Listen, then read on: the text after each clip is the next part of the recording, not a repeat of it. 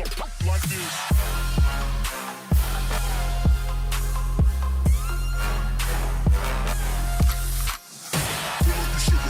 I took it. She said we should hook up the boyfriend and booger. Don't know me, then look at my being the clouds. Pool full of Henny, I drink and I drown.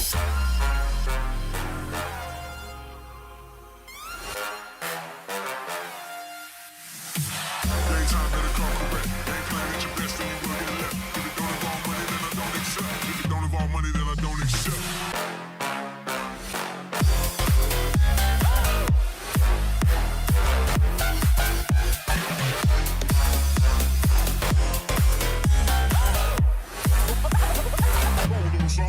Like this.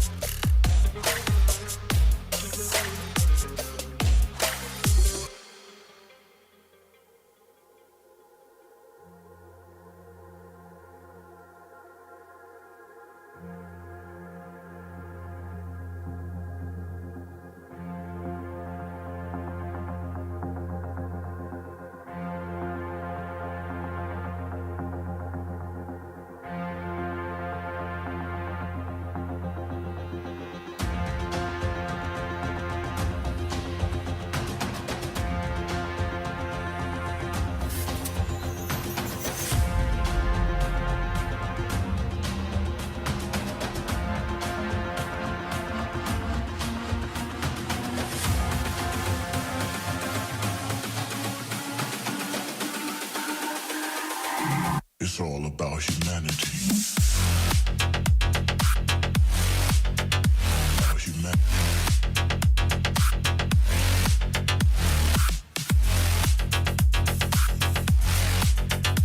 About it's It's all about humanity.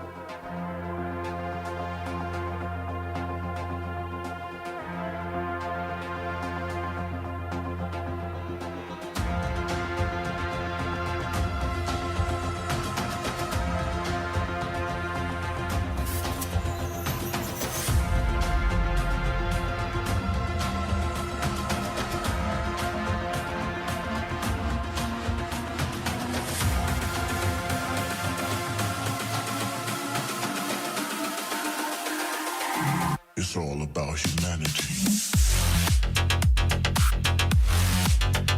About humanity.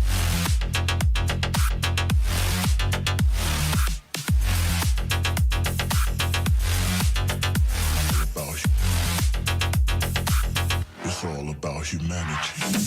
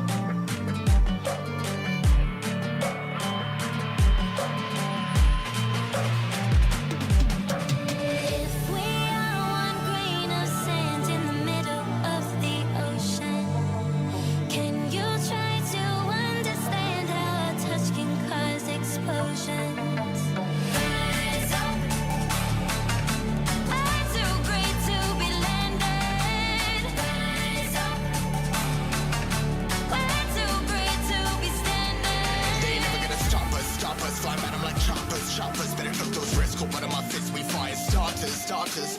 One out of a million will reach those heights. Always had a feeling that I won't deny that work. Never could toss. Look at my eyes, I'm on the rocks. Rise.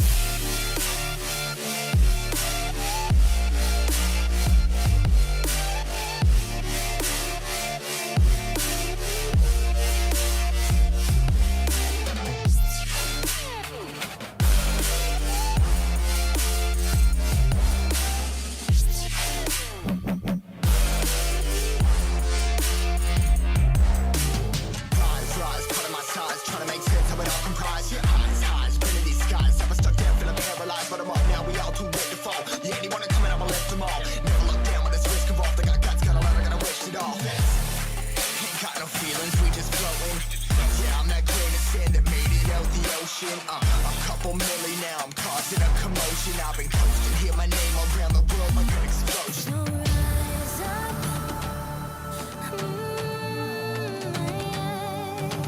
rise up.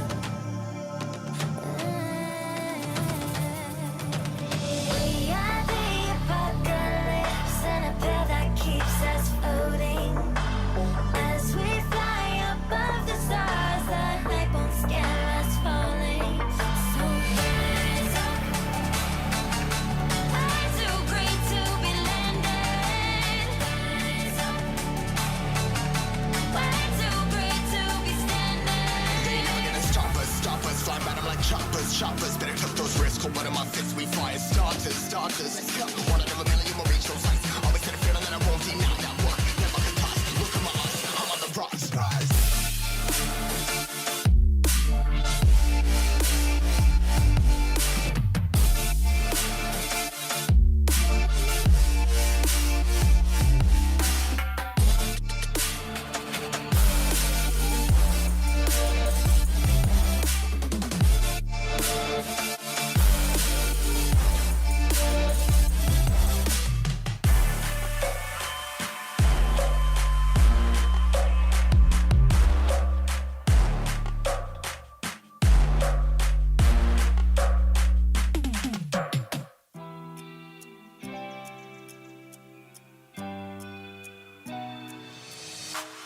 Try your luck and take a chance. Give for the risks in this moment. Take my hand and break my heart.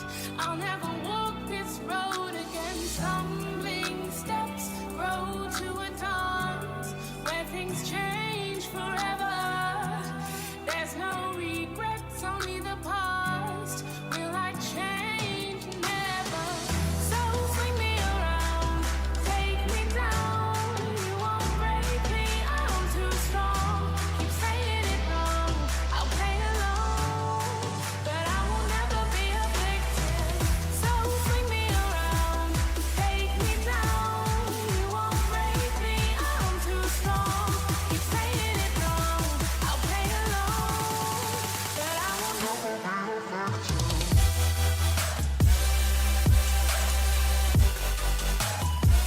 victim.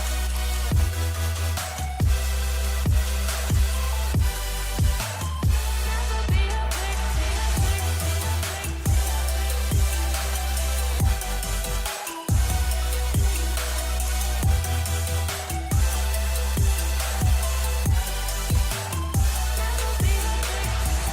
We barely know, you hurt, I grow, I rock, you roll, we steal the show. I lock, you load, we lose control. I won't be held responsible. Run to the hills, leave love behind. Let's lose all concepts of time. I'll take yours and make it mine. Loving me, myself, and I. So 1, 2. Testing 1. 1, 2. 1, 2. Well, folks, good day to you one and all, and welcome to Weskus. Fantastic to be here with you guys today. Unfortunately, as you know, it is a double header. So some of the people going through to the Worcester side of the world, 37 degrees. So het julle besluit om by die regte plek te wees? Ja, definitely this is where you want to be. Joining me for the last time for a couple of months, because he's on his way back to America, the man from Jostasie, FC Nieuwoud. FC, good afternoon to you. Ja, hartlike goeiemiddag en welkom allemaal hier by Weskus Ovaltrack op hierdie heerlike Saterdagmiddag. Ons sien uit weer na opwindende wedrenne. Lekker klompie karre in al die klasse hier vandag en lekker om saam met julle hier te kuier vir oulaas. Ek klim oor 2 weke weer daar op die vliegtuig Amerika toe en ek gaan die wedrenne weer verskriklik mis, maar ek is bly ek kon my laaste een vir die jaar hier saam met julle deurbring by Weskus Ovaltrack. So FC, today for round number 1, I see you're going to be out there with a camera. How can folks get hold of you if they would like to get photos of their favorite drivers? Wel, Gary, soos altyd, jy kan 'n draadjie gemaak op Facebook dan by Rage Productions of Rage Racing. Die groepe daarso sal die foto's hê so hier van môre se kant af. Ja, hier as jy kyk hier op Gerrit Lou se kar. Die sticker het al bietjie punishment gevat, maar hy loop hy lyk nog mooi. So ja, gemaak 'n draai daar op Rage Productions. There you go. So a lot of great car driver combinations is out there today. One of the biggest surprises and something which is close to the heart. Uncle Richard Grisson's going to be racing again today. A lot of people thought that he had finished his racing career. Well, Gino's here. Uncle Richie's in the car today, and the legend, the man himself, Richard Grisson, will be taking part in the 1660 class. Total of 10 cars in the class, and well, don't be surprised if Uncle Richie comes out tops for that one. Jackie Swart, don't look so nervous, brother.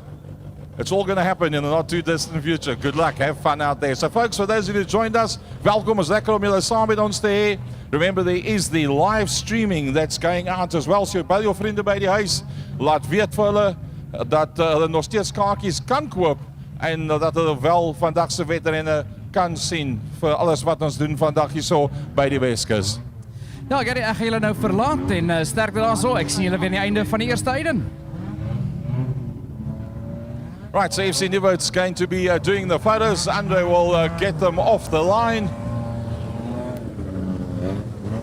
And folks, just to give you a bit of background information as to who will be where, Marius standing alongside me. Marius, clerk of the course today.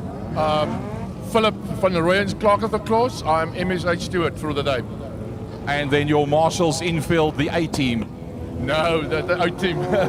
We're not a good team working together and try to do the best and let the people enjoy the racing and every driver enjoy himself and for all the people around the track enjoying the day.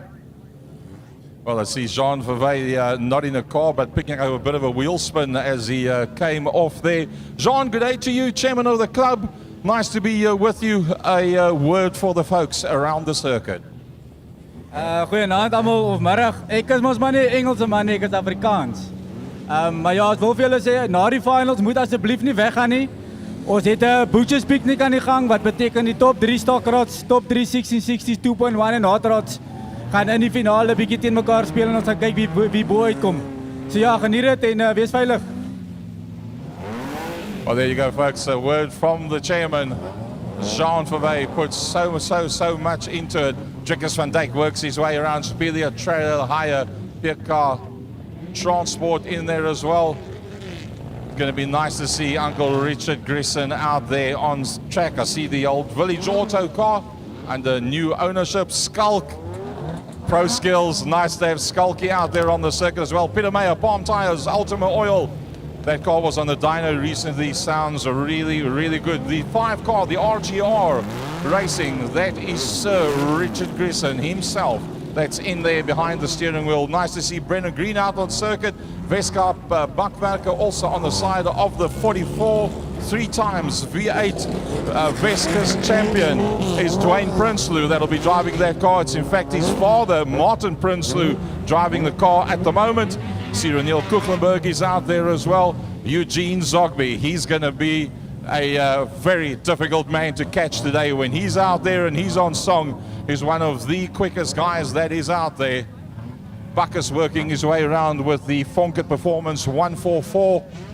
CJ Morstead, wow, what an improved car driver combination that's been for the 2023-2024 season. I think it's going to be pretty good stuff. Looking forward to seeing the lady racers out there as well. Trishka Lowe out on circuit. VRT Houtwerker and Value Cars.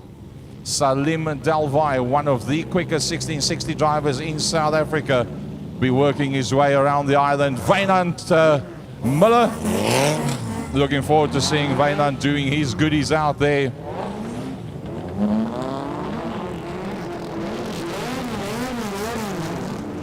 Martin Prinsloo in the Vescar Bakback V8. See Nicky Kuchlenberg out on circuit as well, the 62, that's the hot rod. His son's car looks very, very similar to that, the Fiesta. That's Reniel Kuchlenberg, Nicky Kuchlenberg riding in the hot rod class. Reniel will be in the 2.1 modified saloons. Valhalla Meyer in the Value Cars 58. Hansie Moore, Springbok Motor Rewinders. Wow, the legend Hansie Moore also out there on circuit today. He'll be a very difficult man to beat. I do think that there's not a lot of hot rods out there, but the hot rods that there are all pretty quick entries. And I think you're going to see some brilliant racing in the hot rod class. I see two of them are, in fact, standing on the infield. The original Pink Panther, Joe Zogby, in the 7 car. And Eugene Zogby in the Cape Diesel, the 34, just in front of him. Father and son combination that will be out there today. Nice to see the young lady in the V8 as well, the LG Towing V8. Emma Lagrancy starting off in minis, then going through to the Golf, and then after the Golf, moving on to the V8. And well, it's just gone from strength to strength for Emma Lagrancy.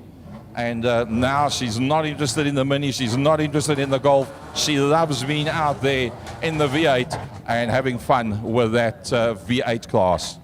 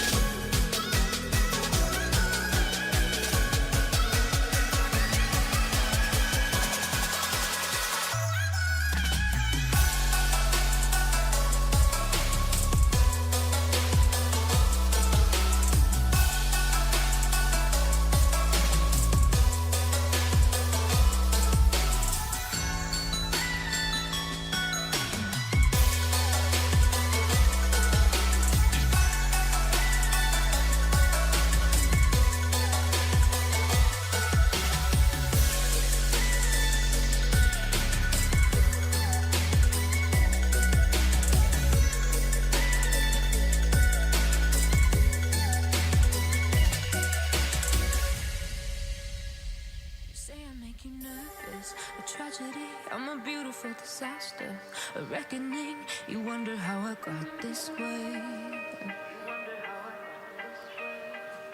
You think I'm someone to be saved, someone to clean up and tame. Oh, some things never change, never change. Oh. You think I would look pretty on your arm once you cover up my bruises and battle scars, but it always ends. Well, folks, while we got a couple of seconds before the racing is about to start, a big thanks to all our car sponsors. The pink rods are sponsored by Fonkert. Value Cars for the stock rods, VRT for the 1660s, Hot Rods, LB Construction. The heavy metals, as you see them coming out onto the circuit, that's Cape Concrete Floors. The V8s and AMSs, that's LG Towing. V8 Sprints is Snap Change. And the 2.1s is Tigerberg Pools. A big thanks to all those sponsors. And our first race of the day will, in fact, be in the heavy metal class coming out onto the circuit.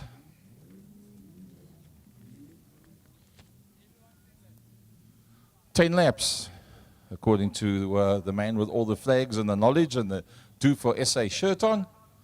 He says 10 laps, it's going to be the white flag being held out by Philip. Philip's had a nice shave, haircut recently, so he's looking smooth on top. Drickus van Dijk will be the man that will be on the outside of the front row of the grid.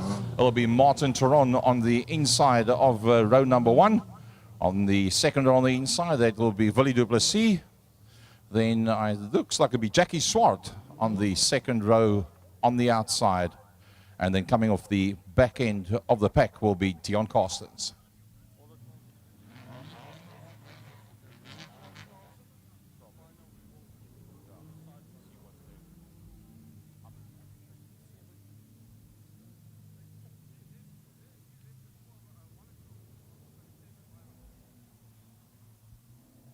Right, here we go. The green flag is just about ready to go. In fact, it's due for SA flag being held by the chairman, Jean Verwey himself, down towards turn number 1. Drickus van Dijk goes straight away to the front end of the pack. It's Martin Theron in that second position. Now, don't forget about Willie du Plessis, the 911, because that left-hand drive BMW has been in blinding format towards the end of 2023 and now the beginning of 2024. And he does prefer the harder, drier surface. I think that's the way the car is set up. And he will obviously battle then a little bit because the car is tending towards a nice setup in the harder conditions. So I think he'll be fairly happy with a third at this stage of the fight. But no doubt that Drickus is going to be the man to catch in this class. Drickus van Dijk. Now, Drickus van Dijk, the very first meeting ever that Drickus van Dijk took part in, he was driver of the day. Now, I don't believe in the history of oval track racing that has happened before. Oh, he gets it completely sideways, almost turns it around. Well, he almost turns it around. It is, in fact, Martin Theron that gets it sideways, and that brings Willie du Plessis right up onto his back bumper. This race with 5 cars will be a total of 10 laps. In fact, all the classes are going to be running 10 laps except for the 1660s. The 1660s, there is 10 of them, so they'll be doing 12 laps in total. And I think that 1660s with the likes of the legend Richard Grissom that's going to be out there, that's going to be probably that, and the stock rods, expect that to be part of the highlights of the day. Drickus van Dijk doing what he does best, nice and smooth. He had a massive engine blow up a couple of meetings back. It was just a ball of flames underneath the bonnet, but he got it all sorted out. Willie du Plessis trying to close down on a Martin Theron in the 244. Martin Theron that ran it very wide, literally 90 degrees sideways up against the wall earlier on. But managed to pull it all back together. Bringing up the tail end of the field is in fact the 21 of Dion Carstens. And Dion Carstens, well, he's not exactly being dropped there by Jackie Swart. 5 more laps to go for Drickus van Dijk. Superior trailer higher entry leading them out. Guys taking it very, very gingerly, trying to get as much grip as possible. The weather has changed phenomenally from what the expectation was 7, 8 o'clock this morning. So there's quite a bit of water that's been put down on the circuit. So it's a bit slippery, a little bit slower at this stage of the fight, but that is the type of surface that becomes awesomely quick and fast towards the end of the race meeting. And for those of you that were here at the last event at Weskus, I think some of the fastest lap times in the history of the circuit was in fact put up at that race event because of the fact that there was so much grip and the guys were really hauling around the island. Those are the guys that were on the limit in terms of the rev range with a race like that. They've got to be very much on the edge because your exit speed on the corner is so much higher. You end up picking up more revs down the straight than what you normally do. And you just got to be careful for that one. Drickus with 3 laps to go. Drickus van Dijk, I think he's going to actually pick up the back markers. Oh, looks like a bit of a problem there for Jackie Swart. He slowed it down quite a bit, but pulled it back onto the circuit again. Jackie Swart gingerly turns it into the corner. It looks like he's got a fair amount of understeer when he initially turns in with that motor car. It's like being on a skating rink. Drickus will work his way around the outside nice and neatly. Somebody forgot to tell Drickus van Dijk that there's actually not a lot of grip out there. He's just going out there and having fun and doing what he does best. Billy du Plessis not scared to get the revs up on that car of his. He lies in that 3rd position. The white flag will be coming out in the not too distant future. Jackie Swart still managing to stay ahead of Dion Carstens. Having lapped the whole field, he'll be pretty... Well, not the whole field. In fact, he's lapped 2 cars. As Drickus van Dijk, as the white flag comes out. Drickus leading out very neatly from Martin Tron. Jackie Swart now ahead of Willie du Plessis. As the 21 of Dion Carstens, the Sierra, he recovers the circuit. So du Plessis is going to have to go some down the back main if he wants to pick up that 3rd position that is occupied all race long. Finds himself in 4th. He's going to have to go for a look around the outside if he wants to do that. Drickus van Dijk will take the win. 2nd will go to Martin Tron. And who's going to be that 3rd? Will du Plessis be able to run around the outside and get the power down? Yes, he does.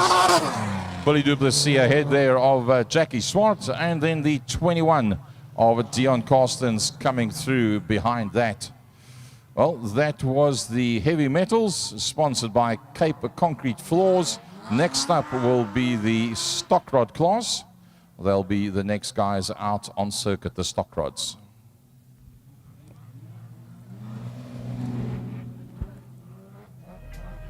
Can't bear the things I've had to face. Got you crying on your knees in pain. Oh, some things never change, never change.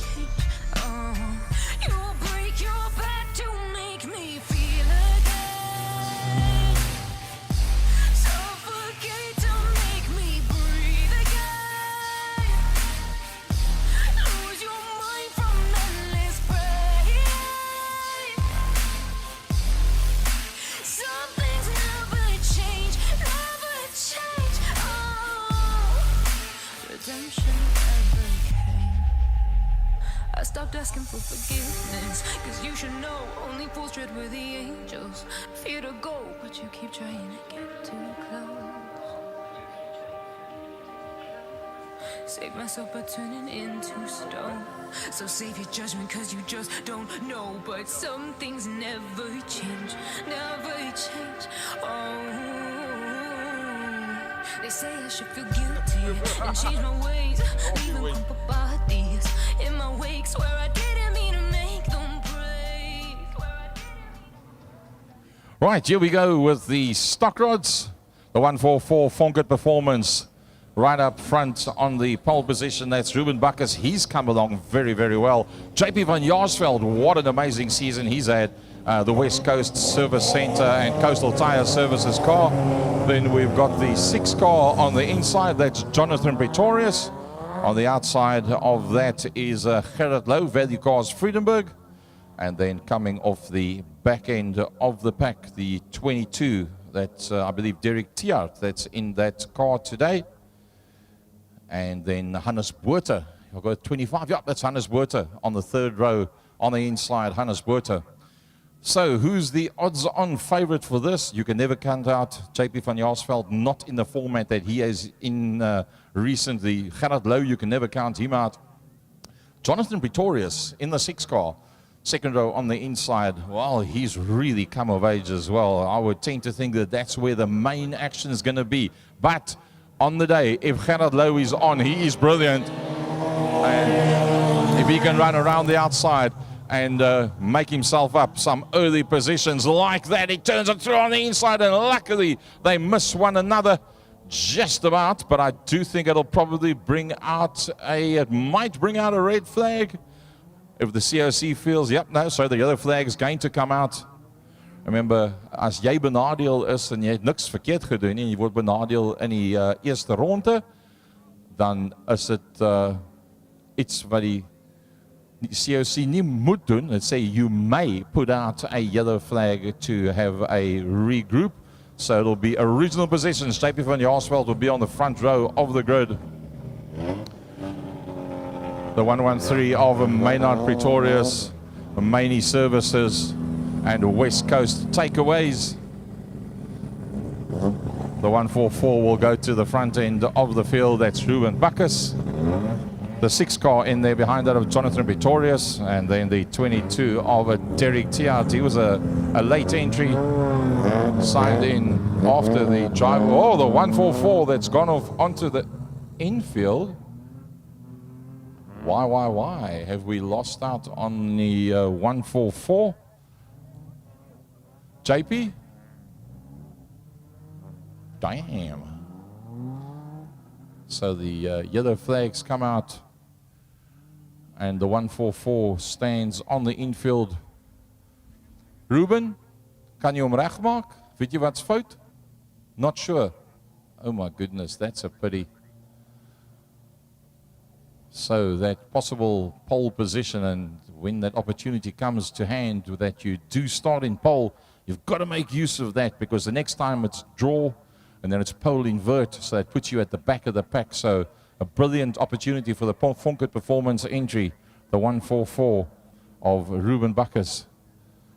Now you have a situation, to the best of my mind, where you're going to get the 6 car is going to be instructed. Jonathan Pretorius is going to be instructed. He's got to keep that position open. He may not close that position up. He's got to keep that position open, because they were already under starters' orders. Now that opens it up for the 116 of JP van Jaarsveld, because if he times it correctly, at the time that the green flag goes down, the position that was originally held by the 114 in the hands of Ruben Bacchus, that position has to be kept open. And if Pretorius closes up that position, he will then be in contradiction to the starting grid procedure, and he can get docked a couple of points or a couple of places, so he'll have to be very careful for that. That opens the door now for Gerard Lowe, sitting on the outside of the second row, because as long as there's a gap between the car alongside him and the car in front of him, he might just be able to dive into turn number 1. The Willem de Tooy Motors sign writing I see still on the wall there in turn number 1. So here we go. JP van Jaarsveld, will he get the drive going down to turn number 1? Gerard Lowe gets blocked off. It was Pretorius that was quick up. In fact, Pretorius does a brilliant job. He just drifts across the front of everybody. And straight away, Jonathan Pretorius goes to the front end of the pack. He's got JP van Jaarsveld in there behind him. Gerard Lowe, the 22, comes up on the inside line into that third position. Gerard Lowe off onto the infield. Will he make it back on circuit? Looks like so. Yes, he will. The 113 of Maynard Pretorius bringing up the tail end of the field. I think the West Coast Service entry 116 of JP van Jaarsveld, I think he'll be a bit disappointed that he got dusted going down into turn number 1, but I must say Jonathan Pretorius looking very, very racy, and we have seen from the middle of 2023 towards the end of just before we took the Christmas summer break that this man was in very, very good form, was Jonathan Pretorius, looking very comfortable behind the steering wheel. A lovely drive so far by the 22 as well. That's Derek Tiart. Derek Tiart in that third position.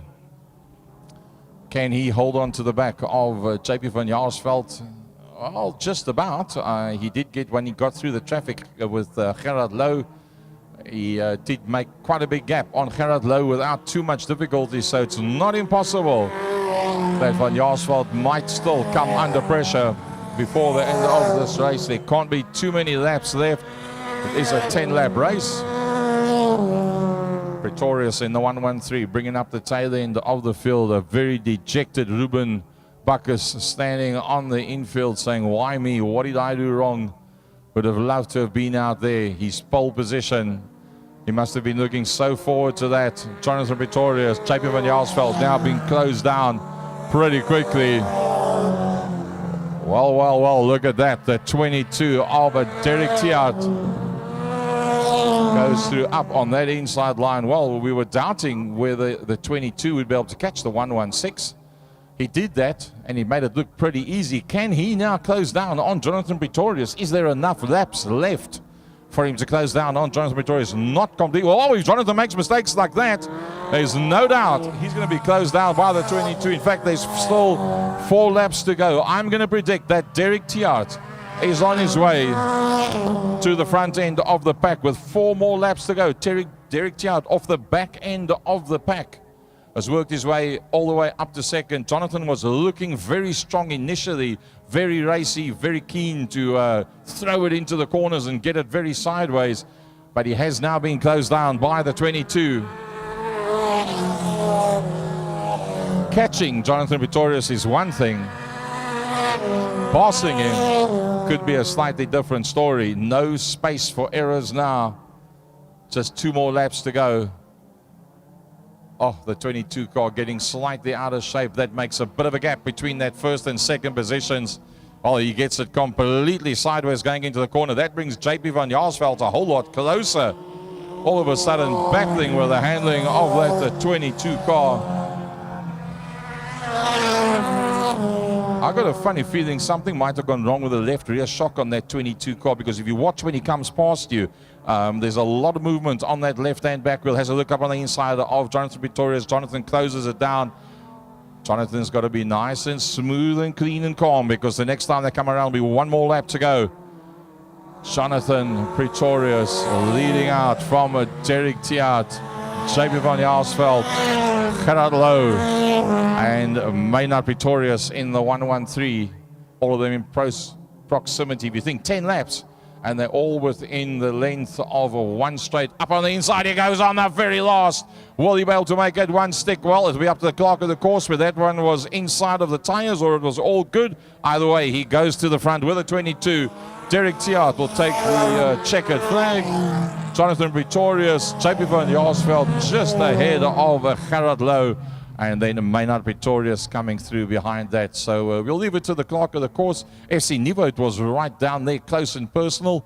FC, did that look all good to you? Yep, he says that looks all pretty good to him, so that should be quite fine. Ruben, will you be able to get it back out on circuit? Not too sure. He's going to have to see what the pitmax have to say. Let's hope for his sake he can get it sorted out. Whatever the problem was, doesn't give us any indication as to what the problem was with the 144 Fonket car. Next up will be the lady races, the pink rods.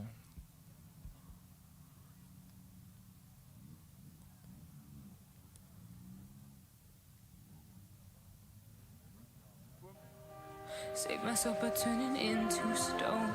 So save your judgment, cause you just don't know. But some things never change, never change. Oh, they say I should feel guilty and change my ways, leaving crumpled bodies in my wake. Swear I didn't mean to make them break. Swear I didn't mean to make them break. But they're so delicate and so mundane, and they keep coming like a moth to a flame. Oh, some things. Pink Rods sponsored by Fonket, and it's the 25 car at the front end of the pack. Going to be interesting to see how this one plays out. Trishka Lowe on the front row of the grid alongside her will be the 16. I'm not sure who is in the 16 car. We'll have to try and pick that up.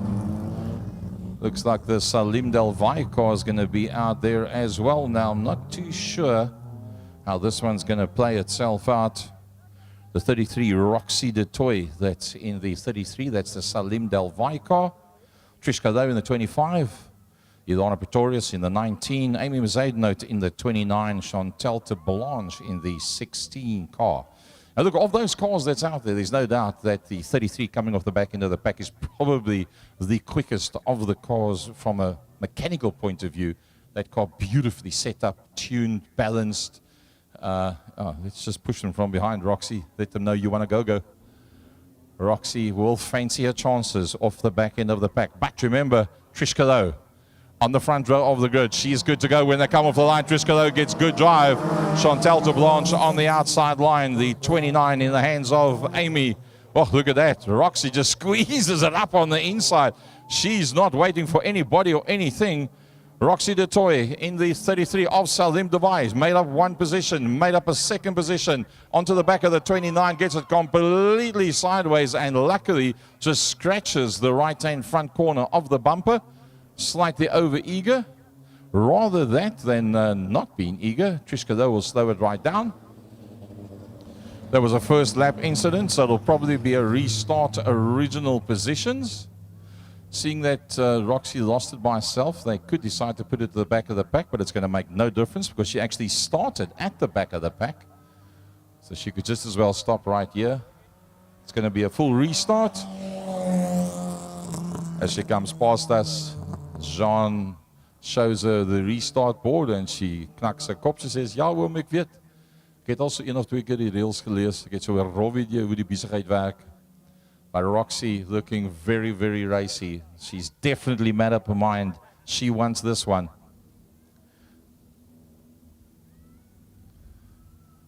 So they work their way around.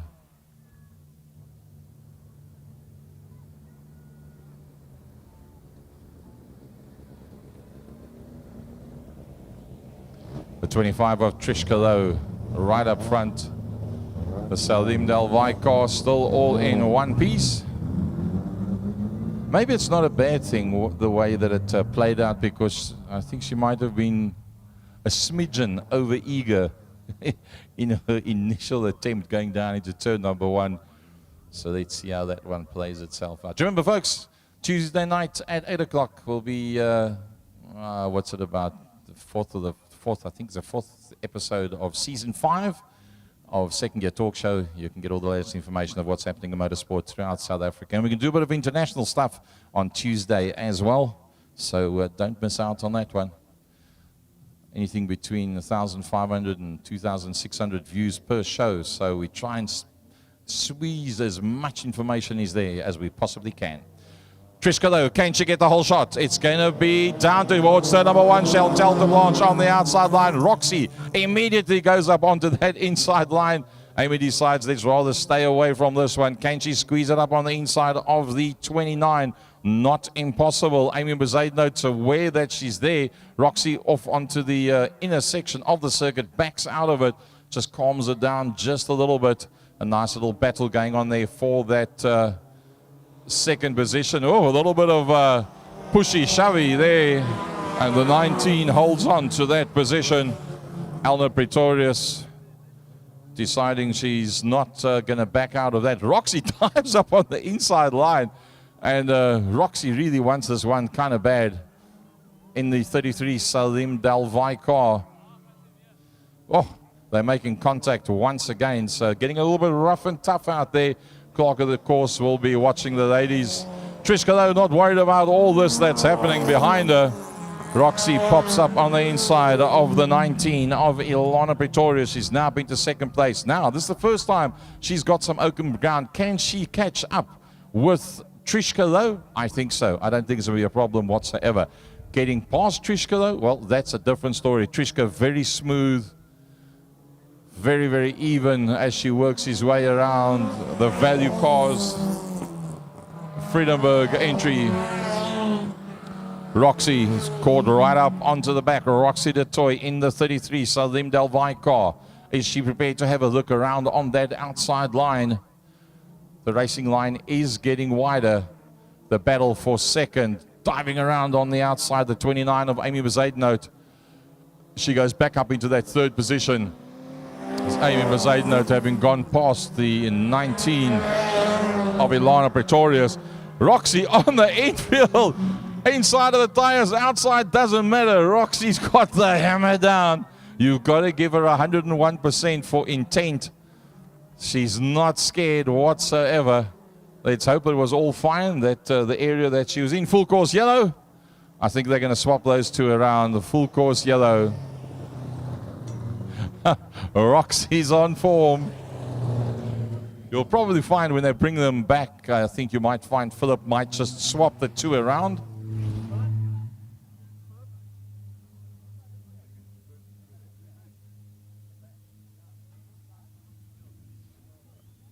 Okay, so yeah, there will be action taken by the clerk of the course. It looks like Roxy has infringed on numerous occasions.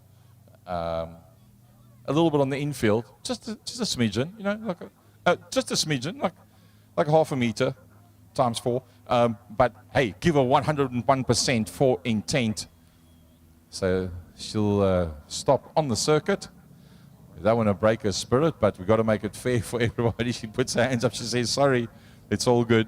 But yeah, 4 infringements, and they said, look, they're going to have to now not just invert those two, they're going to actually put her at the back end of the pack, which for us as spectators is actually fantastic, because that gives us the opportunity to see her once again work away from the back of the pack. This has been told you now.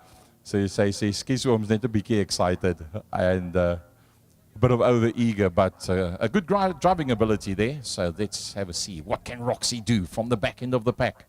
The first car that she's going to encounter directly in front of her, she'll want to try and get past straight away before they go down to turn number 1. That'll be Amy Mercedes and Ilana Pretorius. That's where it's going to be. The white flag will be held out for them. Roxy at the back end of the pack, but not for long. Holds a hand up and points to the clerk of the course and shows thumbs up. Ja, oom, ek kwaad vir jou, maar ek gaan dit nie wys nie. Ons sê dit nie. So, all eyes on the back end of the pack. The 33 car of Salim Delvai in the hands of Roxy. She's holding a long way back. Well, she was holding a long way back. Trishka though, heart in throat. It's all there to be had. If she wants it, it's hers. She doesn't give it away. It's going to be full marks for Trishka though. Climbs on the gas pretty quickly, pretty hard. She's got the 29 in there behind her of Amy Mercedes.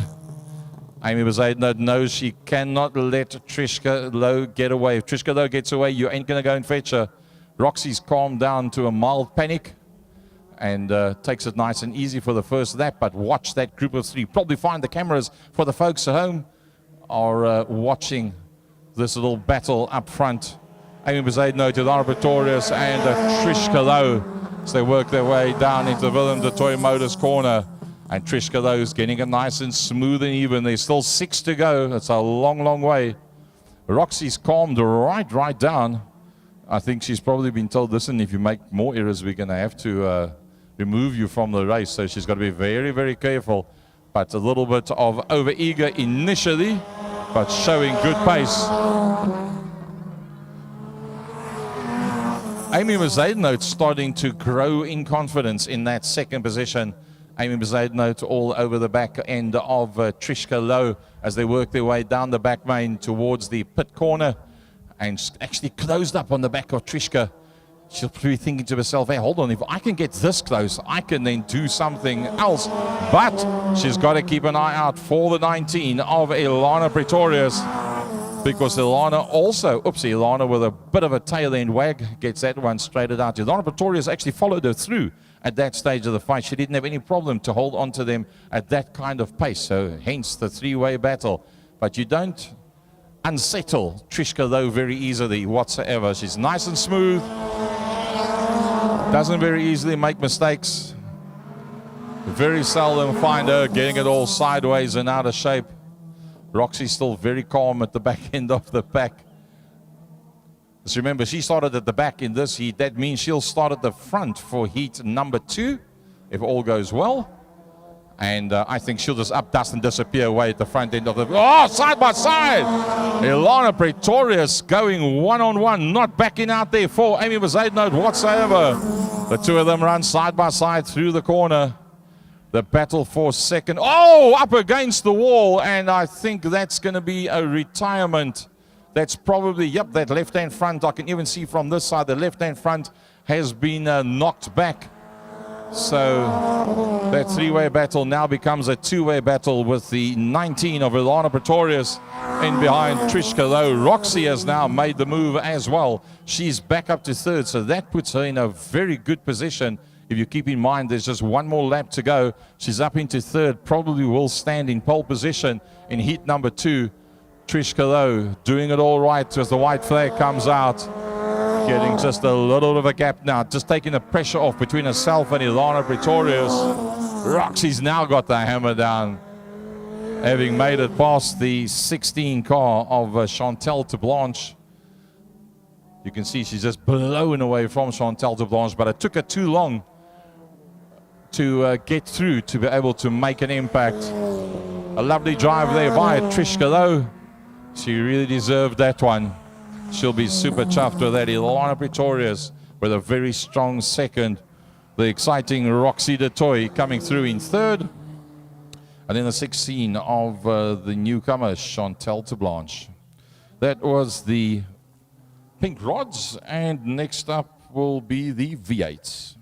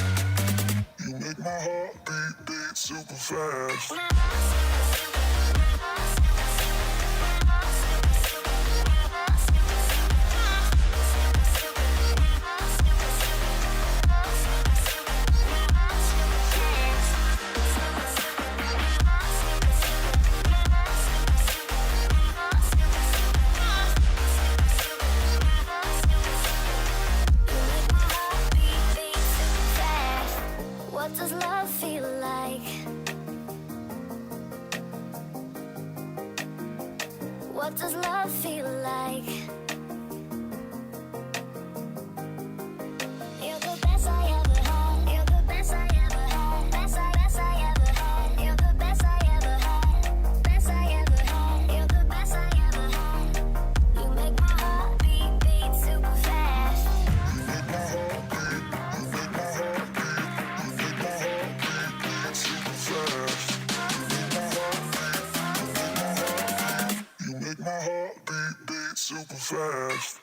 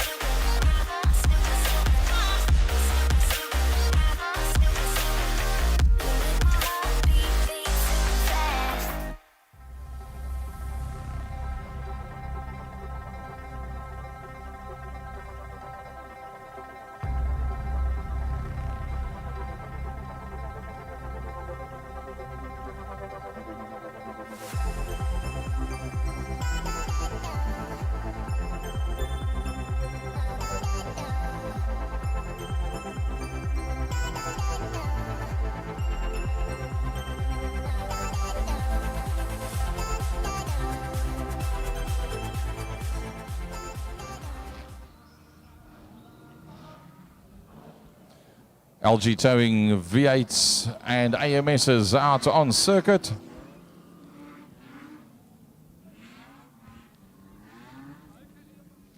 I see originally Roger Youngs was on the entry list. I don't see him now, unfortunately. That's a pity.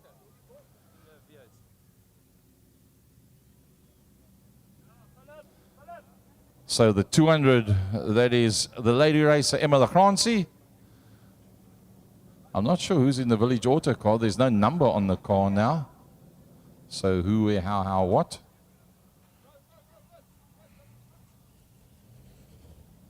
The 44 of Dwayne Prinsloo, multiple champion. The 531 of Adrian Mostert. Looks like, is it Rudy Viljoen in the 244? Yep, so it's Rudy Viljoen in the 244 that's joined in there as well. So 3 times back-to-back, is it 2 or 3 times? At least 2 times back-to-back champion. And Dwayne Prinsloo, second row on the outside. Now, the young lass, for those of you that aren't regulars here, LG Towing at V8 is a young lass. It's not that the seat is so low, that's as small as she is. She's a small little girl that's sitting in that motor car, but she's got a massive heart. And she loves motorsport. Started off in the minis, went to the Golfs.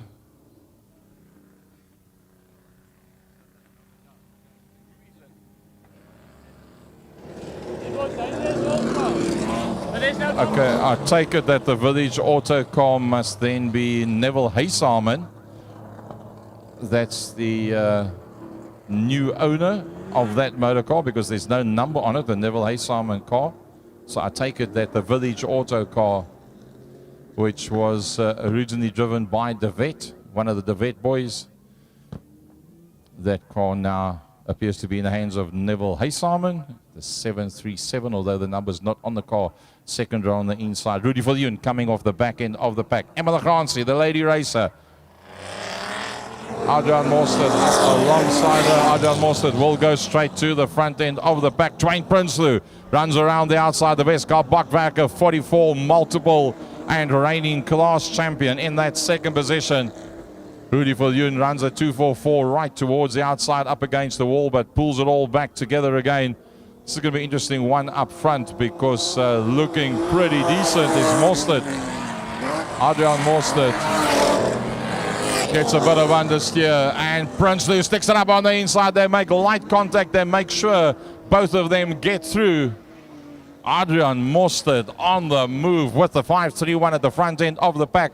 The 44 of Dwayne Prinsloo, the reigning class champion in that second position. Rudy Viljoen in third. Emma Lachranci coming through in a fourth position. Neville Haysalman. To the best of my knowledge, it's the first time that Haysalman has been out with that motor car. If that's the case, he's doing a very, very good job with it. Is Haysalman getting onto the back end there of Emma Lachranci. Adrian Mostert getting the hammer down real hard. He's got to go some. Dwayne Prinsloo fancies his chances of picking up some decent points in this one. His father, Martin, was out with a car with the parade lap earlier on. Martin that used to race himself before, Kalfoot Vervoer. Rudy Viljoen in that third position, trying to close down on those two front runners. FC Nivot standing in the corner, taking some lovely photos of the action as it is out there. Rudy Viljoen starting to close down. Runs the BM right towards the outside of the circuit, getting quicker and quicker with that motor car as he gets accustomed to it. That's the new man, Neville Haysalman. Brings up the tail end of the field. Dwayne Prinsloo is not managing to close down. Dwayne Prinsloo is under pressure. Adrian Mostert has got the upper hand at this stage of the fight. Adrian Mostert, look, he's driving it very hard to stay there, no doubt about it. But Adrian Mostert holding sway, a half a length of a straight ahead of the multiple V8 and reigning Weskus V8 champion. Rudy getting slowly but surely closer, but I think it's too little, too late for Rudy. White flag going to be held out for Emil Grancy, holding out on Neville Haysalman. If that is his first race with the car, he's done very, very well. Adrian Mostert, brilliant drive. Deserves that one ahead of Dwayne Prinsloo in the best car. Bakwerker entry. Rudy Viljoen comes through. Emil Grancy still holding out on that fourth position. Through the last corner they come. The LG towing Lass in the V8. Not even 20 years of age. Emil Grancy comes through and she takes it ahead of Neville Haysalman. Need to get a number on that car. I believe it is the 737, but we definitely need to get a number on the side of that motor car. Next up will be the 2.1 modified saloons.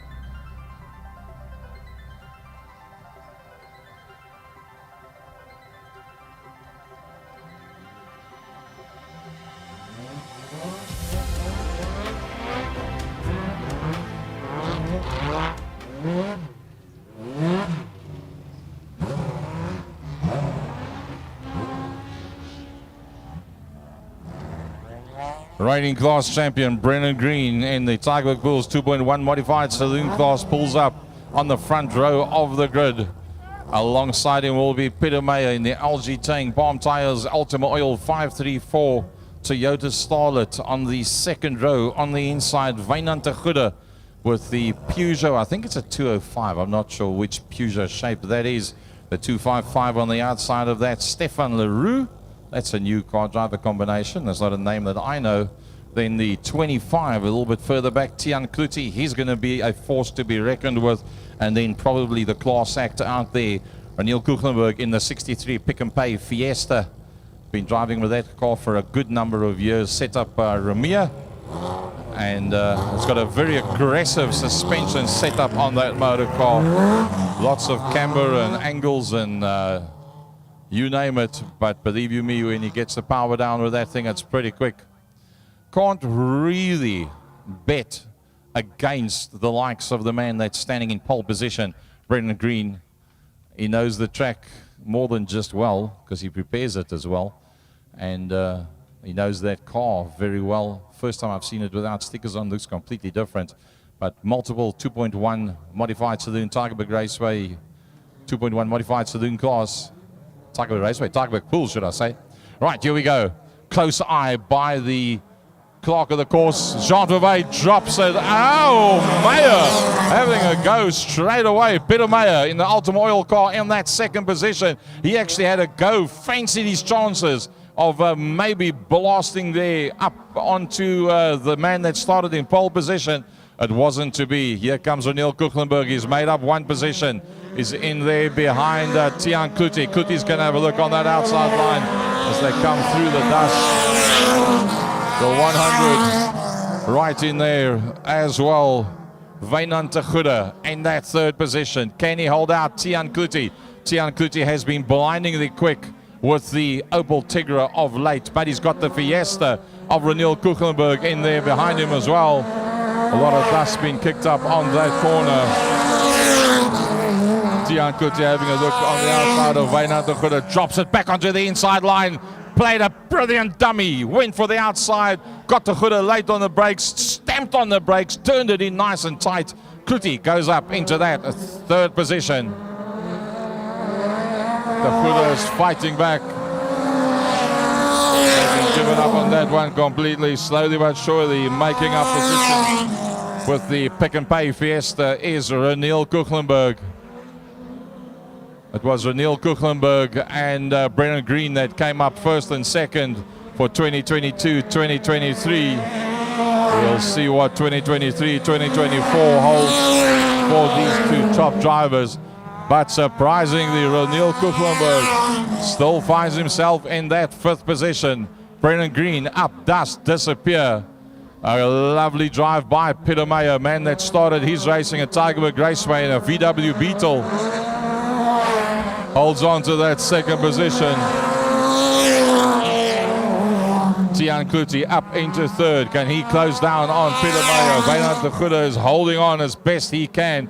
And still, Reniel Kuchlenberg in that fifth position. Reniel not being able to make up any more positions. Brennan Green looking very strong. Surprising that Reniel Kuchlenberg is still at the tail end of the field. Not working. There he goes now, up on the inside of de Goede. Makes up that one position. Brennan Green from Peter Meyer. Tian Kluti. De Goede climbs on the brakes hard. Make sure he doesn't touch the back end of the 63 Fiesta. Lots of dust now being kicked up on the exit of the pit corner. As they come flying through that dust cloud, it's Reniel Kuchlenberg that's desperately trying to have a go around the outside of Tian Kluti. Look at the amount of drive he gets. Wow, right around the outside. A lovely piece of driving there. The setup on that motor car, getting the power down as the white flag comes out. Peter Meyer.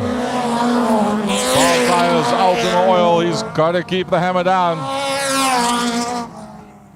Brennan Green slows right down. Brennan Green slows right down. Something might have gone wrong for Brennan Green. Here comes Reniel Kuchlenberg. Reniel Kuchlenberg right around the outside on that last corner. Brennan Green comes across the line. Reniel Kuchlenberg from Peter Meyer.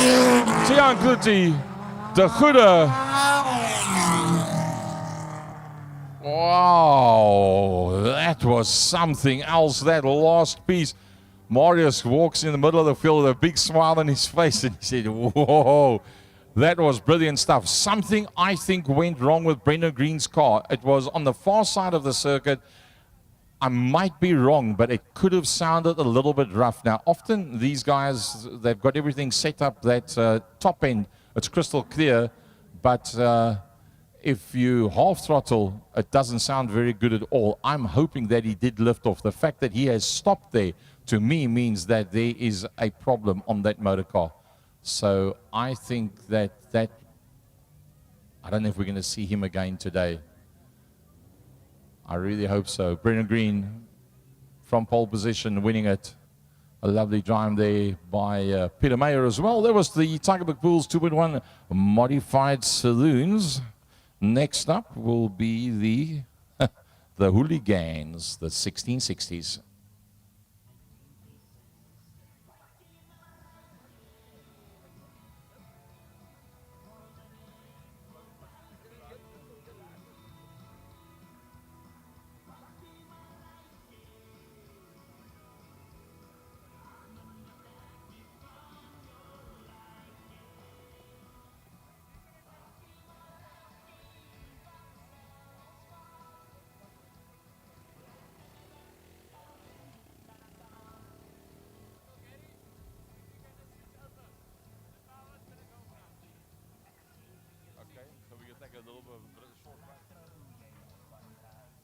Right, folks, there is going to be a switch over on the power. So we're going to switch off the sound system just for safety's sake. And we're going to switch the power over. So just give us a couple of secs and we'll carry on with the rest of the program. Just to make it safe for all our electrical equipment and also for the live stream Promax on the live stream. They'll just switch off all their stuff, the cameras and everything. We'll go to the generator backup and we'll be back with you.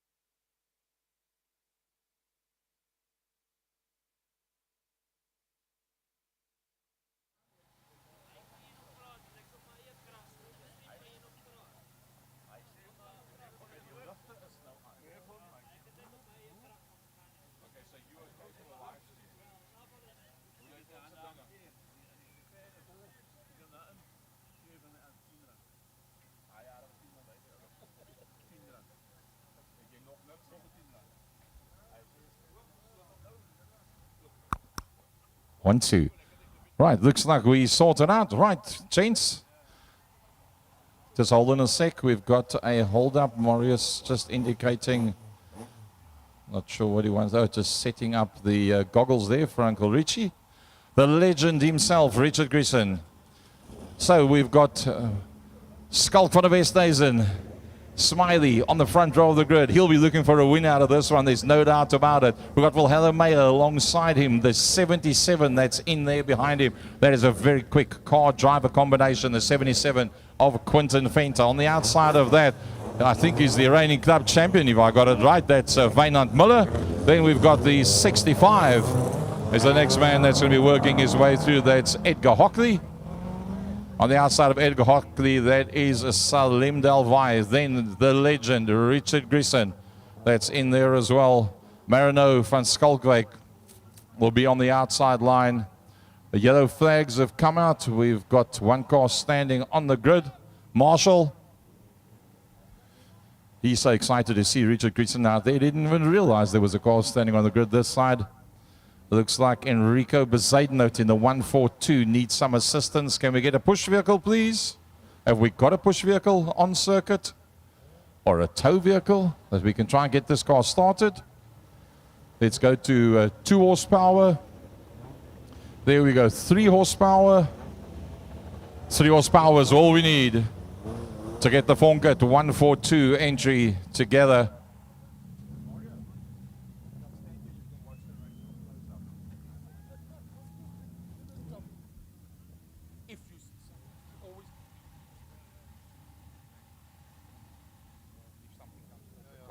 All right, let's see how this one's going to play itself out. The 7 car on that inside line. Smiley, Mr. van der Westhuizen himself. I tell you what, a nicer guy you wouldn't find in motorsport. But he's got the hard-charging Quinton Venter in there behind him. Salim Delvais, 3rd row on the outside. The legend, Richard Grisson on the inside of Marino van Skalkwijk. 12 laps, it's going to be 10 cars on the white flag as they work their way around. Wynand Muller in the Pro Skills Development. Number 4, the sister car of the 7 of the pole sitter. You cannot count out Meyer either. Let's be honest, Meyer on a good day, Wilhelm Meyer, he can pedal it as well. So it's not cut and dusted down into turn number 1. Now, knowing Quinton Venter, he won't be too worried about the car behind him. He'll be right on the back bumper of Van der Westhuizen, and he will want to charge down into turn number 1 to keep Wynand out, because if Wynand Muller gets in there, he's got a problem. Look at that. He's on the back bumper. He knows what he's got to do. He's in there behind Skalk Van der Westhuizen. Off the line they come. Meyer's going to get good drive. They hold it, and nope. They started picking up pace before the time. The clock of the course is Icona for start. Let's do this 100% correctly. Now, Wilhelm Meyer was marginally ahead of the 7 car of Van der Westhuizen at that stage of the fight, and I think that was why the start was aborted at that point, because with these guys, 2, 4, 6, 7, 8, 9, 10 of them out there, wouldn't be surprised if there's going to be contact going into turn number 1. You think the ladies got rough. This is the 1660 hooligans. So the warning flag now probably you're going to find is going to be shown to Skalk van der Westhuizen and to Meyer, saying alongside one another's guys, keep it 100% together. No, the whole field gets the warning. The whole field, not just the front row. It's guys, every single one of you. Make sure you keep it together. What an amazing opportunity for us to watch the legend, Richard Grisson. A man that has been a pivotal part of my racing career, my son's racing career, my daughter's racing career. The 8 years I was with Grant Monji was pivotal in that as well. Richard Grisson, the very first man to ever put a Mark I Golf onto a oval track, and in fact it was his rally car back in the day at the Goodwood Showgrounds. Van der Westhuizen and Meyer, who's going to be down in turn number 1? Oh, they get all the gas together down to turn number 1. Quinton Venter makes sure that he holds out Miller. They work Meyer towards the outside. Salim Delvai's in there. Salim Delvai on the inside line. He's up alongside Meyer. Down the back main they go. Marino van Skalkwyk on that outside line. Richard Grisson running slow at the back end of the pack. Not sure what's wrong there. Rubbing the back bumpers. Quinton Venter says, you got to get a go-go, boy. You got to... Oh, Wynand Miller up against the wall. Wynand Miller hammers the wall on the outside. It was just too hard coming out of the corner. Becker works his way. Marino goes around the outside. He goes up into 5th position. Quinton Venter knows Salim Delvai's in there behind him. Salim Delvai in the 33 car in that 3rd position. As they come through that blinding dust, for Helen Meyer is in 4th. Wynand Miller's in 5th. Marino van Skalkwyk 6th. Then it's the 165 of JP Becker as they work their way down the back main. 10 laps to go. Salim Delvai on the move. He's all over the back of the 77. Down towards your camera position they go. Cloud of dust. We're going to have to get some water down there. Difficult for the drivers to see at that point. Wynand Miller holding sway. Well, looks like we're going to lose out on the 142. They didn't get the car started, and he now backs that car off onto the infield. But Smiley is up front. Van der Westhuizen just kicks up a cloud of dust for the guys behind him. Salim Delvai, he's got a bit of a misfire. There's a problem for Salim Delvai. That's why Salim Delvai caught him but couldn't go any further because that car is starting to misfire. And he's lost a lot of ground with Helen Meyer starting to close up. Getting it completely sideways as he comes out of the corner is the 77 of Quinton Venter. Oh, Salim Delvai doesn't even use the brakes as he goes into the corner. That motor sounding very, very rough.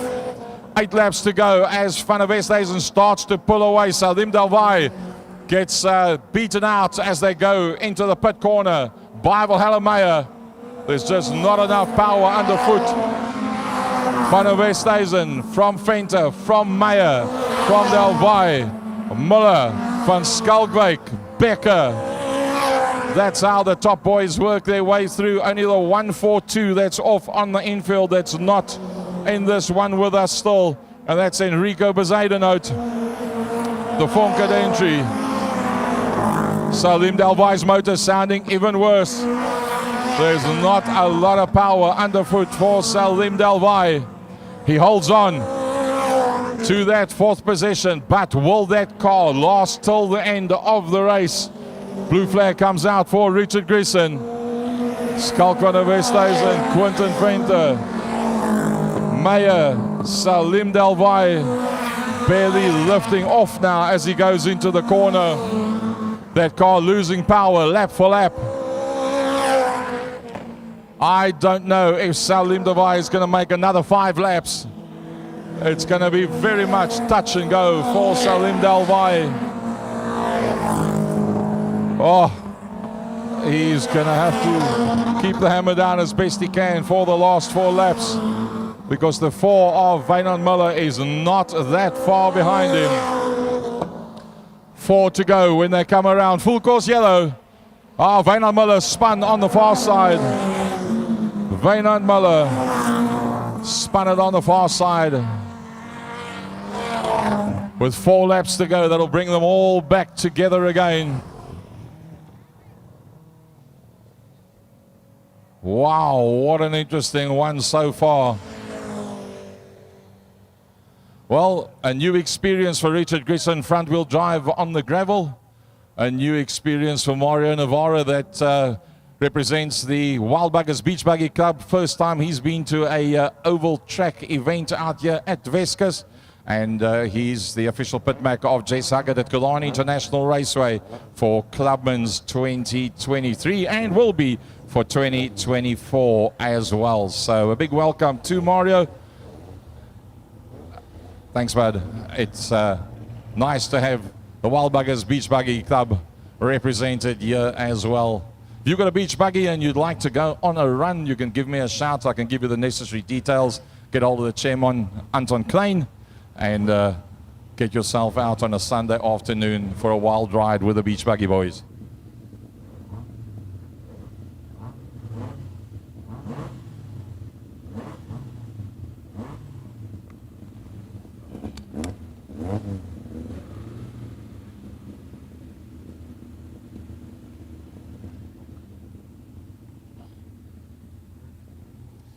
So, 4 laps.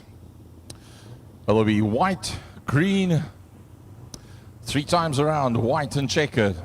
Can the Pro Skills Development A.W. Miller sponsored car of Skalk van der Westhuizen stay ahead of the West Coast Tires? Methanol Munching 77, Quinton Venter. Jean Becker works his way around in the Clean Ships Marine 165. Vladimeyer, the man that started in the front row of the grid, finds himself in that 3rd position. Wynand Miller will fancy his chances from here because it didn't go that well for him initially. He will now be starting off the back end of the pack. Salim Delvai in the Sean's Racing 33 in that 4th position. The 65 will move forward. Edgar Hockley.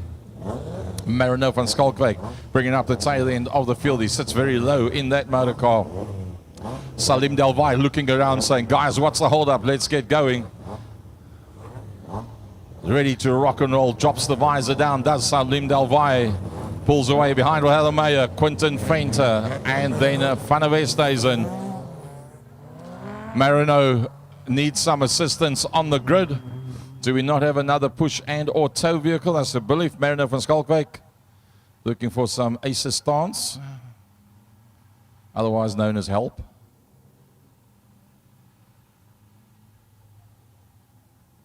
So folks, on the way here, I was having a chat with Mario Navarro, one of the basically long-time founder members of the Wild Buggers Beach Buggy Club. So I said to him, I'll tell you what, I'm going to give you the first round of racing, and in the second round of racing, I want you to just commentate 1 lap. He's never commentated in his life before. In fact, he's never been to Weskus before, but we'll catch him, we'll corner him by the Promax Light and Sound boys in the corner.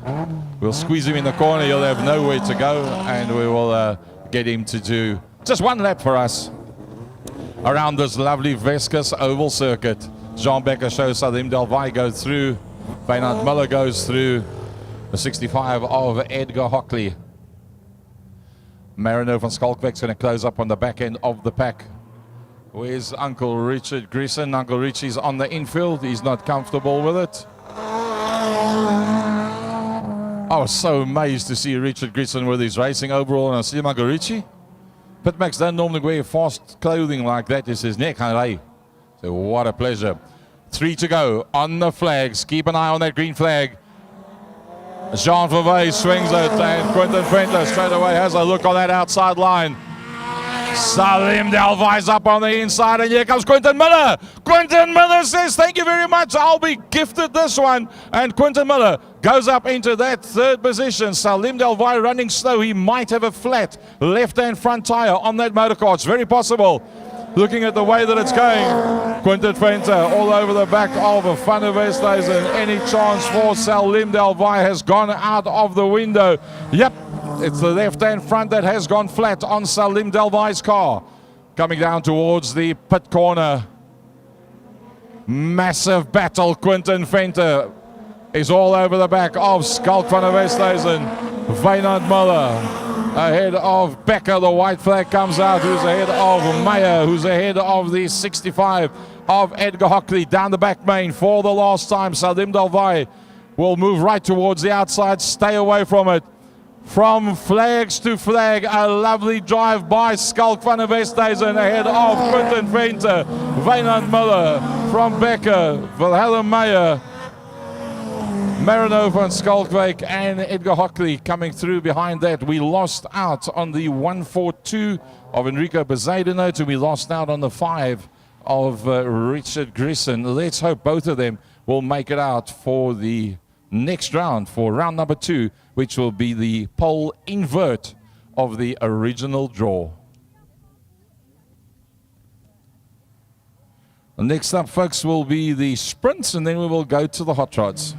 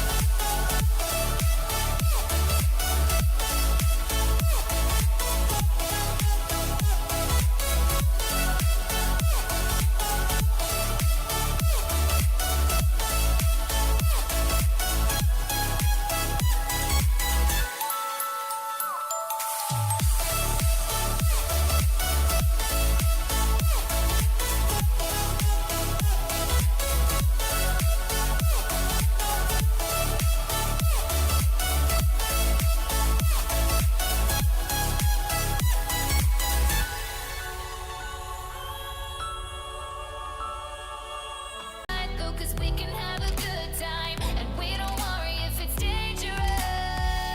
And hold on tight, we're gonna live forever now. And side by side, we don't need light. We're gonna live forever now. You feel that touch and all the love. It makes us live forever now. We don't look up, we rise above. We're gonna live forever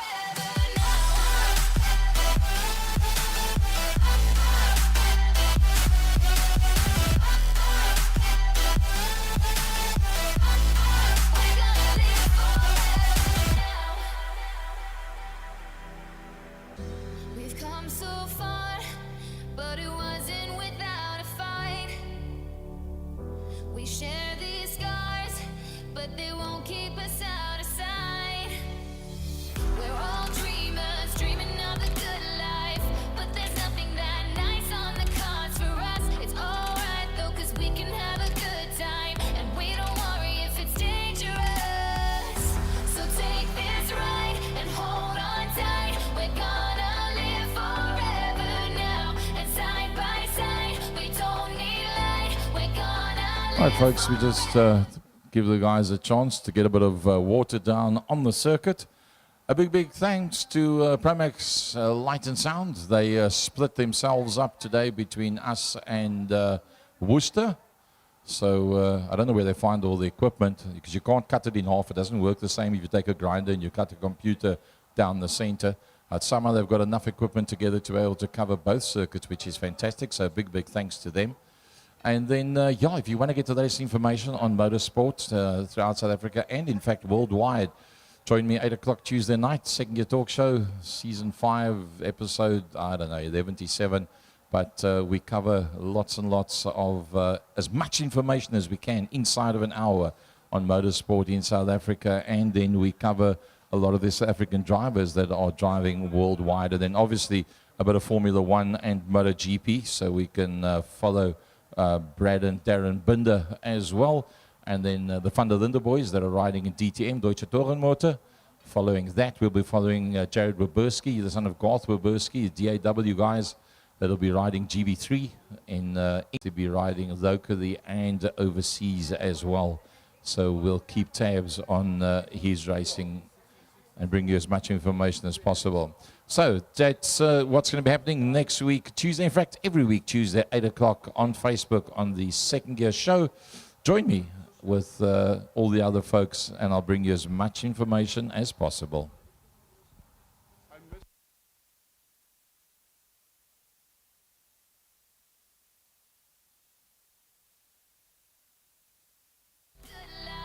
But there's nothing that nice on the cards for us. It's alright though, 'cause we can have a good time, and we don't worry if it's dangerous. So take this ride and hold on tight. We're gonna live forever now, and side by side, we don't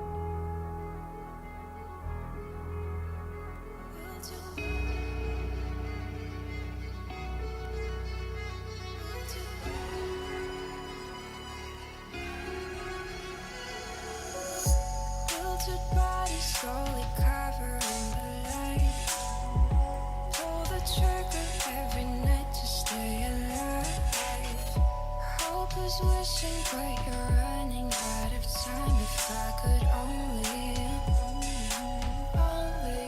read your mind.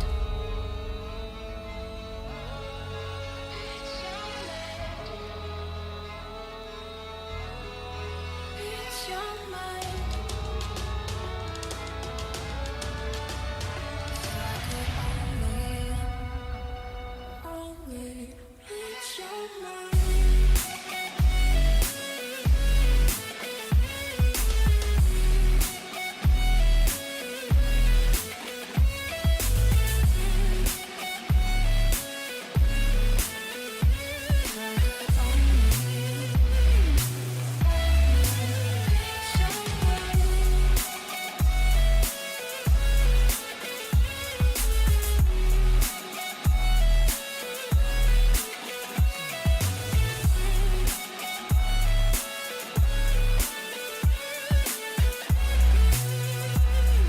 V8 Sprints out on circuit. V8 Sprints sponsored by Snap Change. Looks like Bartus is the first man that's out there.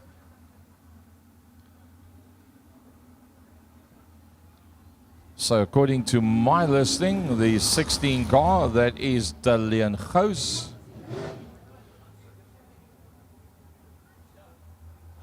The 10 car will be Errol Versace. Brian Hansen will be in the 76.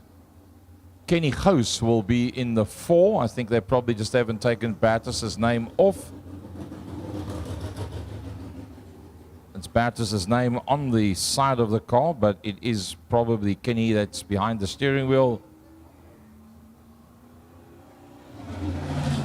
I don't see the 21 of Graham Parkins, but the gate is open, so let's hope that Graham can still get out on circuit.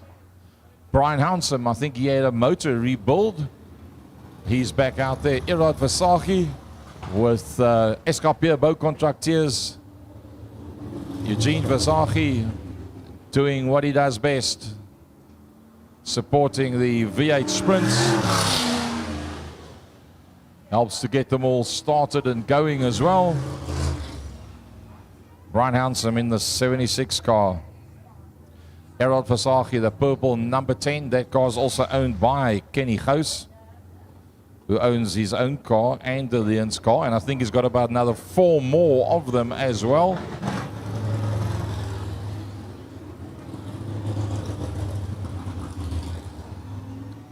So they're just working their way around, trying to generate some temperature into the motors. So no Graham Parkins out there. No Abigail Parkins out there. Pity about that, would have been nice. They've got another 2 laps.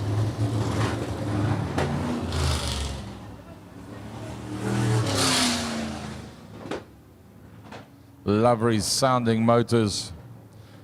SKP Boucontracteurs parking on the infield. That is the man himself, Eugene Versace.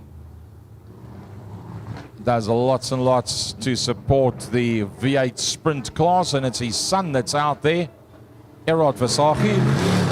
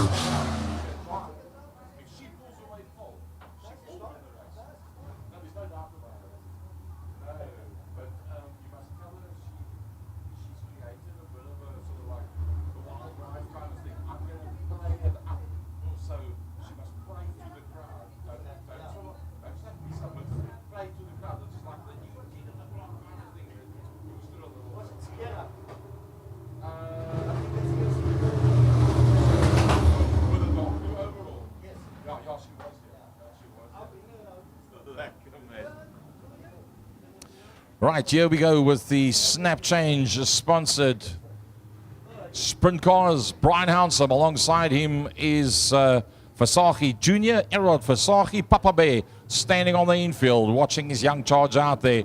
The Goses on the second row of the grid. Errol Versace straight away goes to the front end of the field. De Leon's going to go around the outside of Brian Hounsome. Kenny Gose going with in the 4 car. Kenny Gose can't let Errol Versace get too far away. Errol Versace getting more and more accustomed to the 10 car every single time that he's out on circuit.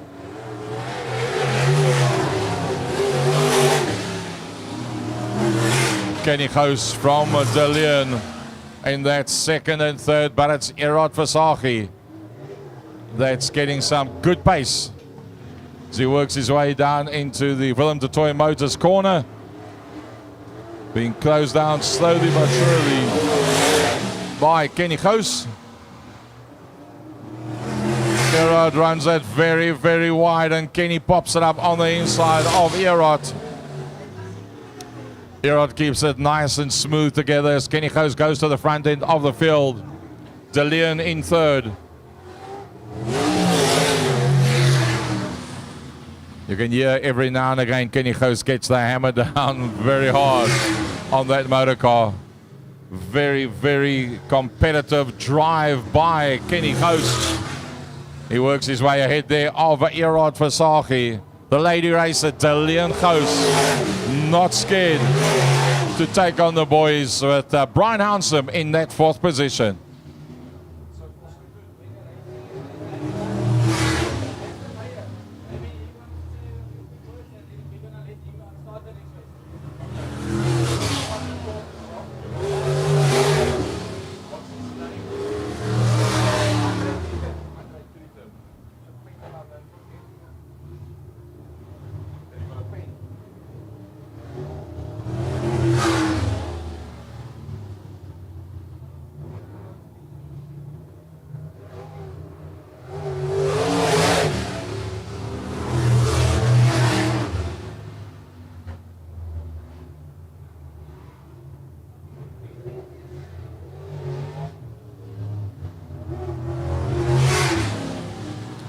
Oh, as the laps tick away, it's all about Kenny Gose. It's all about Kenny Gose that leads them out. What a brilliant car driver combination that is. I've seen Kenny Gose in anger take that V8 Sprint around the circuit, and believe you me, he is blindingly quick with that motor car. Errol Versace going from strength to strength, just getting better and better. Errol Versace in that 2nd position, almost half a lap ahead of De Leon. De Leon's battling a bit with that car today. Doesn't look like she's 100% comfortable with it. Brian Hounsome working his way around. I think he's running the new motor in probably. Just keeping it nice and smooth and sweet. The white flag goes out as they work their way around. Kenny Gose will be the man that will take the checkered flag. Kenny Gose will take the win. Errol Versace will come through in 2nd position. 3rd will in fact go to De Leon Gose as De Leon comes through. And then Brian Hounsome. Brian Hounsome will be in that 4th position, so he's busy running the motor in, making sure it's all good. And they sponsored by Snap Change, the official sponsor of the sprint cars, and ably assisted by Eugene and his crew, Escarpier Bow Contracteurs, that helped to tow the cars around, travel around the country. The father of Eugene Versace in the 10 car. And they'll just push that one back to the pits. Gino and the boys like to travel around the country, and it's really great to have them here with us.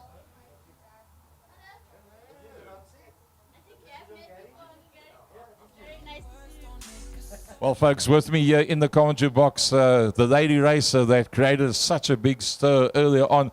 Roxy, when you went out there with the Salim Delvai 33 car, it looked like you were just about ready to explode behind the steering wheel. Tell us what's the sensation of when you sit in the motor car and you're just about good to go to come off the line. How do you control that inner aggression to just dive it up on the inside line like you did?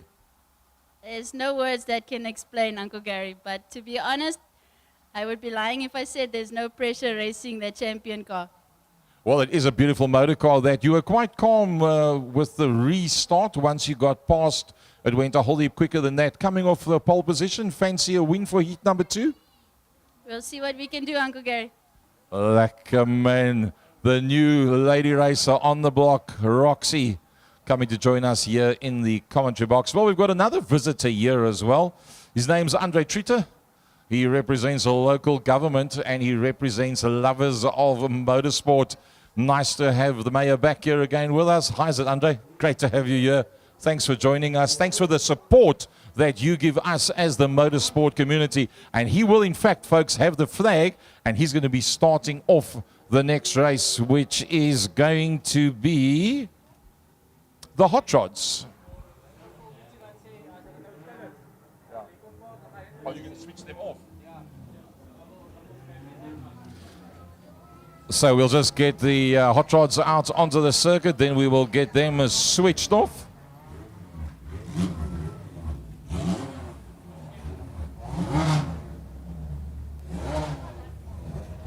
Oh, keep it there while you are getting now. Just keep both hands quickly. So the Hot Rods out on circuit for us. Eugene Zogby. Eugene is not the first time in the car. The start-off switch, the switch is in the same spot it's always been. It hasn't changed. So we've got the mayor here with us today. And you know what's nice, folks, is when you in a township like this and you've got the support of your local government side of things, it just makes things possible. It makes things doable. And what a lot of you don't know, this is bad news I'm going to have to share with you now. There's been massive pilferage and breakages and stealing at the circuit since the last meeting. Thousands, tens of thousands of rands worth of stuff that's been removed from the circuit. And without the help of local governance and people like Gary Favey that put his money where his mouth is, and Jean and Brendan and people like this, it's not possible. So to all of those people, a big, big thanks. Mr. Mayor, good day to you. I love that smile. It's so obvious that you enjoy motorsport. Good day to you. Thank you very much. Goeienaand, Weskus. Yeah, it's so good. Yeah, make some sound. Press those hooters. If you love motorsport, make some noise. Het klink beter. Is julle by begrafnis? Kan julle nie hoor nie? Baie beter. Daar's hy. Thank you very much. Baie dankie aan almal van julle wat dit moontlik maak. En ja, soos julle weet, ek is 'n groot ondersteuner van sport en veral motorsport. Unrepentant petrol head. The bigger, the faster, the better. And what makes it great is wanneer ons mense sien uitkom, tailgate van die bakkie laat sak en ons onsself net geniet. So aan al die besoekers, baie dankie dat julle gekom het, aan al die ouens met julle karre, voorspoed vanaand en mag die beste ou wen. As hy voor jou is, gee hom 'n stootjie, dan jy dalk beter as hy, dan wen jy dalk. En ja, kom ons geniet die aand en kom ons bly hierdie sport ondersteun. Dit in die middel van COVID begin. Almal het gesê dit gaan nie werk nie. It's a roaring success. Just look around the track. It's a sellout. So yeah, it has my full support and I absolutely love being here. Thank you. Well, there we go, folks. A word from the mayor. And let's us, as Cape Town public that comes through here, let us support the local shops and petrol stations and everything and put some money back into the Saldanha Friedenberg area to make it possible for them to be of assistance to us. Wil hulle Meyer in die Kuiper, wil hulle asseblief na die klerk van die baan, wil hulle Meyer na die klerk van die baan toe asseblief. So we're just about good to go. Rian van Niekerk on the front row of the grid alongside him. Well, I tell you, this is going to be something else. Sorry, Rian van Niekerk in the hot rod in the 500. Alongside him, I've got Burger van der Merwe. Burger van der Merwe in the 7 car. The Burger van der Merwe? Yes. Wow. So, the Joe Zogby car, the Pink Panther, driven by the legendary V8 driver, Burger van der Merwe, on the front row of the grid. Talking about legends, second row on the inside. Nothing else than Hansi Moore on the outside of that, the very quick Eugene Zogby. Then it is CJ Mostert, and the back is Nicky Kuchlenberg.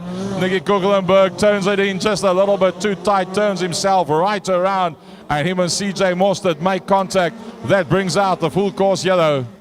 Full course yellow. Can you believe it? First time out, Burger van der Merwe. I'd love to know if he's done some laps with that motor car. Now, Burger van der Merwe, his father, also a legend, utter legend in motorsport. And, well, he was also a top V8 driver and car builder as well. And his son, Burger, oh, there's problems with that car's front suspension, the back suspension. Nope, it's broken. The I think they refer to it as the penite rod.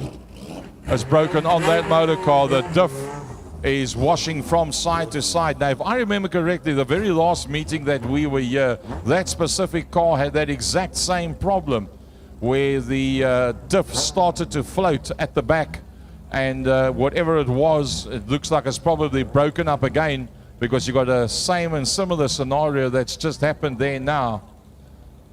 And that's going to have to be fixed up. Be nice if we can get Burger out of the car.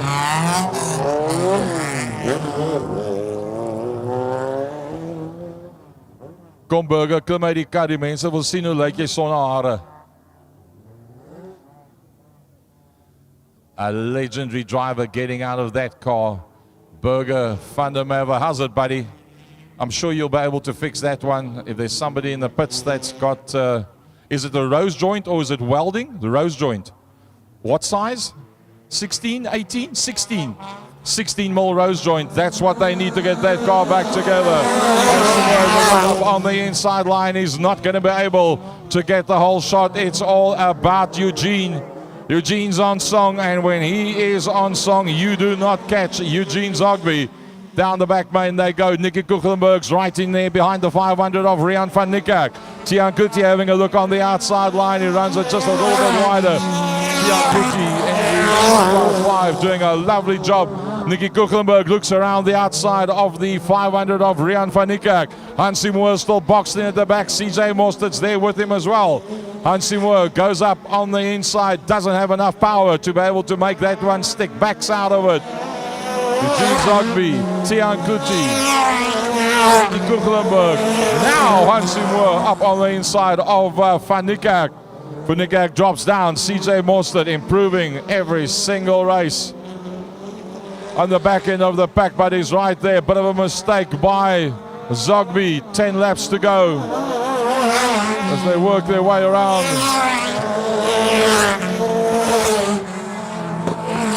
The pace is very, very hot out there.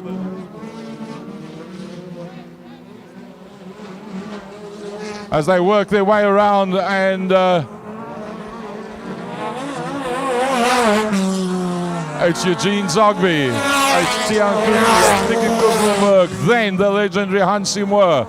Van Niekerk ahead of CJ Mostert as they work their way around. What a pity that we've got Burger standing on the infield. Would have been great to have him out there. It's Nicky Kuchlenberg still ahead of Hansi Moore. Haven't seen Hansi Moore on the track for quite a while. That lovely Simpson helmet you can see in the car of Hansi Moore. Out into the back main they go. Tian Kuti's doing a brilliant job. He's managing to stay ahead of Hansi Moore and Nicky Kuchlenberg. Eugene Zogby with 4 to go. It's up, dusted, and Nicky Kukelenberg's not backing out. He's got to keep going. He's got to keep running hard. Here comes Hansi Moore on the outside line. Can he make that one sticker? Later on the brakes. Oh, Nicky Kukelenberg. Something I think might have broken on that left-hand front suspension on Nicky Kukelenberg's car. I think something's broken on that front suspension, that left-hand front. It's possible that something broke. It doesn't look right to me from here. Let's see what happens when he turns the car around. It could have been driver error, but I don't tend to think so.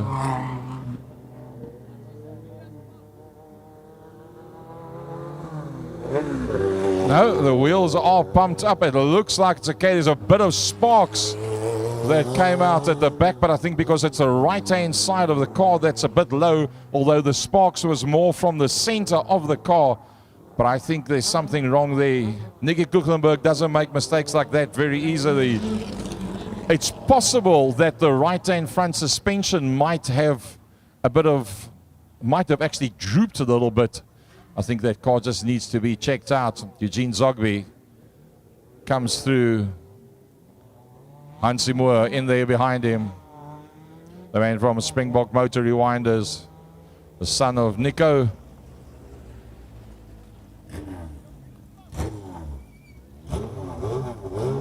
Oh, it sounds like the right-hand front wheel of Hansi Moore has gone flat. Yeah, Hansi Moore has got a flat right-hand front. There is bodywork damage on the right-hand front of Nicky Kukelenberg's car as well. There is 3 more laps to go. What are they going to decide? I think there's something mechanically wrong with Nicky Kukelenberg's car, because the way that that car reacted going into the corner, it's not the... Yep, there's sparks coming out from the left-hand back. Up, there's a bar that's off, that's dragging on the ground behind Nicky Kukelenberg's car. When he goes back to the pits, you'll see there's a blue something or other. I don't know what it is. Might be part of the suspension, might be part of the support system. But that takes Nicky Kukelenberg out of it. Nicky Kukelenberg will work his way back towards the pits. So that explains why that incident with Nicky, because that's not the way Nicky drives. He won't make a mistake on an entry like that, for all with Hansi Moore alongside him. That's why, to me, it looked like mechanical failure. And, well, unfortunately, that summation was correct. But that opens up the door for Tiaan Kuti. Tiaan Kuti has been on great pace with a 25 car. Tiaan Kuti in there behind Eugene Zogby. Eugene Zogby will be fancying himself for a win in this one. There's just 2 more laps to go. And away we go with the green flag. It's Eugene Zogby and Tiaan Kuti. Hansi is in there. Now, we have been told that Hansi Moore has got a flat right-hand front tire. He does have bead locks on there. And that tire would probably normally run at around about 0.8 of a bar. But that's going to affect the handling of the motor car. With the likes of Hansi Moore, if anybody can make it through to the end of this race, it will in fact be the likes of Hansi Moore, that knows exactly how to handle a car, even if it is mechanically not 100% correct. As the checkered flag comes out, it will be checkered flag time for Eugene Zogby. Tiaan Kuti comes through in second. Hansi Moore comes through in third. Rian Monika in fourth, and then the hard-charging CJ Mostert right on his back bumper comes through behind that.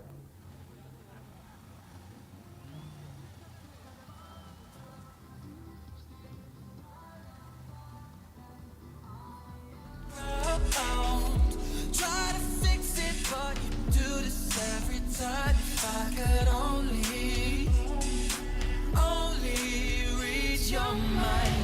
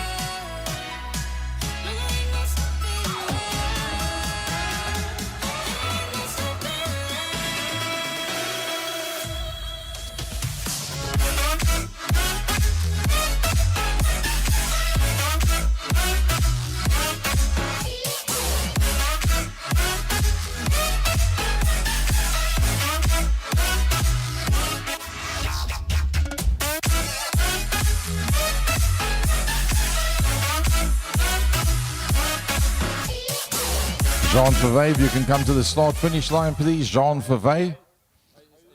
Redelijk vinnig. Vangen eraf hier. Alsjeblieft, Jean Verwey. You can please come make a turn correctly by us by the start-finish. We got a free hamburger for you.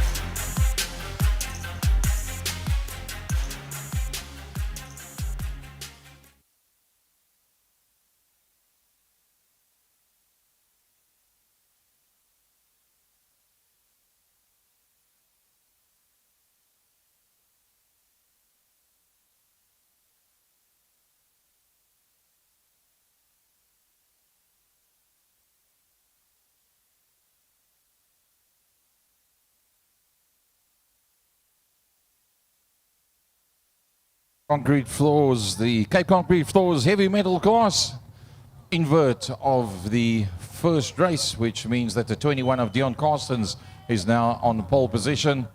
Jackie Swart, the 24, alongside that. I see he's got some supporters that's standing here by the vendors. Jackie, guys are shouting for you here by the vendors. Willie Du Plessis, second row on the inside, so that's purely an invert basically for him. Winner of race number 1.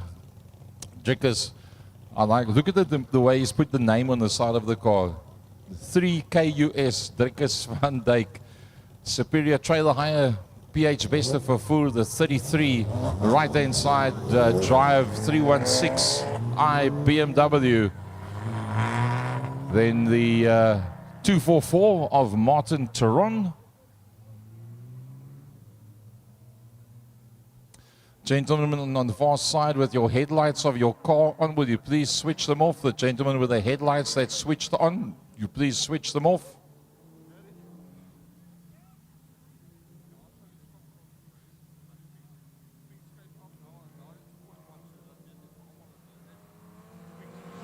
Off the line they come, and the guys that ended at the back end of the pack start now at the front end.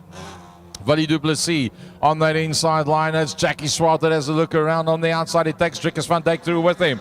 Drickers van Dijk sticks it on the outside and he goes trying to go all the way around the outside, and he does exactly that, sitting on the outer edge of where the grip is. The end of lap number 1, Drickers van Dijk goes ahead of Jackie Swart. Diving up on the inside of Du Plessis is Teron in the 244. Du Plessis now going to have a look on the outside of Jackie Swart. Can he make that one work as well? Yes, he does. Remember, I said to you earlier on that the 911 car, that car seems to work a lot better on a drier, harder surface, and that's exactly what we're seeing here now. The problem for the 911 of Willie Du Plessis is that the bonnet clip has come off on the right-hand side of that bonnet, and it's starting to flap around. Now the clerk of the course has got to look at it and say, is this safe? Is it a problem? Can it become a problem? You don't want to take the man out of the race, but you need to ensure that that does not break off and then go flying off the car. It looks to be pretty okay at this stage of the fight. It's not moving around that much with the airflow the way that it is, but he is closing up on the leader. Drickers leading them out from a Du Plessis. Bonnet still looks pretty decent at this point. Martin Teron in the 244. The front of that car bounces around quite a bit. It's definitely got a fairly soft front suspension setting on that motor car, because it bounces around. All the springs are much stiffer than what the shocks are, because there's a lot of movement on the front of this BMW, much more than what is the norm and what you would expect on the front of the 244. Nothing much in it with 4 to go between Drickers van Dijk and the 911 of Willie Du Plessis. Willie Du Plessis is closed up. Can he go any further forward than that second position? That bonnet's starting to flap around more and more. I really hope for Du Plessis' sake the clerk of the course is not forced into a position where he needs to show him to slow down or take that car off the track, watching, waiting all the time just to make sure that it is fine every single lap when he comes past. Keeping tabs on that. Jackie Swart still ahead of the 21. They started on the front row of the grid. Dion Carstens coming along very nicely with the Sierra. 2 more laps to go. Looks like it's all going to be fine for Du Plessis. Van Dijk from Du Plessis. Martin Tron, Jackie Swart, and Dion Carstens as they work their way through.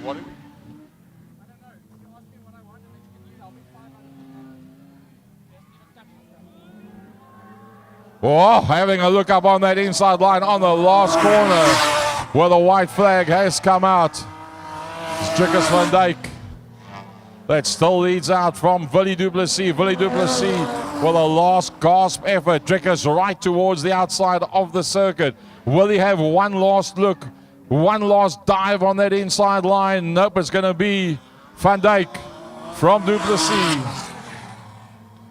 Martin Turon in the 244 will be the next one to come through.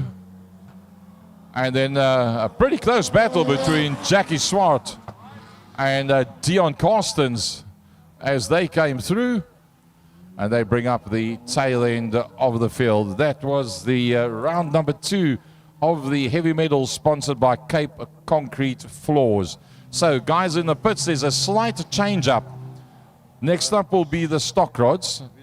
Then the pink rods moves out of their position and drops down to after the 2.1s. So it's going to be stock rods, V8s, 2.1s, and then the pink rods. There was a request to have a bit more time to get a car sorted out. It was granted to them. So we'll just move the pink rods 2 races down.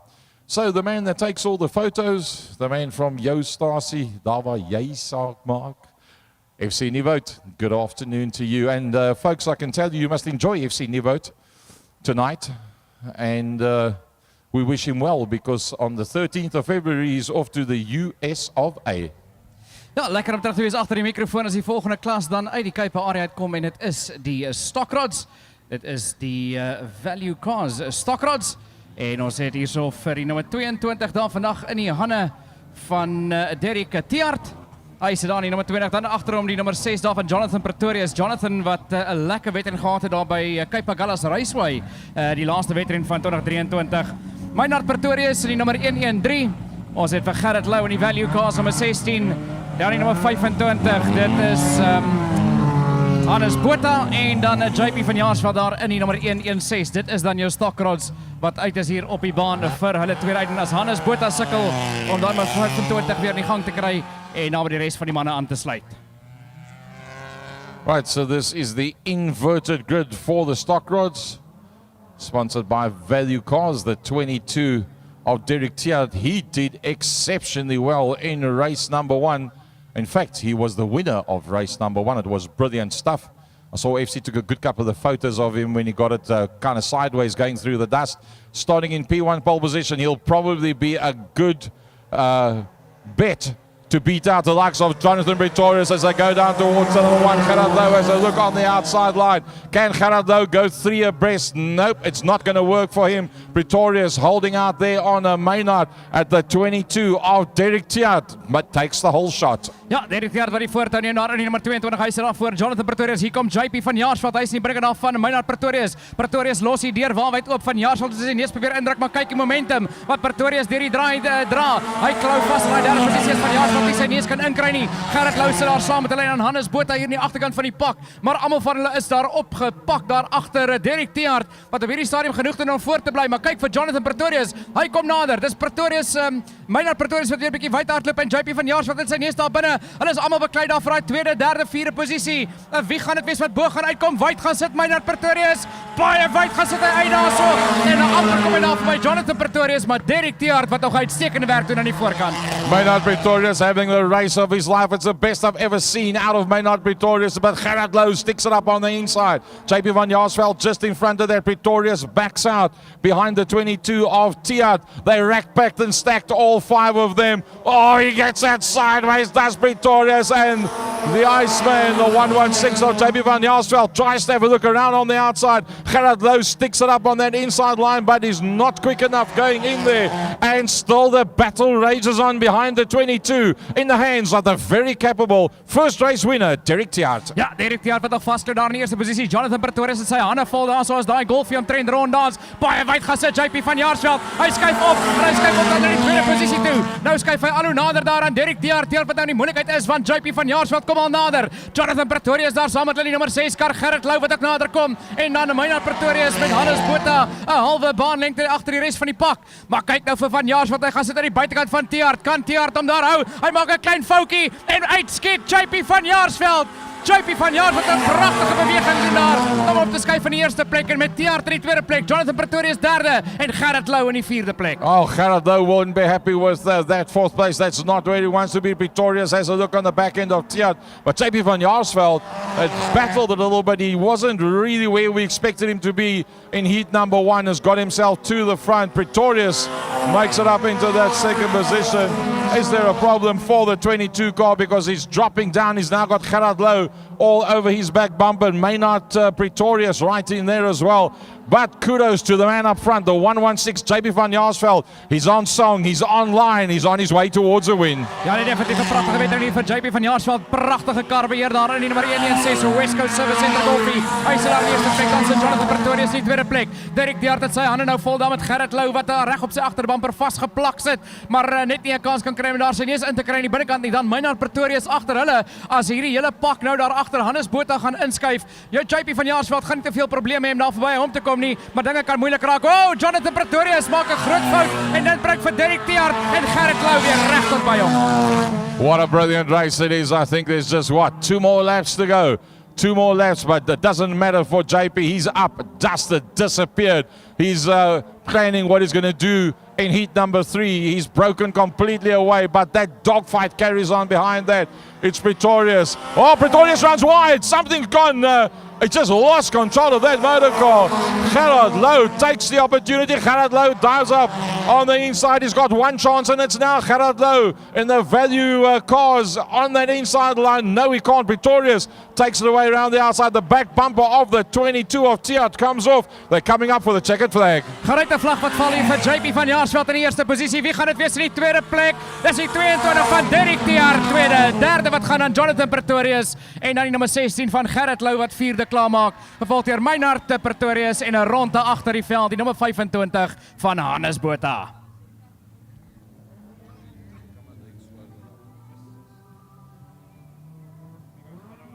Yeah.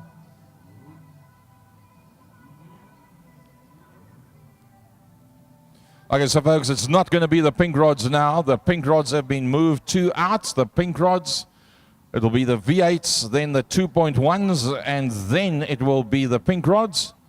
And then we'll go to 1660 sprints and then hot rods behind that.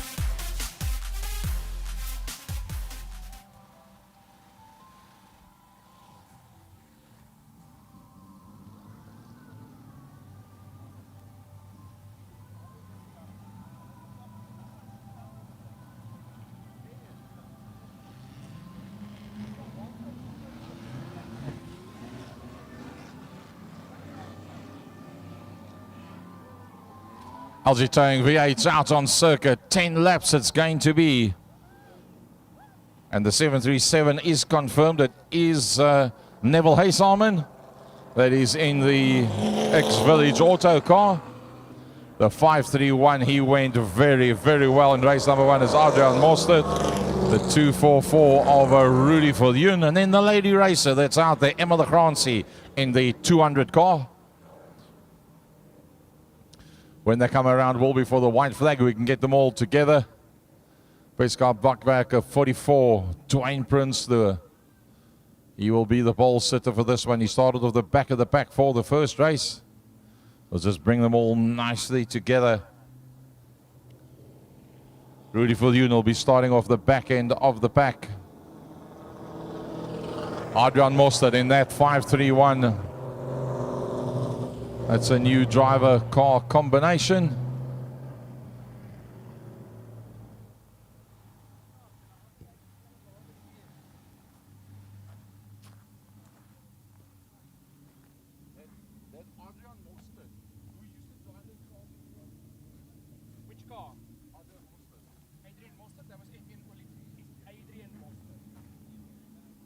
Right, as they work their way around, it's going to be all systems go.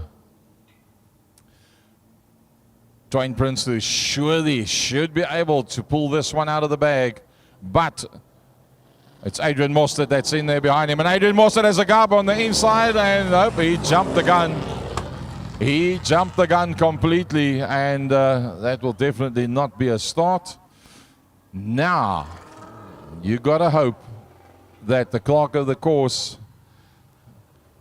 now he's going to make a choice. Do you leave the man in his position, or do you put him to the back of the pack? That's the difficult choice. Does it warrant going to the back of the pack? FC, that's why nobody wants to be a COC, because you've got to make those horrible decisions. Yeah, you got to make those horrible decisions, but hey, the rules are the rules. I mean, Yep. That's why you've got to watch the flags. That's what they're there for. You can't just decide to get going when you want to. But yeah, some tight racing out here. And it's close up front here. I mean, we've seen Dwayne Prinsloo and Adrian Mostert battling it out there in heat number 1. Neville Haysalman, for his first time out in that car, didn't go too bad either. Rudy Viljoen was pretty quickly out there in the 244, and then Emma Legrandsie also getting quicker and quicker with that number 200 car out there.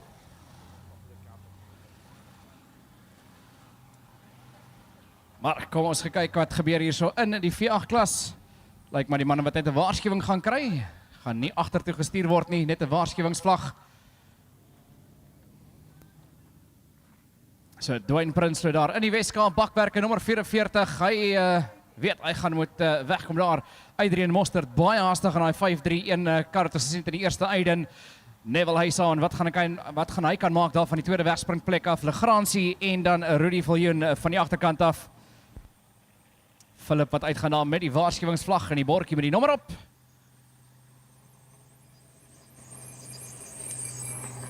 So, 531, dit is dan Adrian Mostert wat die waarskuwing kry daar. En sê, alright, kom ons hou dit in ons posisie. Dan kan ons hierdie wedren aan die gang kry. Volgende keer wat hulle hier om die Pro Skills draai kom, of die Vredenburg draai kom, sal die groen Do for SA vlag vir hulle wag. En dan gaan dit als gaan oor daai man wat die heel eerste, of dame, wat die heel eerste in die Kuipe draai kan ingaan. Die pitstop automotive draai. Wie gaan dit wees? As jy ou van dubbel, sal jou geld definitief daar op Dwayne Prinsloo wees. Hy is blitsig vinnig in die 44 kar. Kom ons kyk wat gebeur hierso. Prinsloo, Haysalman, Legrandsie, Mostert en Viljoen. Die Do for SA vlag wat gereed staan hier vir hulle. En hy val nou en dadelik vir die leider kom daar so, en is Neville Haysalman wat 'n lekker wegspring kry daar so. Gaan sit vir hom dwars in die Kuipe draai. En is Neville Haysalman wat die voortou neem. Neville Haysalman met dadelik die voortou neem daar voor Dwayne Prinsloo. Dan Adrian Mostert wat bietjie sukkel hier op die glibberige baan. Hy sit daar nou in die derde posisie. Dan is dit Rudy Viljoen daar in die vierde plek. Nou! Baie wyd en harte in die Pro Skills draai ingaan Haysalman en hy maak hard kontak met die muur daar teen die Willem de Tooy motor se teken op die muur. 'n Harde slag daar vir hom gewees. Bietjie hard in die draai ingegaan, gegly daar tot teen die muur en ja, dit is dan die einde daar vir Neville Haysalman. Kom ons hoop dat nie iets seer gekry op die kar nie. Kom ons hoop hy het nie seer gekry nie. Maar soos ouder gewoonte, Brendan Leroux en sy span wat dadelik daar reageer en met die drywer gaan uitkom net om seker te maak alles is oukei. En dan sal ons aangaan met die wedren.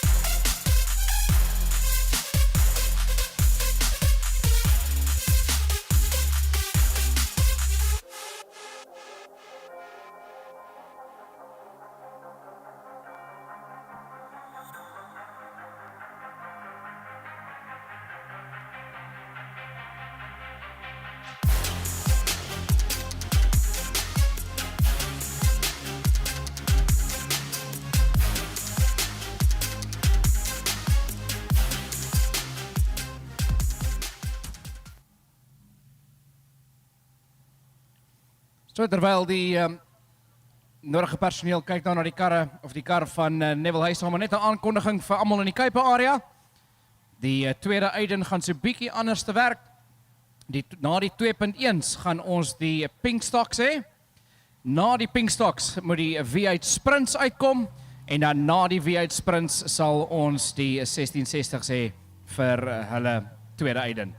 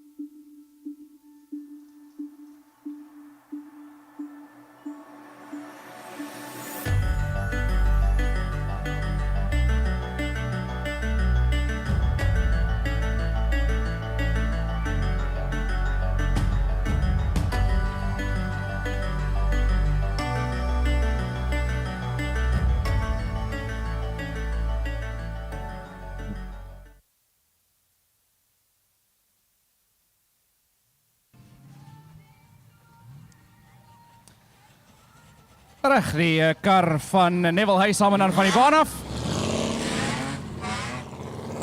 En hierdie wedren kan dan nou voortgaan na so Dwayne Prinsloo, die man daar aan die voorkant in die 44 Weskamp bakwerke Lexus. Agterom die 6-silinder kragbron in daai 531 kar van Adrian Mostert. Rudy Viljoen in die 244 Heavy Metal BM, daar saam met die V1's ry vandag, en dan Emma Lagransie aan die agterkant van die pak. 4 van hulle oor, dan so hopelik kan hulle Neville se kar regkry vir die finaal. Die voor SA vlag wat nou val en dadelik van die lyn af kom hulle daar so, en dit is Dwayne Prinsloo wat geen kompetisie daar op die wegspring nie, almal 'n bietjie verder terug gewees. So Prinsloo wat hulle gaan lei daar uit die Kuipe draai uit, en dan is dit Adrian Mostert wat sit daar in die tweede posisie. Rudy Viljoen wat nou begin nader kruip daar in die agterste pylfaktor teen daai agterbamper van Adrian Mostert. Kom ons kyk, gaan Viljoen kan nader kom en 'n beweging kan maak daarop hom, en dan hulle Lagransie daar in die vierde plek. Prinsloo lei so baie dwars, kom Adrian Mostert uit, die Vredenburg draai uit. Ag, sit hom heel dwars daar voor Rudy Viljoen druk sy neus in, maar nou sit Mostert wat toemaak, gaan bietjie van die baan af daar, gaan gooi hom weer dwars aan die uitgang van die Kuipedraai, en dit is Viljoen wat met hard op die remme klim om nie kontak te maak nie. Terwyl die twee van het uitbeklei daar vir tweede en derde posisie is dit Dwayne Prinsloo wat verder en verder wegtrek van die pak af hier aan die voorkant in die 44. Dan Mostert in die tweede plek aan die buitekant gaan sit. Viljoen laat op die brieke altyd vir hulle. Viljoen word wyd forceer aan Adrian Mostert klou vas. En nou maak hy 'n fout. Hy hardloop wyd uit die Kuipedraai uit. En Viljoen probeer inkom, maar hy maak 'n fout nou. Hy moet terugsak daar in die derde posisie in. Viljoen wat amper daar verby Mostert gekom het as hulle dit uitbeklei daar vir tweede en derde posisie en Legrandsie wat sit daar in die vierde plek.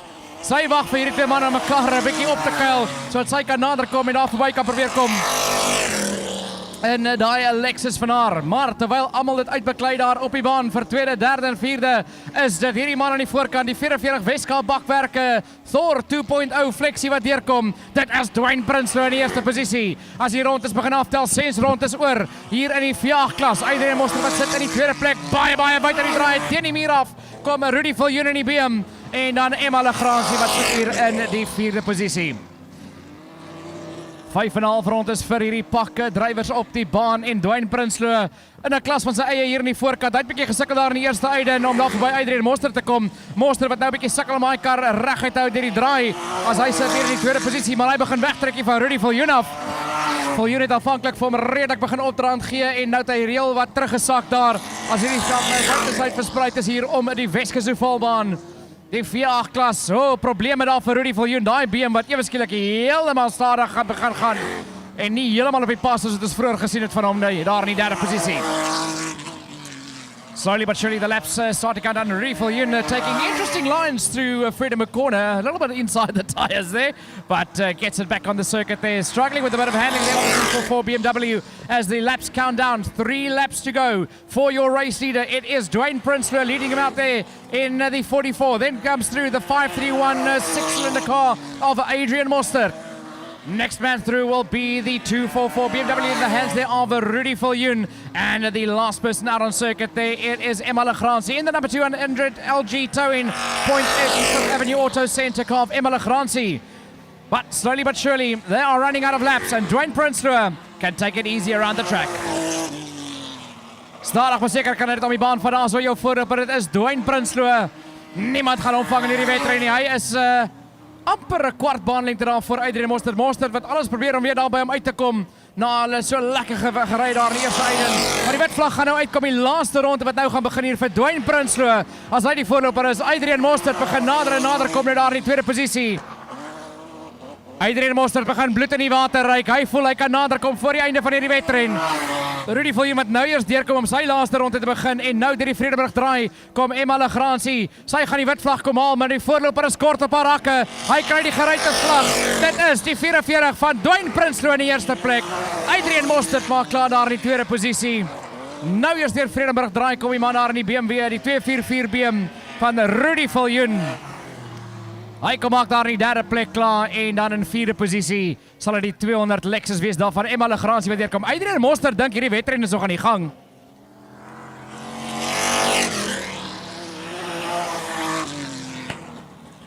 Adrian Mostert voel hy jag nog vir Emma Legrandsie daar. Maar knap gedaan aan Dwayne Prinsloo in die eerste plek. Tweede Adrian Mostert in die derde plek die BM daar van Rudy Viljoen en dan Emma Legrandsie wat klaar maak in die vierde plek.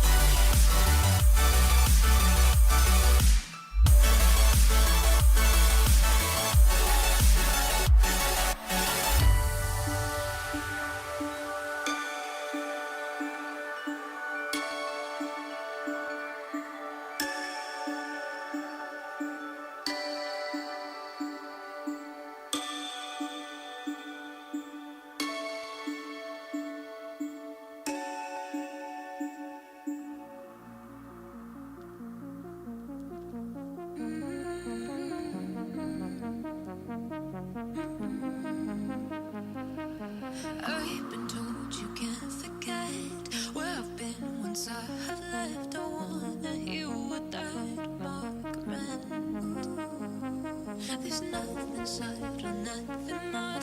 Hate me or love me, I'll drive you wild. Let it all go, give it to me. I wanna hear you scream, scream out my name. I wanna hear you scream, like I can't be replaced. I need to hear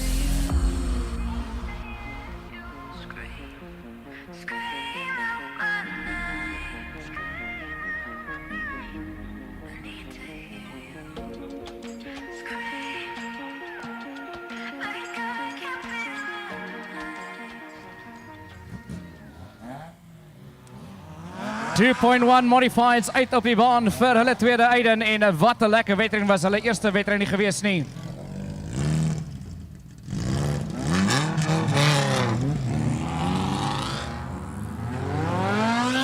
Man op pole posisie hierdie keer, dit is Reniel Kuchlenberg in die Pick n Pay Ford Fiesta aan sy buitekant die 25 Tigra daar in die hande van Tiaan Kloete. Dat het is daar vir Pieter Meyer in die 535 het Toyota staan het aan sy buitekant die nommer 100. Dit is Wynand de Goede, Wynand wat altyd te sien was in die Mini, nou daai Peugeot 306 wat Gary vroeër nie geweet het nie. It's a 306. Is it a Peugeot 306? It's a 306. There Oh, we probleme go. vir Pieter Meyer as hy die staanlid van die baan aftrek. Well, that's a pity because he came up second in heat number 1 and now he takes the palm entry off onto the infield. That opens it up for Kuchlenberg, but then again, it's the 25 of Kluti that goes around the outside. Tiaan Kluti in that car has really come alive. If you think what he was doing in the Ovaltrack racing before him and that car came together, it was a different world. Tiaan Kluti is now the man on the move up front. Ja, Tiaan Kloete wat definitief baie verbeter het in daai agter was soos Reniel Kuchlenberg met Wynand de Goede. Training maar die eerste Aiden probleme opgetel het daar met daai Tigra van hom en dan die man daar aan die agterkant van die veld is niemand Stefan Leroux in daai laaste posisie, maar kyk daar vir Tiaan Kloete, los aan die voorkant Reniel Kuchlenberg wat alles moet uithaal om net te probeer nader kom en Wynand de Goede net so vinnig. Brendan Green not having it all his own ways. He works his way around. He started in pole position in race number 1 and now he finds himself a long way back in the pack.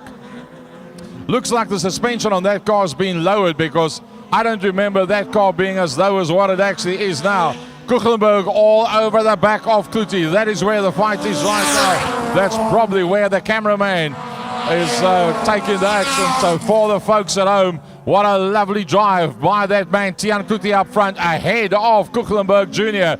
That battle with de Goede staying ahead of the reigning multiple 2.1 champion, Brendan Green. Ja, Brendan Green wat sit daar in die vierde posisie. Hy is glad nie gelukkig vandag nie. Die eerste Aiden net gewen, net al die probleme begin inkry vanaf hom. Hy sit daar in die vierde plek. Hy sukkel om daar verby Wynand de Goede te kom. De Goede blitsig in daai Peugeot vandag hier in die derde posisie met Stefan Leroux daar in die vyfde plek.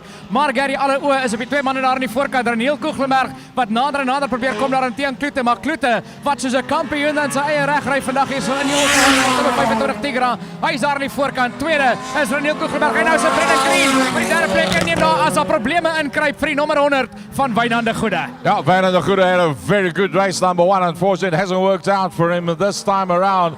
5 more laps as they come around. The pressure's on. Kuchlenberg wants to get through on Tiaan Kluti. He's close right up onto the back of Tiaan Kluti. Hard on the brakes, gets a tail end out.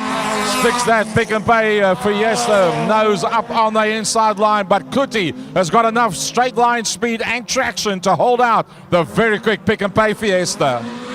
Ja, is 'n groot geveg hier in die voorkant tussen Kuchlenberg en Kloete met Kloete wat op hierdie stryd vasklou daar na eerste posisie. Kuchlenberg wat net nie kan pad daar verby hom kry nie. Maar dan is die volgende veg is vir daai derde en vierde plek tussen Brendan Green en Stefan Leroux met Wynand de Goede wat nou weer sy probleem uitgesorteer het as hy vasklou daar in die vyfde posisie agter Leroux. Oh, Kuchlenberg maak 'n foutjie as hy terugsak daar. Tiaan Kloete wat werklik waar daar in die eerste plek in die nommer 25. Maar hier kom Kuchlenberg. Hy duik vir die binnekant. Kloete het 'n fout gemaak en deurglip Kuchlenberg. Hy sit aan die binnekant. Wie gaan eers uitkom? Dis Tiaan Kloete.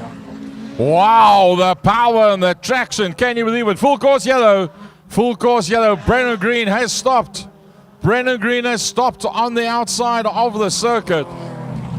Something's gone wrong, but FC, somehow that car looks very, very low. It was never as low as what it is now. I don't know if that is a new car or if it is the old Corsa that they've rebodied as a Tigra.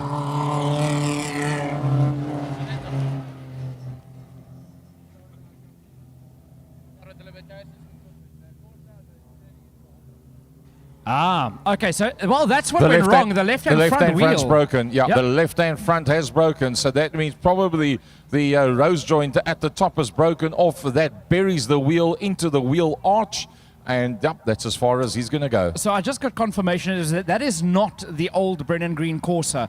That is a car that they bought from Tertius van Tonder, and they started that car 6 o'clock this morning for the first time.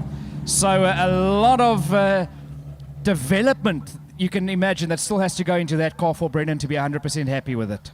Note to Pitmac, Titan left front shock absorber, top mounting. Well, pity about that, but yep, unfortunately Brennan Green out for that. But I'm pretty sure they'll have enough space and bits and pieces and the knowledge in the pit area to be able to get that one back together. But what a lovely drive by Tian Kuti. FC, if you think where he was a year and 2 and 3 years back, and ever since he's got into that car that he's driving now, it's a completely different Tian Kuti that we see out on circuit. Ja, 100%. Maar kom eens kyk wat gebeur hier. So die groen vlag aan die hande daar van John verby en weg is hulle. En Tian Klute wat nou gaan met wakker wees op die briljante regting kom aan die voorkant. As hy die voortou nog steeds vasklou dan daar met Raniel Kugelberg kort op sy hakke. Dan is Stefan Leroux, hy het sy hande vol daar met Wynande Goede. As hy al 4 van hulle daar die agterste pylvak af van baie wyd gaan Leroux. Maak amper kontak met die muur as de Goede daar regte by hom kom. Maar Gary, wat gaan gebeur in die laaste paar rondes tussen Klute en Kugelberg? One more lap to go and that's game on. Oh, they make contact. They hammer one another going into corner. Tian Kuti gets a whack on the left-hand back wheel. Now it's a last gasp effort. Down into the last corner. Kukelenburg's going to go for it, but he's run too wide. It's all over by the shouting. Tian Kuti will take it away. Tian Kuti takes the win. What a lovely drive by Tian Kuti. He managed to hold out the super-duper quick pick-and-pay Fiesta of the young charger, Raniel Kuchlenberg. Wow, what a dice that was. I think Raniel is actually the reigning champion and Brendan's second, if I remember correctly, from the prize giving. Ja. Maar ja, ek was sien daar so, ek meen dit sit nie sommer in baie mense se broek om vir Raniel Kuchlenberg weg te ry nie. Raniel het geweet, jy weet, yes, ek het my hande vol hier so in daai laaste draai in, dis nou alles of niks. Probeer skuif, probeer maak daar 'n bietjie wyd gehardloop en het gesê, weet jy wat, Tian, jy verdien hierdie en ek gee hierdie een vir jou. Pragtige wedren tussen daai twee daar aan die voorkant. Tian Klute, pragtige ry in die eerste plek. Tweede, wat gaan aan Raniel Kuchlenberg en Stefan Leroux in die derde plek met Wynande Goede in die vierde. Well, folks, if I got it correctly, I think the sprint is going to be coming out now. No, Pink rods are going to come out now, then the sprints, and then we'll have the 1660s. No, I think it's changed around No, because of the fact that they- Salim Delvai's car is being shared. Hence, they cannot That's run exactly the pink why rods. the pink rods are coming out now, then the sprints, then the 1660s. Well, let's check how they come out. No, that's...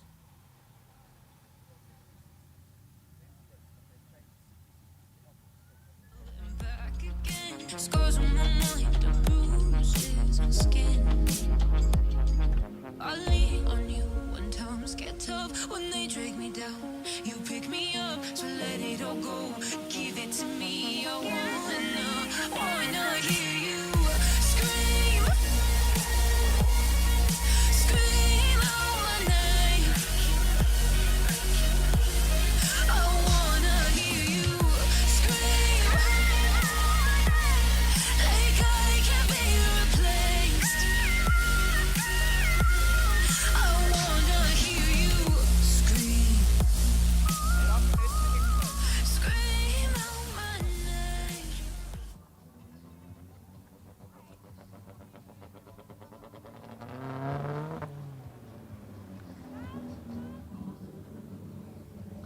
Pinkstocks out on circuit, and a big thank to the Fonkit, that is the sponsor of the Pinkstock class for the season. So the lady that we had a chat with earlier on, Roxy de Toy, She started at the back of the pack in heat number 1. I'm not sure why she starts at the back of the pack again.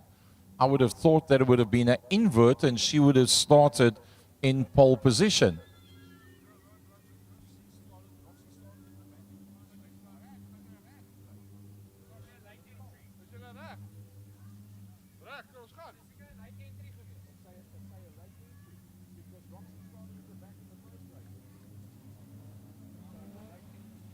Regse Roxy was dan 'n laat inskrywing geweest. Dis hoekom sy weer daar aan die agterkant van die pak is. Daar die groen vlag wat val en van die lyn af kom hulle daarso.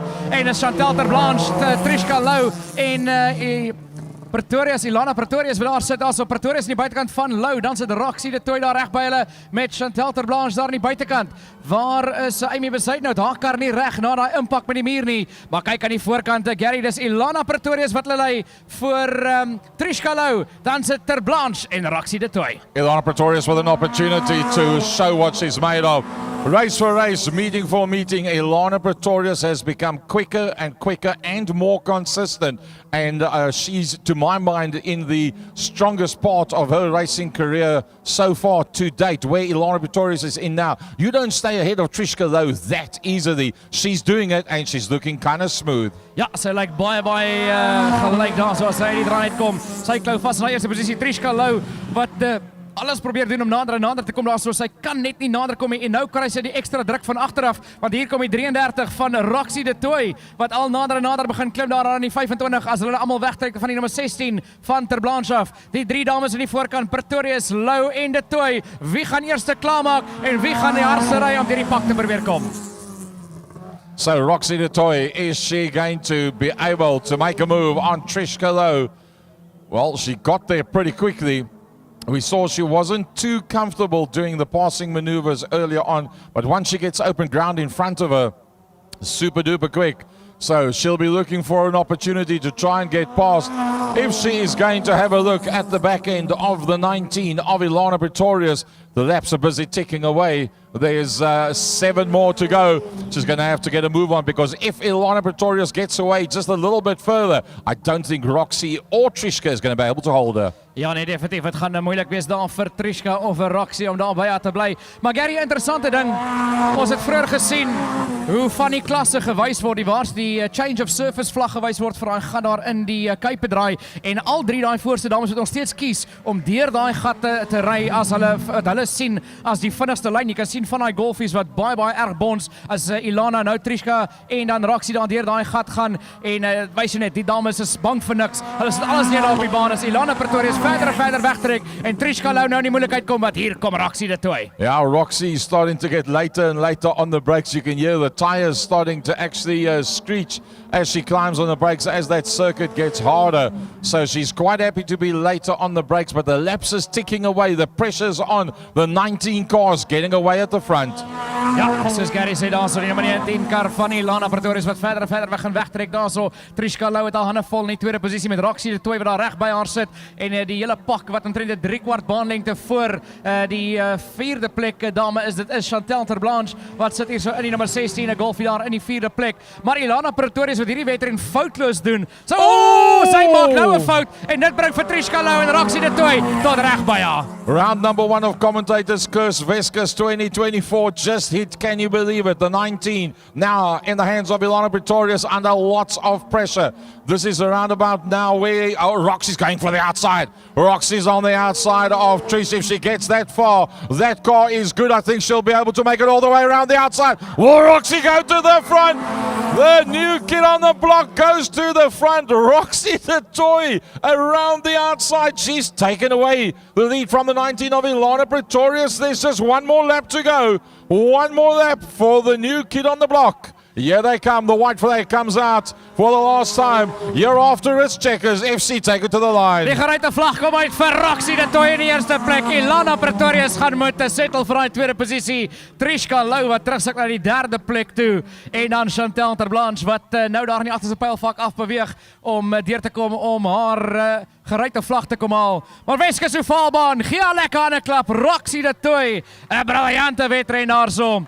Van derde af deurgeskiet daar tot in die eerste posisie in letterlik die oomblik van 'n draai. na Ilana Pretorius daai fout gemaak het en het reg in Roxy se hande ingespeel en sy stap weg met die wen daar in die tweede eiden van die Pink Rods. Tweede, Ilana Pretorius ook 'n briljante wedren gehad en dan Trishka Lou in die derde plek.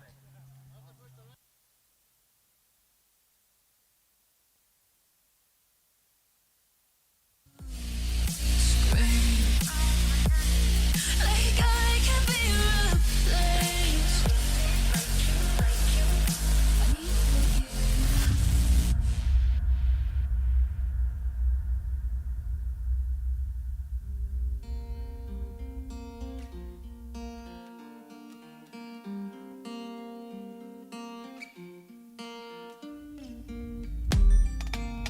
So I've come to the conclusion, just a rotten piece of fruit. So I'll end up dying slowly, rotting away. See, I just want to be able to climb without a fall, to get out of this maze and run. Please strike me thunder. Let me get closer to the light. Please strike me thunder, so I can be free.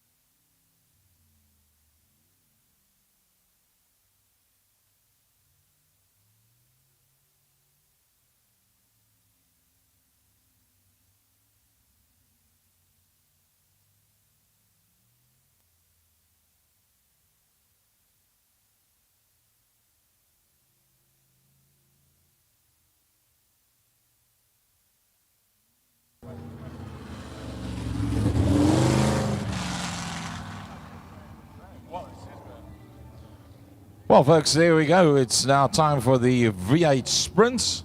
If I remember right, that was sponsored by Snap Change. Yeah, I think it was Snap Change is the sponsor of the V8 Sprints. So the 16 of Dillian Ghost came up third in heat number 1.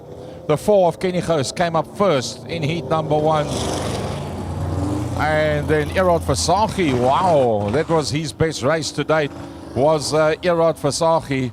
And Papa Bear was smiling when he came off the infield and came to push Erod back to the pit area. So Erod in the 10 car doing a lovely job getting accustomed to the nuances of V8 sprint car racing.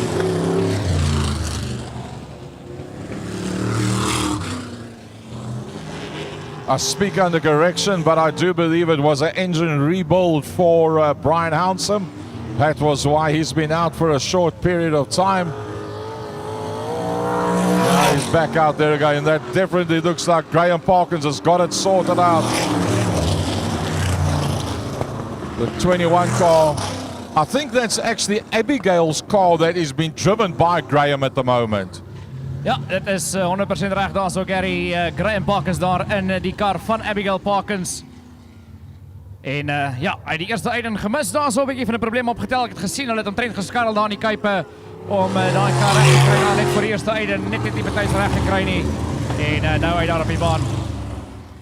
Hulle kry natuurlik soos gewoonlik so 5 rondes om hitte in hierdie engines in te kry. Hierdie groot V8 kragbronne baie finicky in terme van as jy dadelik om op die krag gaan sit, dan breek hierdie engines sommer maklik. So dis hoekom hulle eers so 'n paar rondes kry om hitte in hierdie karre in te kry en dan word hulle in hulle posisies gesit om weg te spring. So Graham Parkins in die nommer 21, Thunder Racing Snap Change kar aan sy buitekant die nommer 16 af van Dillian Ghost.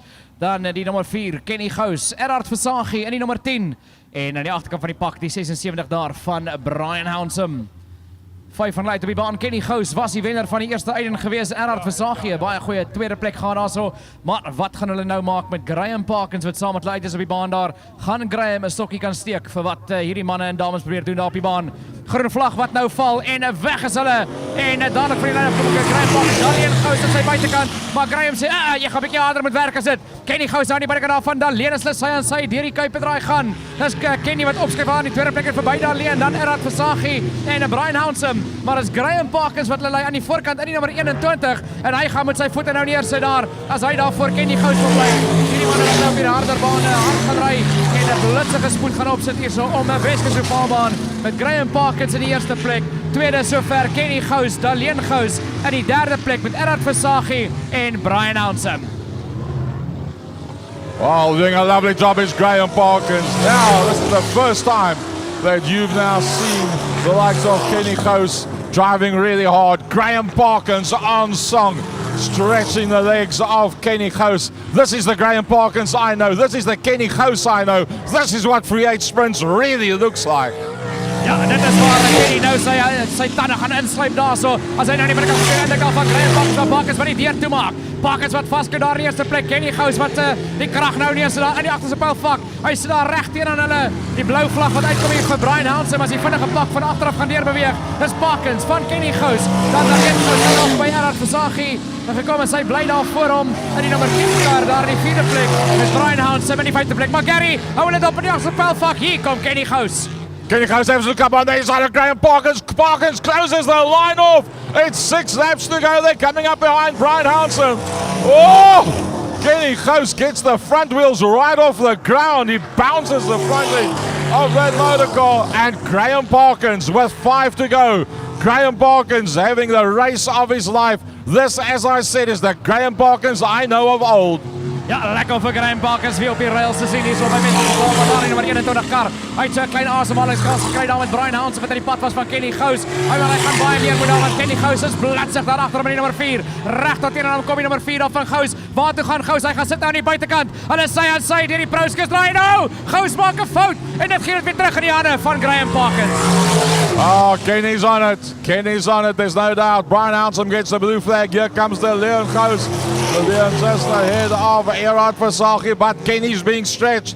They're stretching Kenny's leg. Graham Parkins has got the hammer down as he works his way out of the corner. He's sitting on that line. Kenny Gous is not go. Oh, he goes for the outside line. They side by side through the pit corner. I believe Graham Parkins might have it. They make slight contact with just 2 more laps to go. Graham Parkins holds out on the big man, Kenny Gous. Ja, Kenny Gous wat als probeer om af verby te kom. Die windvlag kom. Hy is die laaste rond wat nou begin vir Parkins. Gous weer eens laat op die breek. Gaan sit aan die buitekant. Hy gaan gooi hom dwars en dis Kenny Gous wat opskuif. Kenny Gous skuif op in die eerste plek en Graham Parkins het geen antwoord vir hom nie. Dan Daleen Gous, Erhard Versagie en Brian Hounsem wat probeer kom sy laaste ronde te begin. Maar die geruite vlag wat gaan val vir Kenny Gous in die eerste plek. Graham Parkins wat in die tweede plek klaar maak daar. Wie gaan dit wees in die derde plek? Gaan Daleen Gous kan vasklou daar deur die Proskills draai. Dis Daleen Gous wat gaan kom klaar maak in die derde plek. Erhard Versagie maak klaar daar in die vierde posisie en in die vyfde plek Brian Hounsem. Well, what can I say? When last have you seen that pace? I haven't seen Graham Parkins on that pace for a period of time. I think it's, if I'm correct, that is with Abigail's car. If that's the case, that car to my mind is superior than what Graham Parkins has been riding up until now, because that is the way I know Graham Parkins from back in the day. Remember this car that Abigail races on a regular basis that Graham races tonight, that used to be Graham's car. And then there was a car that was driven by Lotie Extian and Benny de Bruin. That is the car that Graham's got now. That's one of the old school original sprint cars that came in. So yeah, that's the car that Graham now regularly races. But lovely to see him out there and having such a good time and putting up a good fight to Kenny Gous.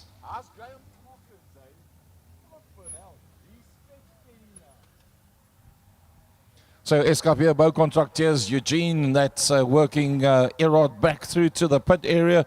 That was a lovely V8 sprint race. So folks, why was there the change up in the program? Why did we ask Jean Favre to do some athleticism to get back? There's my word for the day. Athleticism. Athleticism. I don't know how to spell it, but I can say it. And That's why we had the change up, because there was work to be done on the Salim Delvay car, which is shared by Salim Delvay and then Roxy de Toy as well.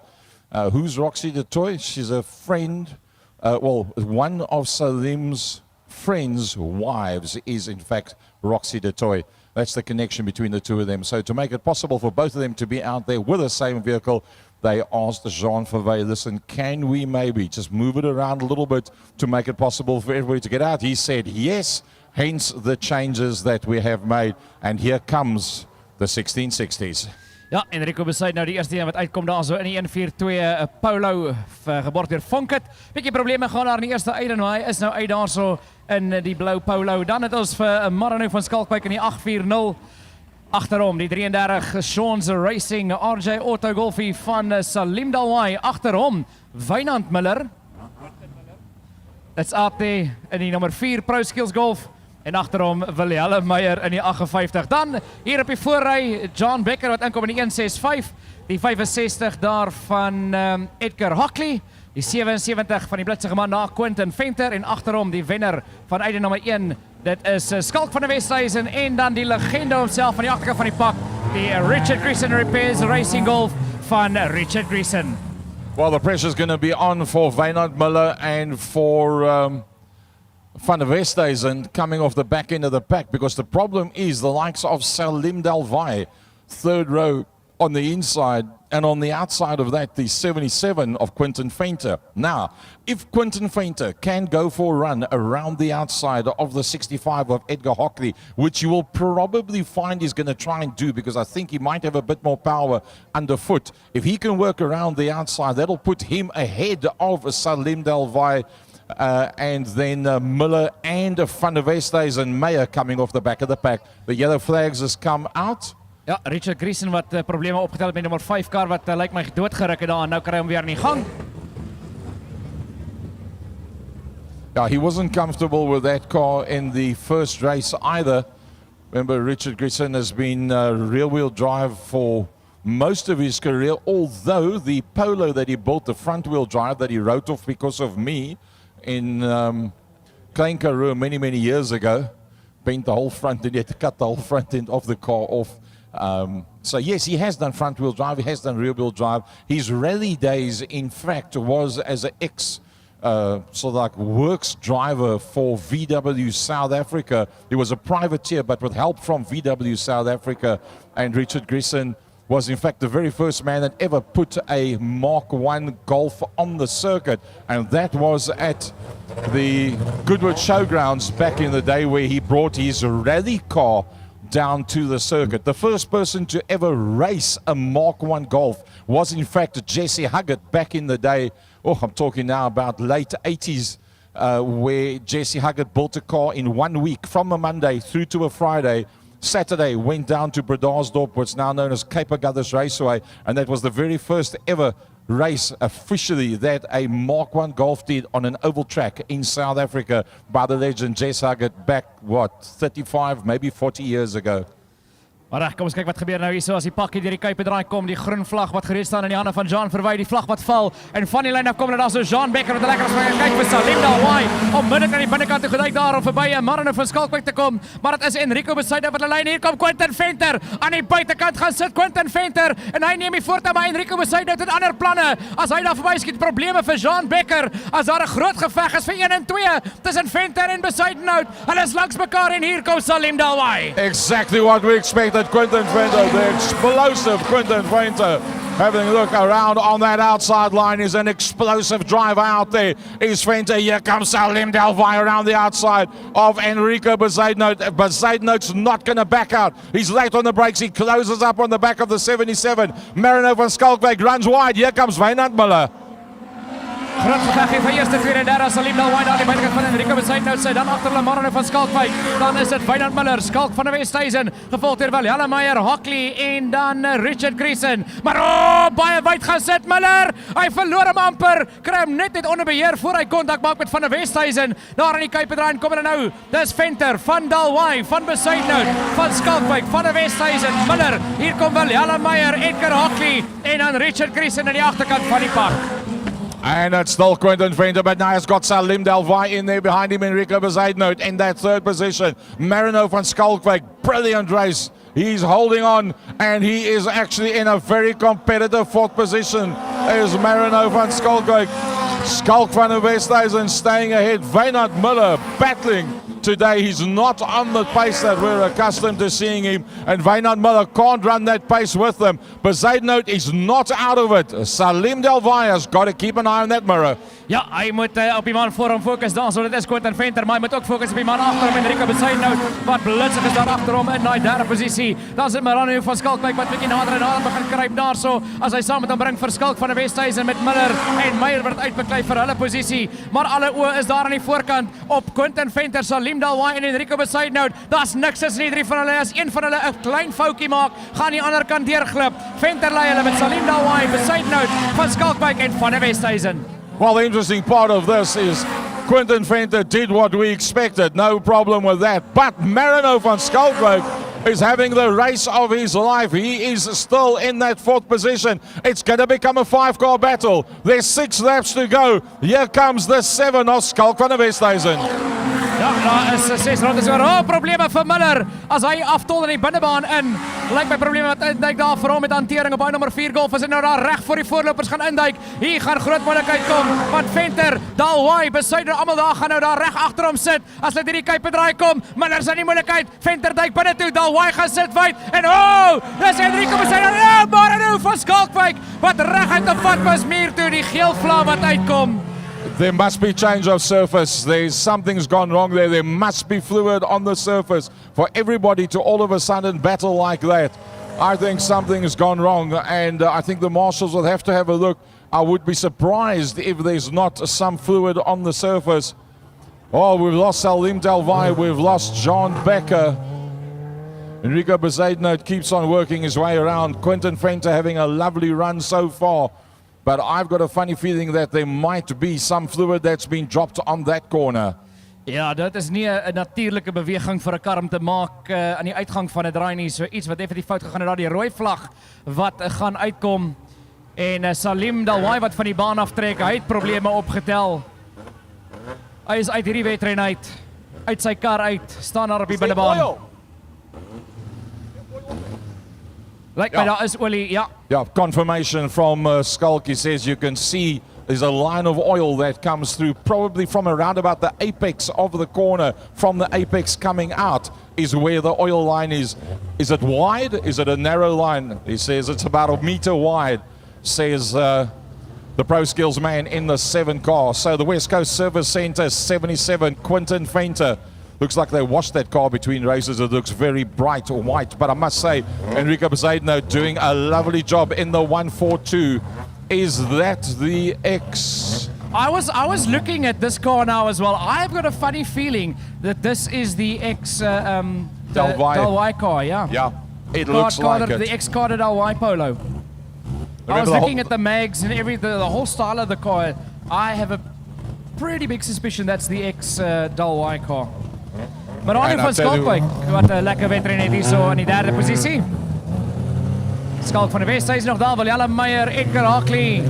En dan Richard Grayson hier aan die agterkant van die pak. En ja, lyk my as dit dan vir John Becker, Wynand Miller en vir Salim Delvay verloor. I must say, Marino van Schalkwyk has been very impressive in this race. Ja, definitief van waar hy bietjie teruggeval het daar aan die begin tot waar hy die pak weer kom haal het. En hy bevind homself nou daar in daai derde posisie reg agter Enrico Bezuidenhout. Kom ons kyk wat gebeur hierso. Die groen vlag gereed in die hande van Jean Verwy en onmiddellik Gary vat hulle van die lyn af. Right, here we go. It's going to be Jean Verwy that's going to drop the flag. The 77 of Quentin Venter down into turn number 1. He goes Enrico Bezuidenhout in what appears to be the ex-Delvay car. Marino van Schalkwyk, wow, this is his best to date. He, to my mind, would be a possible driver of the day because he's riding out of his skin. He's ahead of Schalk van der Westhuizen and the two of them ahead of Willem Meyer as they work their way down into the corner. Richard Grayson in the RGR car. It's not sounding very healthy. There's not enough power underfoot for Uncle Richie to really get going. een persoon wat glad nie kan rustig vat nie is Quentin Venter wat Enrico Besuidenhout is besig om baie druk te pas op hom daar in die tweede posisie. As hulle dit uitbeklei vir eerste en tweede, maar Marano van Skalkwyk wat ek nou gaan begin deel raak van daai geveg in die derde plek. Aan die binnekant gaan sit Besuidenhout by met terugval daar as Venter die deur toe slaan in sy gesig. Quentin Venter klou vas aan die eerste plek. Besuidenhout tweede, dan sit van Skalkwyk hier kom van der Westhuizen. Skalk van der Westhuizen druk sy neus in die binnekant van Skalkwyk en sy aan sy, maar is Marano van Skalkwyk wat net vasklou. Marino's holding out. He's got Skulkets trying to have a look on that inside line. The white flag has come out. They are going down the back main for the last time. The 77 of Quentin Venter, the 142 of Enrico Bezuidenhout. Marino van Skalkwyk in that third position. He's holding out on the man that won race number 1. FC take him across the line. Na die gereide vlag te kom en saam hier sal jou wenner gaan wees Quentin Venter in die eerste plek. Dan is dit Enrico Bezuidenhout tweede, derde Marino van Skalkwyk gevolg deur Skalk van der Westhuizen, Willie Hallemeyer. Edgar Hockley kom deur hier om te kom klaarmaak in die sesde posisie en Richard Greason wat die nummer 5 golf hier oor die lyn bring in die sewende plek. Yeah, that number 5 RGR Racing Golf does not sound very healthy. It's definitely way short of power. He's barely using the brakes going into the corner. So unfortunately, Uncle Richie not been able to really get the hammer down and go and ride with the boys up front because he undoubtedly has more than enough ability to be able to sit there with the best of the very best up front. Ja nee, definitief daar so probleme vir daai nummer 5 golf, maar lekker nog steeds om op die baan te hê. Altyd lekker om 'n legende se naam te kan noem wat terugkom op die baan. I wonder if we're going to get Salim Delvai's car back out on circuit. Is that oil that's on the circuit not maybe from Salim's gearbox? It could be either from Salim or it could be from Miller, because Miller had the spin going off onto the infield just before that, got back onto the circuit ahead of our front runners, and then all of a sudden, as Quentin Venter dove to the inside, Salim went and sat on the outside. He lost it a bit, and then Enrico Bezuidenhout got the brunt of it. So it could be from Miller, or it could be, like you said, from the gearbox of that 33 Sean's Racing Golf. Well, the Sean's Racing 33 car, a double entry with Roxy. That means if he's out, Roxy's out as well. And I think Roxy's got the biggest fan club around the circuit after what she's done in the first two races of today. So FC, while we've got a bit of quiet time, just give the folks a bit of background, your movements in the next 6-7 months. Yeah, I'll be heading out to the States on the 11th of February. Touching down in Houston on the 12th. Going to start off there in Houston at the the Houston Livestock and Rodeo Fair, and then head back up to the Midwest, Indiana, Illinois, Missouri side, and then I'll be back in South Africa about mid to end of October 2024. That means you'll make it for the Rose Bowl? Of course, yes. That means you'll make it for the Piston Cup in Bloemfontein? Hell yeah. That means you'll be back for Christmas? Yeah. Just checking. Music Maestro. I've come to that conclusion. I'm just one man amongst thousands. In this world, I love them, sure they'll do fine without me. The chemicals in my head don't work as yours.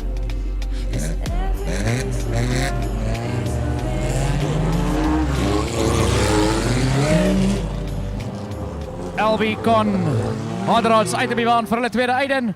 En dit is Tiaan Kloete wat hulle lei daar in nummer 25 aan sy buitekant Eugene Zogby.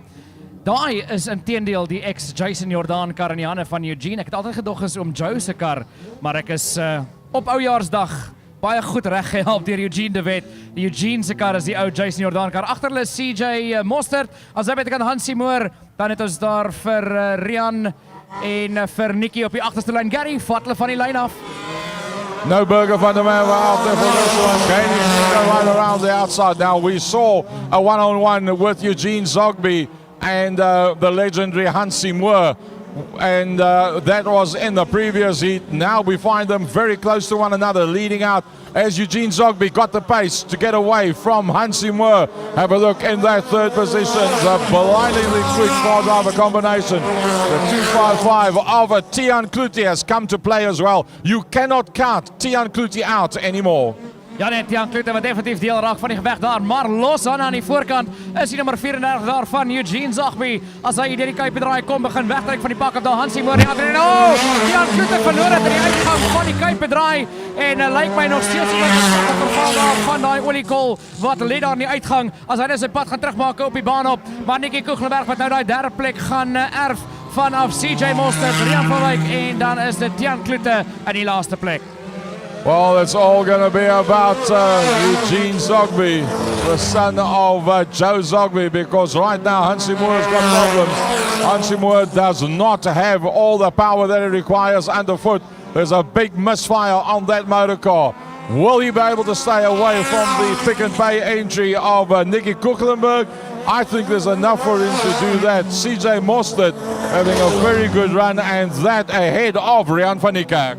Ja, Rian van Niekerk daar agter CJ Mostert, maar hy sit daar omtrent 'n halwe baan net vir die laaste plek, maar Tiaan Klute wat gespin het hier in die uitgang van die kuipdraai. Maar iemand se kap is glad nie gesond nie en daai persoon is Hansie Moore. Hy sit daar in die tweede posisie in die nummer 44 Motor Rewinds Chris Viljoen Racing Corsa. Kan wat baie grof klink. Dan kom die derde plek man nou hier uit die kuipdraai uit. Dis Nicky Koeglenberg by Fiesta. CJ Mostert, Rian van Niekerk, almal van hulle in daar. As die rond is aftel vir almal van hulle uit daar op die baan. Jou voorloper nou in die kuipdraai. Dit is Eugene Zogby. Well, so far so good for Hansie Moore. Although the car's down on power, he's still managing to keep a pretty good pace. You must just hope that that's not an injector problem, which might cause one of the cylinders to run lean. That being the case, burning holes through pistons. He feels obviously that it's not too much of a danger because Hansie Moore is still keeping the hammer down pretty hard enough to stay ahead of the likes of the Pick and Pay Fiesta. So I think Hansie's comfortable that it won't break on him. It just does not have the power. Ja, Hansie Moore het hy daar in die tweede posisie nie. Het nie eerste uit en ook probleme opgetel met daai papwiel wat hy gehad het. Derde klaar gemaak daar. Hy sit nou daar in die tweede posisie. Dan van Koeglenberg wat is in die derde plek gevolg deur CJ Mostert. Mostert met sy hande voor daar met Rian van Niekerk as hy in die kuipdraai gaan. Van Niekerk gaan sit aan die buitekant, maar dan moet hy terugsak daar CJ Mostert daai binnelyn knyp en sê jy gaan verby my te kom meneer van Niekerk. Ek wil vasklou aan hierdie posisie. Tiaan Klute daar nie Klute in die laaste posisie. En dan aan die voorkant Eugene Zogby. Niemand het 'n antwoord vir hierdie voorkant nie. As die wit vlag uitkom, laaste ronde vir Zogby en Moore. Yeah, last time around for the man that's led them out right from the beginning. Eugene Zogby from Hansie Moore, Springbok Rewinders in that second position. And Eugene Zogby takes away his second win for the day. Hansie Moore, the motors made it to the end. Let's hope that they can get that sorted out. Koeglenberg will come through in a rather dejected third position for Koeglenberg. CJ Mostert just there ahead of Rian van Niekerk and then the recovering Tiaan Klute. Well, FC, all I can say is from here on out, you and I can say anything that we possibly want to on the microphone. You have had your commentators curse. You caused Wynand to spin out. I caused Tiaan Klute to spin out. So from here on out, we can say whatever. There's no more curses for today. All right, folks, so we're going to take a 15-minute break, interval time. Go get something to eat, go get something to drink. And they're also going to switch over from generator power back to municipal power. So we're going to take a 15-minute interval. Yeah, that 15-minute interval that we're going to have. And keep in mind, folks, the end of today, don't leave early. We've got a butcher's picnic coming up later on. What is that? It's the top 3 hot rods, the top 3 2.1s, the top 3 1660s, and the top 3 stock rods will all be out there in one race together. Let's hope that they all get to the end of that one. Just before we switch electricity off, a quick word. Peter Meyer, how's it going, buddy? Oh, going fine, Gary. Bit of bad luck. Yeah, broke the diff, so I'm out for the night.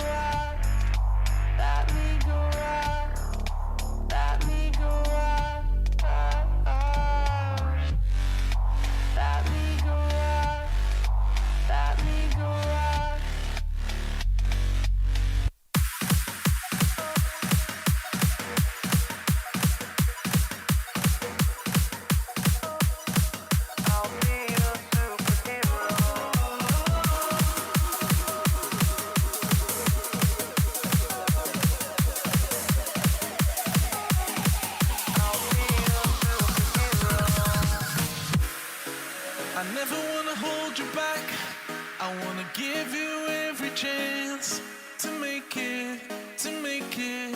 I'm afraid if our love collides, you'll leave me alone tonight. 'Cause I'm changing and I'm breaking. Is this over? I'm scared to ask these questions, 'cause I know that you'll reject my love. Moving slower, frozen to these pieces without a shoulder to cry on.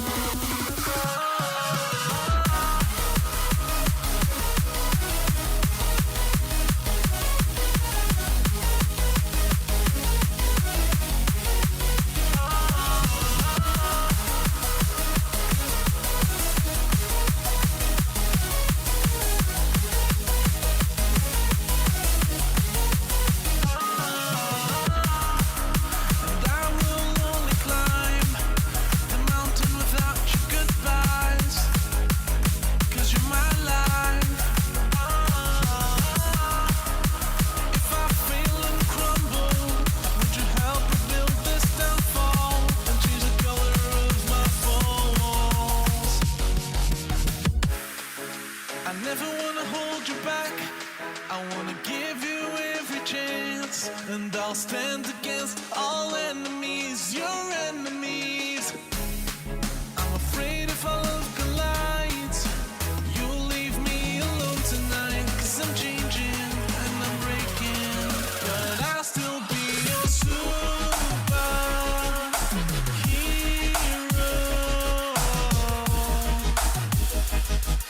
I'll be a superhero.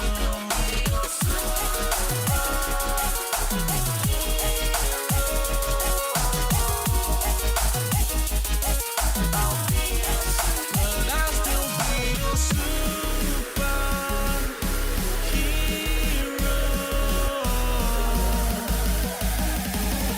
I'll be a superhero.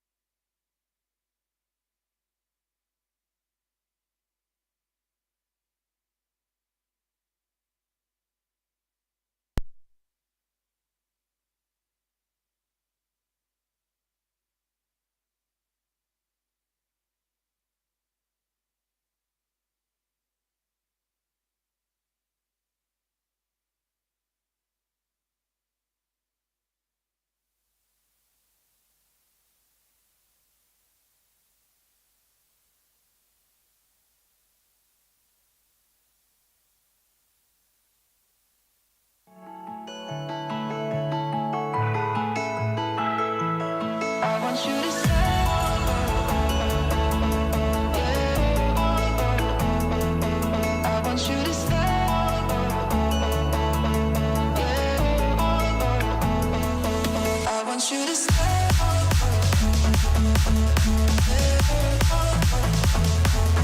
I want you to stay.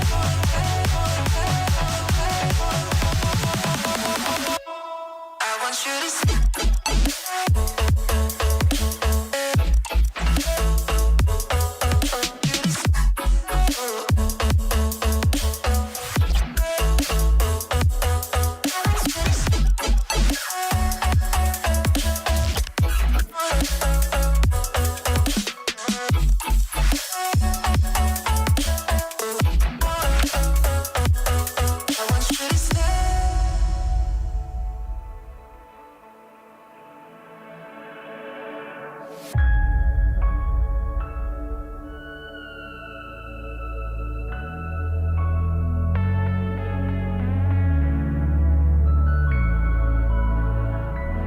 I want you to stay.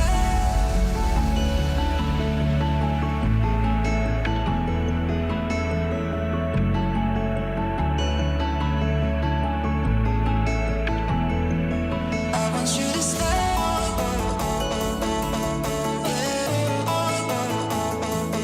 I want you to stay.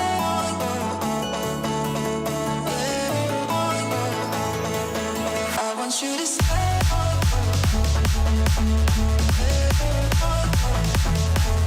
I want you to stay.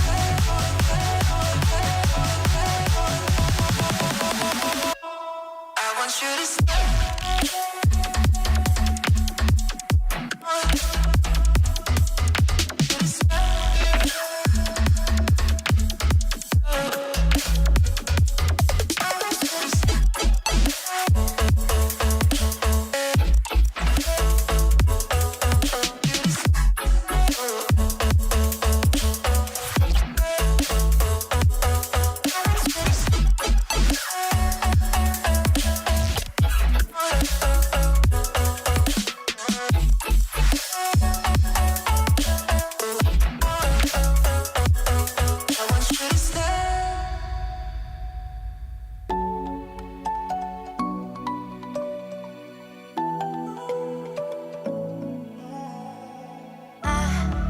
Try to let go of all of the nonsense that you put me through. I give it all to you. I do it all for you. Maybe this feeling's overdue. You're uninvited. You wanna hold me close, but I know what you up to. Yeah, yeah, yeah. Why are you hiding? Tell me, what must I do?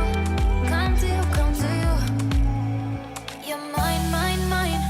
It's right, right, right. It's right, right, right, right now. Why are you hiding? Tell me, what must I do? Come to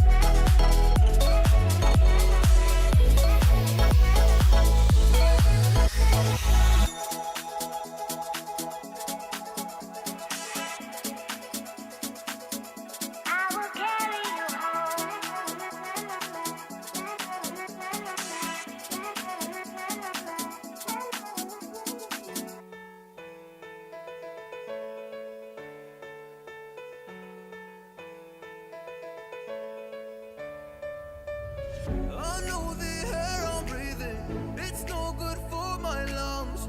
I do this every Well, folks, looks like we're just about good to go with the finals. Draw, polling, vote. It's all said and done.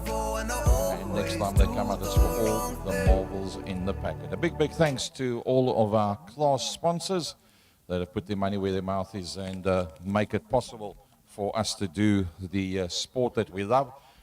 Funkit for the pink rods, the stock rods is Value Cars, 1660s VRT, hot rods LB Construction, heavy metals, Cape Concrete Floors, the V8s and AMSs, LG Towing, the V8 Sprints, Snap Change, and the 2.1 modifieds is Tigerberg Pool. So on online mense sê ons baie dankie folks where you do your grey 9 to 5 and Monday to Friday. Support those that support us in motorsport and support those people that make it possible for us to enjoy the sport that we love.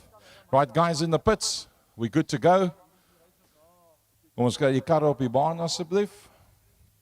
I do believe we'll be starting with the heavy metals. So if we get the heavy metals out on circuit, we can start with the finals.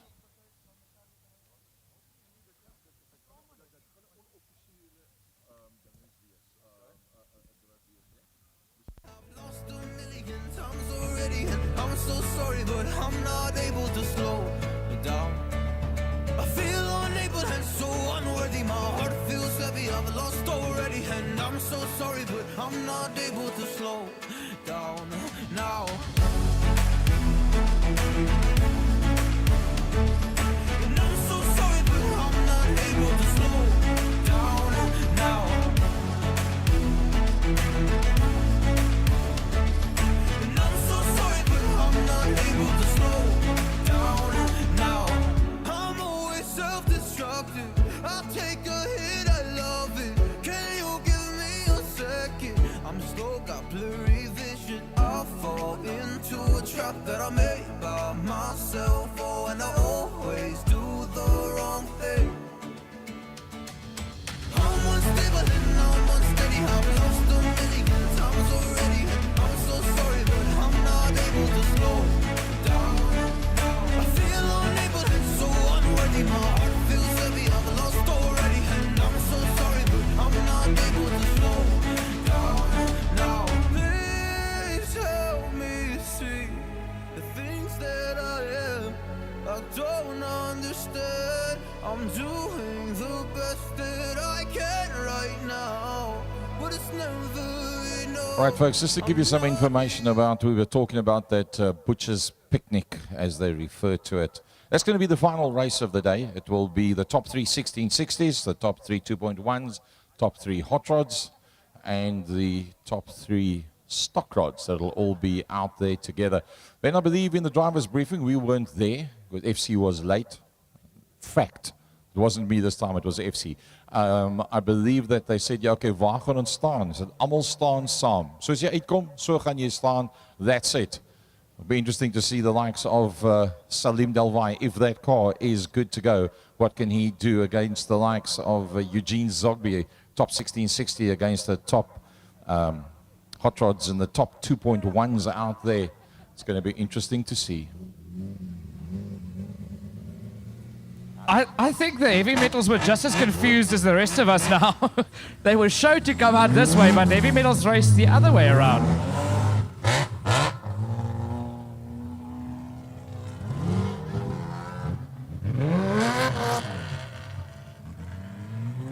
Well, FC, I did say that we can say anything we want to from here on out because both of us have had our one commentator's curse for the day. But could you ever imagine a class coming out in the wrong direction? Anything's possible in the West Coast. Believe you me. Can you believe? Beautiful weather, beautiful track. A big, big thanks to Jean and the guys with doing some amazing prep on this circus. And the highest points at the front, the lowest points at the back, that means that it'll be Drickus van Dijk that'll be on the front row of the grid. I would tend to think it should then be... Is it Rudy that's going to be up on the second row of the grid ahead of Duplessis? Then it'll be Jackie Swart on the outside of that. Wow, that's a turn up for the books that Duplessis finds himself on the second row and not on the front row of the grid.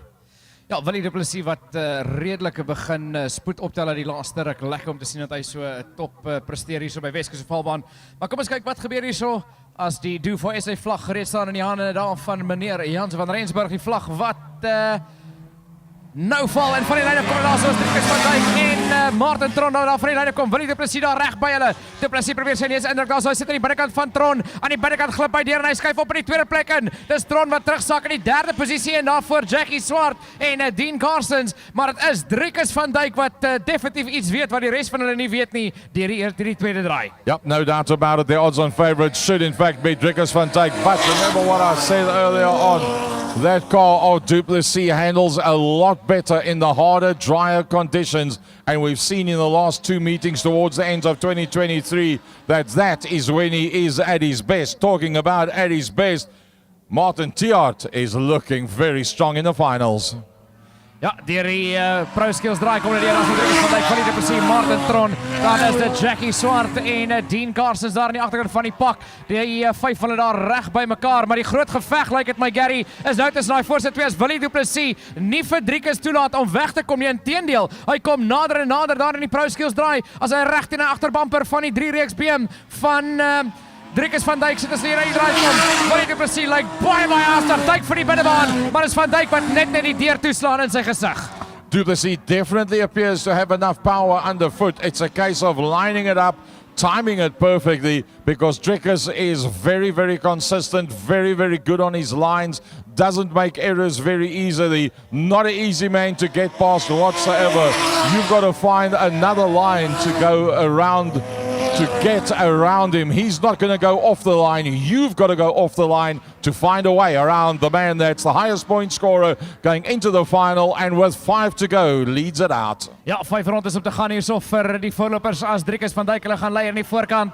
Hy begin nou sy 5de laaste ronde saam met Willie Du Plessis. Dan in niemandsland daar in die derde posisie is Martin Tron wat deur beweeg. Dan het Jackie Swart sy hande vol daar met die Ford Sierra van Dean Carstens. Carstens wat daar reg in die agterbumper van daai boksie BM sit as hulle in die kuipe draai in beweeg. Die twee van hulle word uitbeklei vir 4de en 5de, maar alle oë is nog vasgenaal daar in die twee man aan die voorkant as Willie Du Plessis nie vir Driekus van Dijk kans gee om weg te kom nie. Van Dijk wat nie 'n voet kan verkeerd sit nie, want Du Plessis is daar. Hy gaan weer Dijk na die binnekant toe, van Dijk by die deur weer te gaan toeslaan daar met Tron in die derde plek, Swart in die 4de posisie en in die 5de plek Carstens.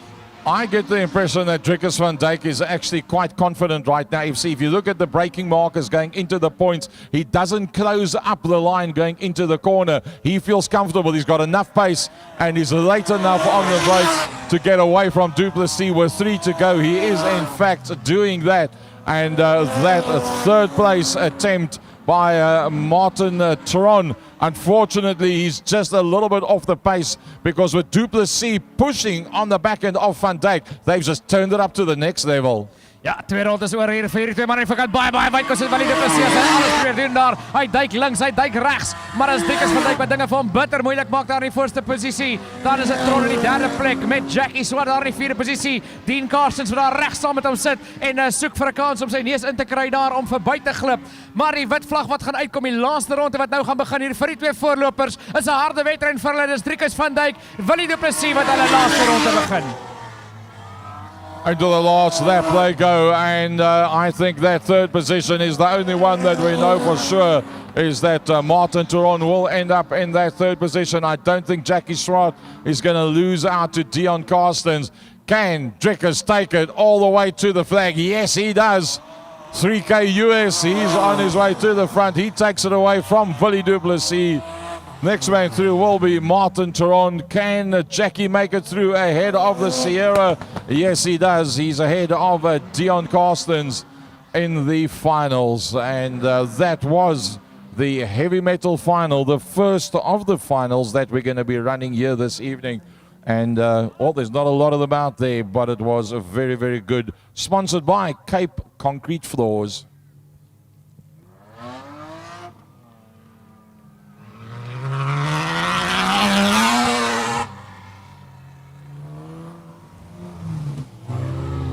As hy om die baan beweeg daar met sy gereite vlag. Hy weet wat hulle nie weet nie, dit is Driekus van Dijk. Gee hom 'n lekker aan 'n klap, Weskus Ovalbaan.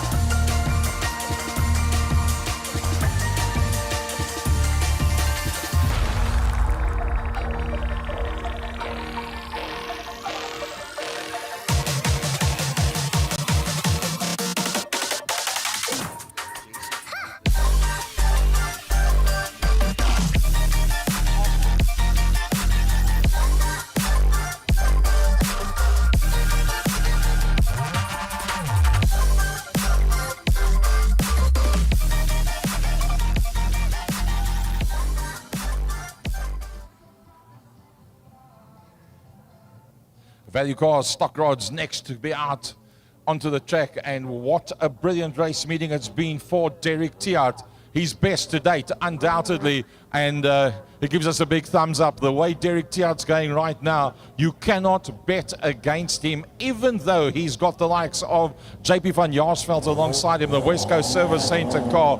He's got Pretorius in the 6th car behind him, and he's got the 16 of Gerard Louw in there as well. But right now, Derek Tiart is on a high. There's no doubt about it. He is uber confident. He's the highest point scorer. He's the man in pole position. And to beat a man that's that good and that confident right now, I tell you what, I take my hat off to the man that can beat him, barring unforeseen circumstances. I predict that this is going to be his first overall victory for an evening's racing.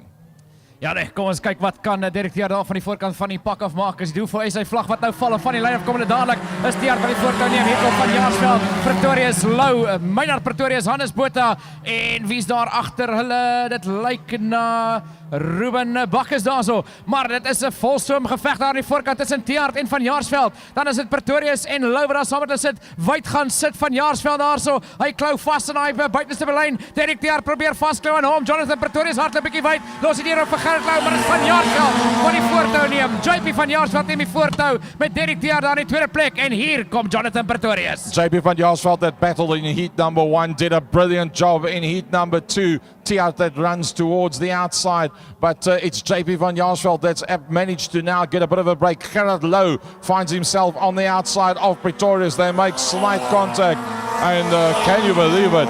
JP van Jaarsveld that's just got stronger and stronger towards the end of 2023 and now going into the last half of 2023-2024. He's come of age and he is now one of the top contenders in the class.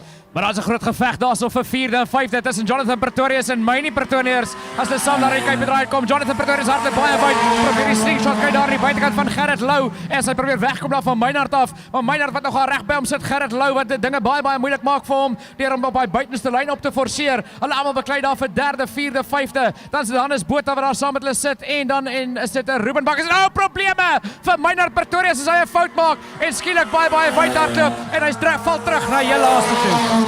Yeah, that takes Meinhard Pretorius out of it. He still remains head of the 144 of Ruben Bakkes, but it's all about Van Jaarsveld that's got himself away at the front end of the pack. Can Tiart hold out the rest of the pack being spearheaded with Gerard Louw, and right in there behind him is Pretorius with a 6 car running a very tight line is Jonathan Pretorius trying to use that tight inside line, but Gerard Louw looks like he wants to try and blitz that second position. Ja, is die geveg daar vir tweede posisie as JP van Jaarsveld weghardloop hier na aan die voorkant. Derek Tiart het sy hande vol daarso met Gerard Louw. Jonathan Pretorius wat baie dwars daar in die Cape draai kom. Gerard Louw wat nou baie druk begin toepas daar op Tiart.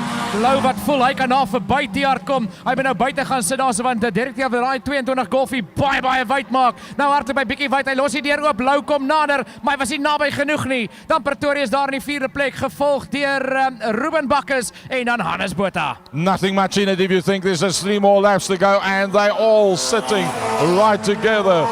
Even Ruben Bakkes has turned up the wick. Ruben Bakkes holds on. Oh, they make contact. Pretorius gets completely sideways. That takes him towards the outside line. They now side by side. Pretorius, unfortunately, losing out on that one. Let's go back to the battle at the front end of the field. Van Jaarsveld's under pressure and sideways goes at 22. Well, he almost had it. He went just a little bit too tight. Lost traction on the right-hand front. That was a hard last gasp effort with 1 to go by the man in the 22 on the back of JP van Jaarsveld. Ja, JP van Jaarsveld het 'n foutjie gemaak het en die hele pak wat tot by hom gekom het en ewe skielik kry hy weer daai blaaskans om weg te kom met daai fout van Tiart af. Nou het hy weer 'n lekker groot gat self as die wit vlag uitkom. Laaste ronde vir van Jaarsveld, vir Tiart, vir Louw, vir Ruben Bakkes, dan Jonathan Pretorius en Hannes Botha. Gary, laaste ronde vir hierdie groep stokrods. Well, I tell you what, Gerard Louw goes for the dive on the last corner. Can he stick it up on the inside? It's possible. There's smoke coming from the back of the 22.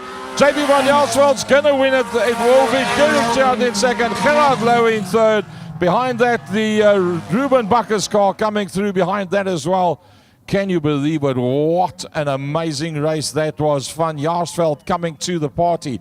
Now, Derek Tjaart was the highest point scorer going into that. Van Jaarsveld was the second highest point scorer, depending on what the difference was, depending on how they score the finals. Come to the after party, you'll see who comes out tops. Yeah, definitely. If you look at the mathematics, unofficially it would hand it to JP van Jaarsveld with 2 wins in his pocket, but who knows? That was a close race in the stock rods. Give him a big round of applause. JP van Jaarsveld, your winner in the finals for the Value Cars stock rods. That was good stuff. He's just getting better and better, is JP van Jaarsveld. And the West Coast Service Centre must be very, very proud to have their name on the side of that Mark II Golf.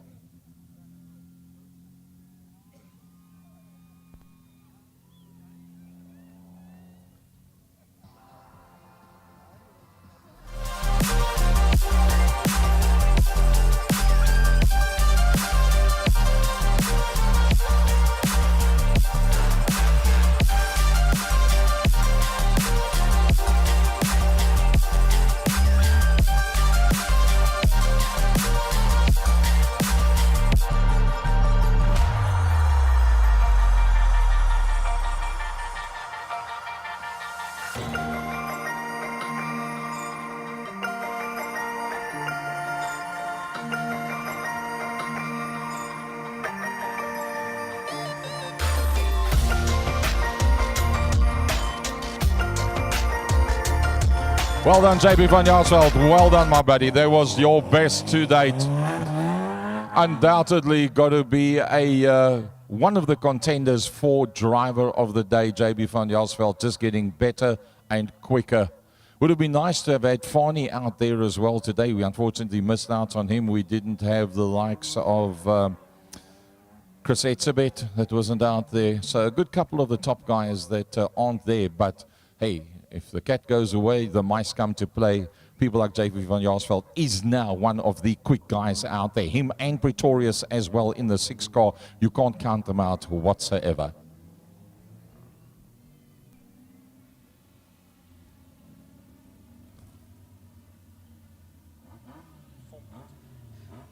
Die vonk het pickrods uit op die baan en dit is Trishka Lou wat die hoogste punte ingesamel het vanaand daar in nummer 25 Value Cars Golfie aan haar buitekant. Lyk my dat daai kar weer reg gekry. Roxy de Tooi wat daar aan haar buitekant sit. Ilana Pretorius wat wegspring daar in die derde wegspringplek met Chantal Terblanche. Lyk my nog steeds nie Amy Besuidnout se kar kon regkry nie. Uit dan vir die aand gewees daar vir haar. Nie wat sy gehoop het om te sien vanaand nie, maar dit laat ons nog met hierdie 4 vinnige dames uit op die baan. A little bit of excitement about Roxy going alongside Trish. I predict that if Roxy gets the whole shot, she will win it. But she is much quicker by herself than what she is in traffic. So Trishka, though, knows she has to get the whole shot if she wants to win this final. That's my personal opinion. Kom, ons kyk wat gebeur met hierdie dames hierso as die vlag gereed staan hier in die hande van Jean Verwy as hulle hierdie kuipe draai kom. Trishka Lou wat die pak heel stadig maak. Sy gaan hierdie dames laat werk om op pas te kom. Roxy wat dadelik begin of al reeds begin versnel. Die vlag wat nou val van die lyn kom daar. Trishka Lou wat 'n pragtige wegspring gehad het daar vir Roxy bietjie aan die slaap gevang daar met die wegspring. As sy dan moet inskryf daar in die tweede posisie in. Ilana Pretorius wat sit daar in die derde posisie. Na sy so goeie eerste tweede uitdaging gehad het daar. Sy val heel terug daar in die derde plek met Chantal Terblanche in die vierde posisie. Dames wat nou begin momentum opbou en spoed begin opbou hier om 'n Weskus Ovalbaan. Dis Lou van Roxy de Tooi en hier kom Ilana Pretorius. Ilana Pretorius in the game as well. Ilana Pretorius getting better and better every single race meeting. Ilana Pretorius, remember that name. She's going to be around for a long time still. Now, if Ilana and Roxy go one-on-one, that is what's going to make it easier for Trish to start at the front and end at the front. And it's looking good for Trishka though right now. Ja, Trishka Lou wat lekker in 'n goeie posisie sit daar so. Roxy de Tooi wat sy vir 'n oomblik teruggeval het daar in die kloue van Ilana Pretorius in, maar nou het sy weggebreek en nou sit sy daar reg op die agterbamper van Trishka Lou. Ons weet Roxy was in die eerste einde nie bang om na die binnekant toe te duik en verby te probeer kom nie. In die tweede einde het sy gewys wat sy kan doen aan die buitekant deur. Wat gaan sy probeer doen in hierdie wedren as sy daar agter Trishka Lou sit? Lou gaan daai maak een golfie van haar baie wyd moet maak en sy gaan nie 'n fout kan maak nie, want reg by haar sit de Tooi en dan Ilana Pretorius wat ook nog daar wag vir 'n fout van enige van daai twee af. Yep, Roxy's right in there, but don't count out Ilana Pretorius. If Roxy goes for the move and it doesn't work and they tangle in any format, Ilana Pretorius could still win this race with 6 to go. Gary, somebody's starting to sound very, very rough there. I think that might be Roxy de Toey's car. Someone's sounding very rough. Yeah, Roxy de Toey's car sounding very, very rough, but she's not giving up. Ilana Pretorius has got her nose up on the inside, but Roxy says, I'll ride this thing until the pistons climb out the bonnet. You're not going to overtake me, but Pretorius goes for it. She dives up on the inside. Pretorius feels like she's got a good chance. She sticks to that inside line. De Toey closes. There's contact. There's contact between the two of them, and Pretorius gets put in a spin.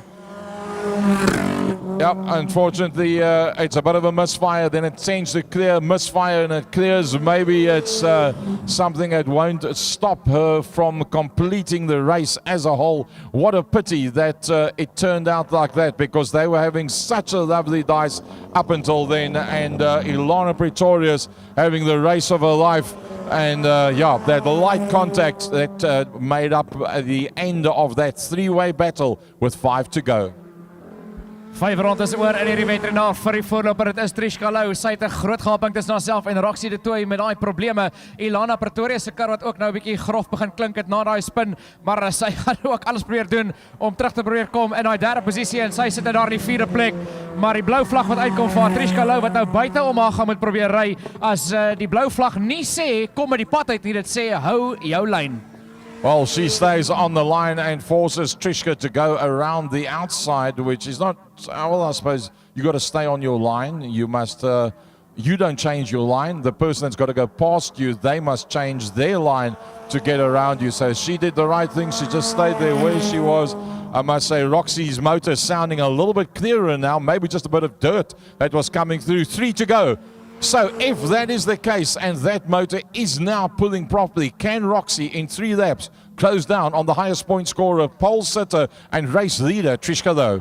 Ja, Trishka Lou wat lei in die voorkant in die nummer 25 Value Cars Golf in die tweede plek. Die 33 Sean's Racing Golf daar van Roxy de Toey. Dan is dit Chantel ter Blanche wat haarself nou in die derde posisie bevind daar in die nummer 16 kar, en dan is dit die nummer 19 daar van Ilana Pretorius wat nou heel agter is. Maar Gary, die wit vlag wat gaan uitkom vir Trishka Lou wat nou dat die Cape draai kom, sy gaan nou haar laaste ronde begin. Yep, I think she's done it all right. She's done a brilliant job. I think she'll be a very popular winner out of this one. Trishka Lou always there, always smiling, always in the pack, and doing the best that she possibly can. Every single event out there, she never ever gives up. Through the, even the last lap, the last corner makes no difference. Trishka Lou, a championship drive by her this evening. She takes away the checkered flag. Roxy will come through in that second position. Third will then in fact go to Chantal de Blanche. And then 1 lap down, the recovering Ilana Pretorius, I think, was very unlucky, but she can still be very happy with her overall experiences for this evening. Ja, nee, definitief wonderlike wedren geweest vir al die dames. Trishka Lou wat genoeg gedoen het as sy deur die Cape draai kom. Gee haar lekker hande klap. Julle wenner in die finaal. Dit was nie maklik geweest nie. Hier was 'n vinnige dames in die klas geweest vanaand. Pragtige wedren, pragtige byeenkoms vir die nummer 25 Value Cars Golf hier van Trishka Lou. Value Cars Vredenburg will be super duper tough to that one. They'll be quite happy to have their name on the side of that motor car when they wake up tomorrow morning.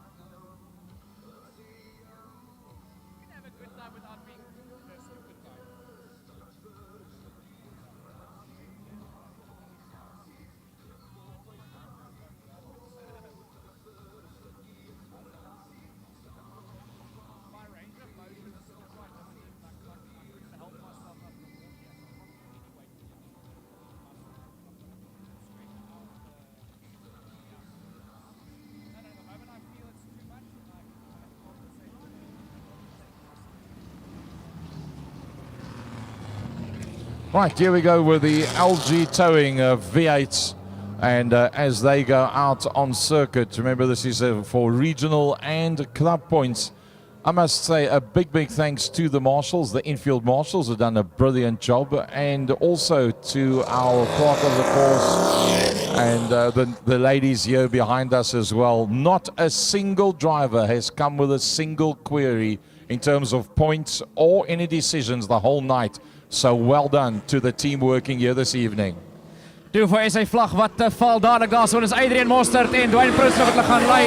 En wie gaan dit eerste wees? Dit is Prinsloo wat hulle lei daar in die Kuipe draai in, maar Adrian Mostert is daar reg by hom. Prinsloo het geweet hy kan daar verbykom as hy 'n kans wil staan daar, want Mostert wat dit baie moeilik maak om verby te kom. Hy sit daar in die tweede plek met Rudy Viljoen in die derde posisie. Dan kontak tussen Viljoen en Adrian Mostert word in die ronde getol daar deur Rudy Viljoen en die geel vlag gaan uitkom. Sure. That was a bit vicious. A little bit. Yeah, that was a bit pushy. Excuse the pun. A bietjie onnodig. Yeah, that was quite surprising. I haven't seen any niggle between these two drivers at all, but I mean that was a serious drive-through attempt.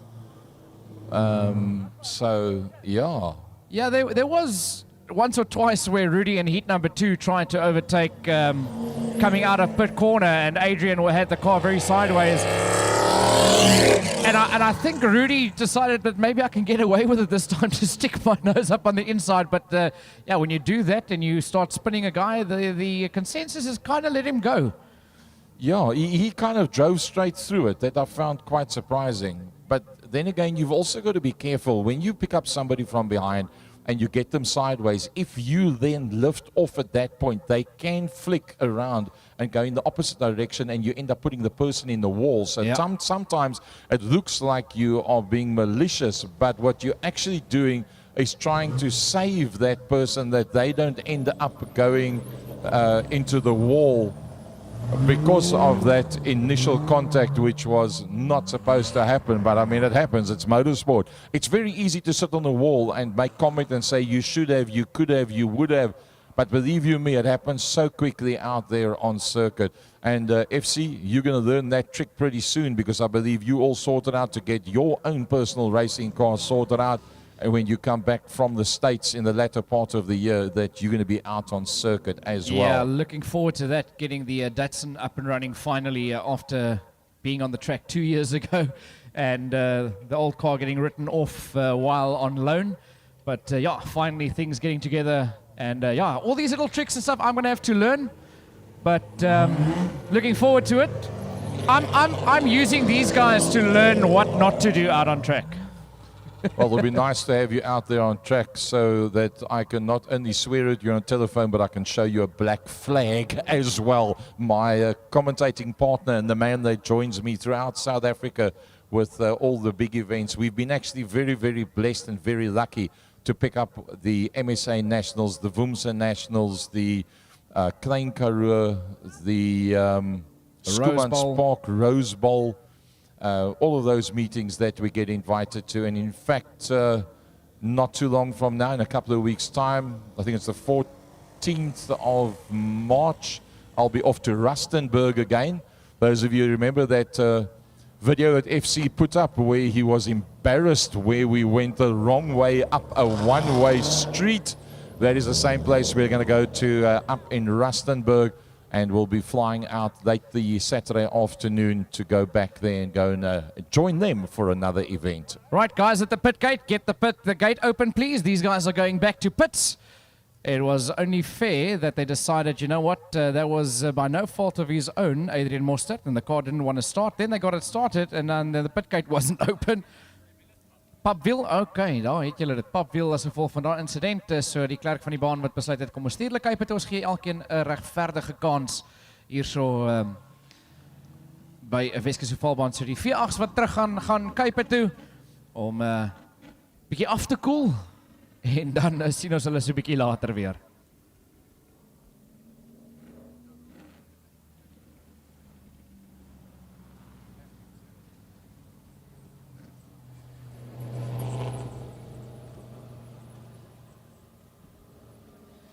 Yeah, clarification here from one of the officials. The rules clearly states, normally repair time isn't given, but the officials have the right to send them back to the pits if it is a first lap incident. And that was a first lap, second corner incident that got Adrian that flat wheels. So that's why they get sent back to the pits.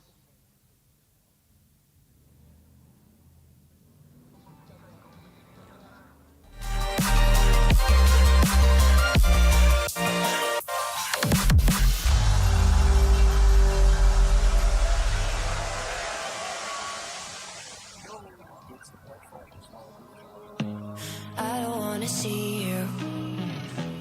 I don't wanna hear you tonight. I don't wanna fight you.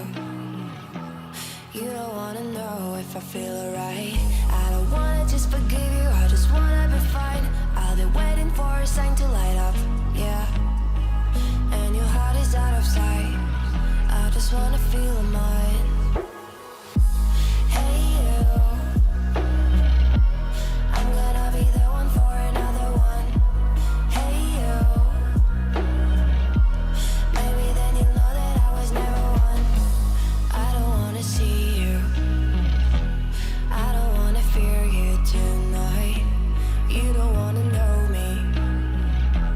You just wanna make sure you're right. Well, folks, just remember, next week, Saturday, we will be going down to Killarney International Raceway for the first round of racing. It's not the Power Series. It is all the olden days cars that's going to be out there.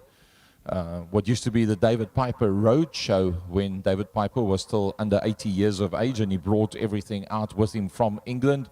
And that will be the very first event. That will be on the 3rd. And then later on in the month, I think it's the 24th, if I remember correctly, at Killarney International Raceway, we'll be going into round number 1 of the Power Series 2024.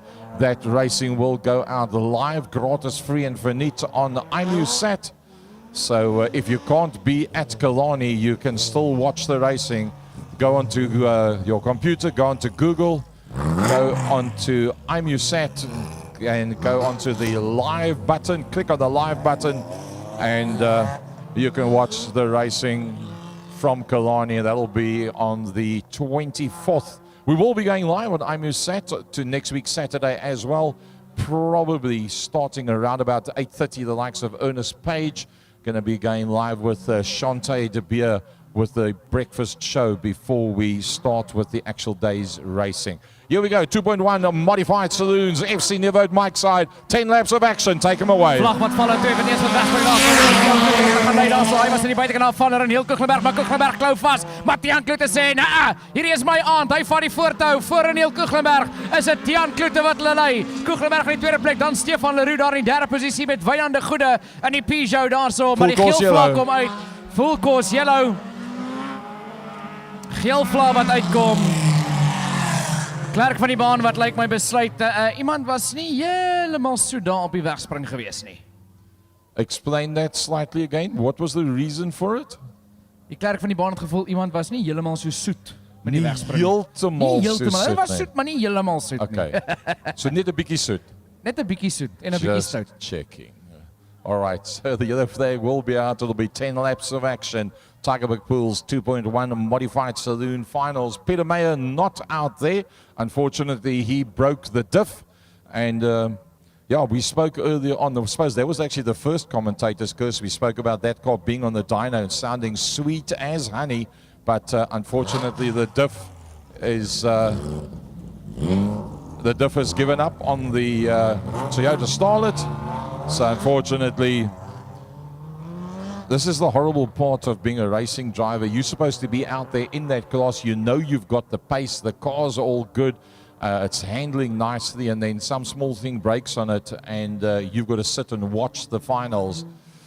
So, yeah, not a nice final for Peter Meyer, but let's see how it's going to work out for Kuchlenberg versus Kloete. 10 laps of action. Ons probeer weer en dadelijk van die lijn kom daar is keer Kuchlenberg bietjie voor daar met Kloete wat nou moet terugsak daar in die tweede posisie en voor Stefan Leroux. Raniel Kuchlenberg met 'n baie beter wegspring gekry het hierdie keer. Hy sit daar voor Tiaan Kloete. Leroux in die derde plek en Wynand de Goede wat vasklou daar in die vierde posisie. Maar as Raniel eers daai voortou neem, deur die gat gaan hy hardloop fight. Dit los die deur oop vir Tiaan Kloete. Kloete wat hier kom aan die binnekant en sy aan sy en Tiaan Kloete wat daar voor Raniel inskuif. Hierdie ene gaan 'n groot geveg wees tussen Kuchlenberg en Tiaan Kloete. It's game on. It's 10 laps of action that they're going to be having. And I don't believe that fight is over yet.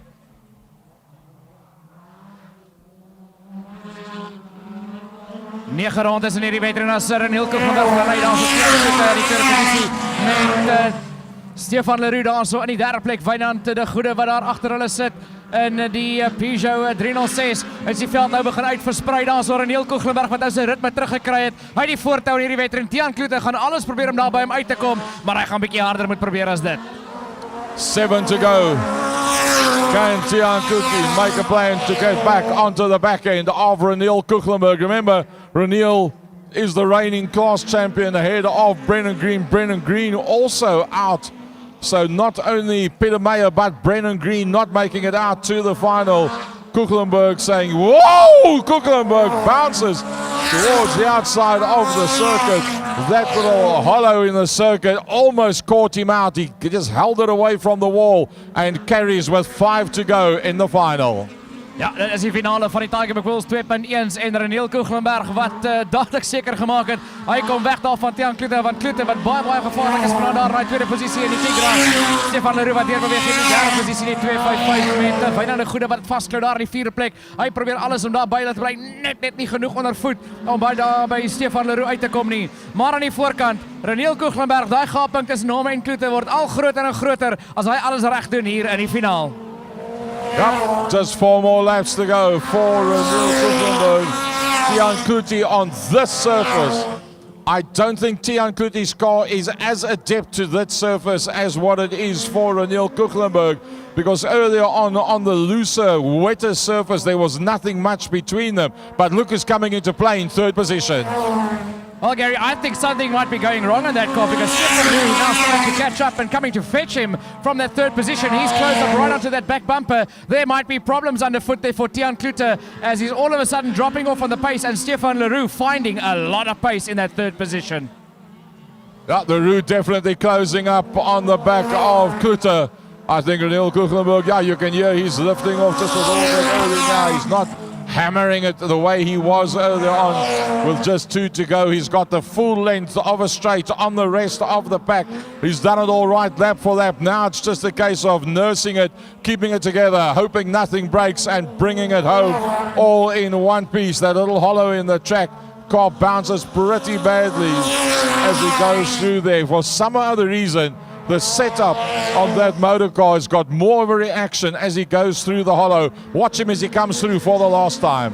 Ja, die kuipendraai kom hy vir die laaste keer. Dit is Raniel Kuchlenberg in die 63. Pick-up by Ford Fiesta. Hy kom aan die geruite vlag daar in die eerste plek. In die tweede posisie gaan hy die 25 Tigra wees van Tiaan Kloete wat deurkom met Stefan Leroux daar in die derde posisie en Wynand de Goede wat deurkom in die Pitstop Automotive Peugeot in die vierde plek. That's one thing, Gary, that man coming through pit corner now, your race winner in the final. He always seems to have a bit of a slow start in heat number 1. Then by the end of heat 1, he makes it to the front there and starts pressuring the guys. Heat number 2, he's always there. And then the final, he's just always uncatchable. Give him a big round of applause. Your race winner in the finals in the 2.1s, Raniel Kuchlenberg.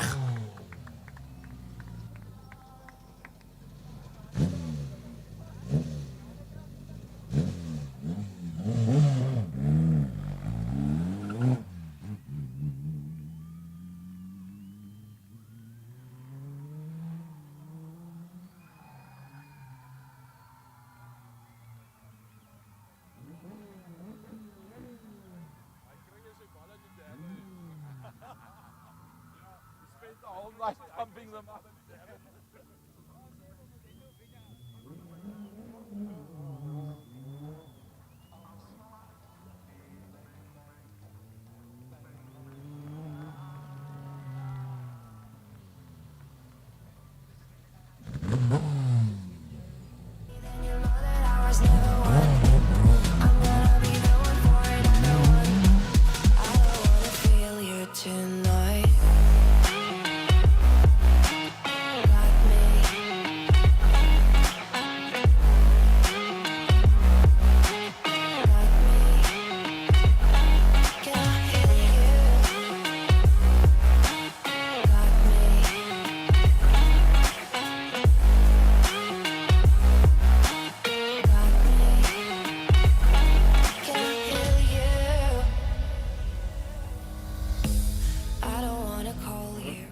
All right, folks, prepare yourself for outright war, because that's what you're going to have now. Quinton Venter, the highest scorer, ahead of Wilhelm Meyer. That's the two front rows, the two cars on the front row and the second row. On the outside of that, Smiley, Skalk van der Westhuizen, and the man that's busy having his best race meeting of his race career, Marino, in the 840. I tell you what, Marino van Skalkwyk has been driving out of his skin. Let's hope we can get Wilhelm Meyer going. Delvaux will come up behind him and give him a push just to get him going off the line. Trying to make sure he doesn't break off the front bumper. So they'll just give them a chance to catch up with the back end of the pack. Oops, doesn't sound like Salim Delvaux's car. Still not sounding 100% clear. That will take him completely out of the picture, because the pace at the front end of the 1660s is just so vicious and violent that if you've got any shortages on your motor car going into the final, you don't stand a chance. The likes of Skalk van der Westhuizen and Quinton Venter on the front row of the grid, with Marino van Skalkwyk and Wilhelm Meyer on the second row. That is going to be blinding quick. Those four will probably bedeck the front three at the end of this race. To predict who, where, how and what, virtually impossible. Ja, jy gaan 'n baie brawe man moet wees om te probeer raai wie gaan hier so wegstap met die wen. Quinton Venter blitsig vinnig daar so Skalk van der Westhuizen aan sy buitekant, ook 'n man om dop te hou. Dan is dit Wilhelm Meyer, Marino van Skalkwyk, Jonathan Pretorius, almal van hulle in daar so, sien vir Enrico Bezuidenhout en almal van hulle uit daar. Wie gaan dit wees as die vlag nou gaan vallen van die lyn af? Kom daar so Wilhelm Meyer lekker weg met Quinton Venter, Skalk van der Westhuizen, almal van hulle in daar. Ligte kontak tussen Venter en van der Westhuizen, maar van der Westhuizen gaan sit aan die buitekant. Hy neem die voortou in die uitgang van die draai, maar Venter het die korter pad uit. Maar kyk vir van der Westhuizen as hy die voortou neem. Quinton Venter wat nog vaskou aan die binnekant daar. Hy bring saam met hom vir Meyer en dan Marino van Skalkwyk, en hier kom Enrico Bezuidenhout. Yeah, Bezuidenhout's right in there as well. He had a very good third heat, and we've lost out on Wilhelm Meyer. Wilhelm Meyer takes it off onto the infield. So it's all about Skalk van der Westhuizen and Quinton Venter. Marino is the next man that's in there, and Enrico Bezuidenhout.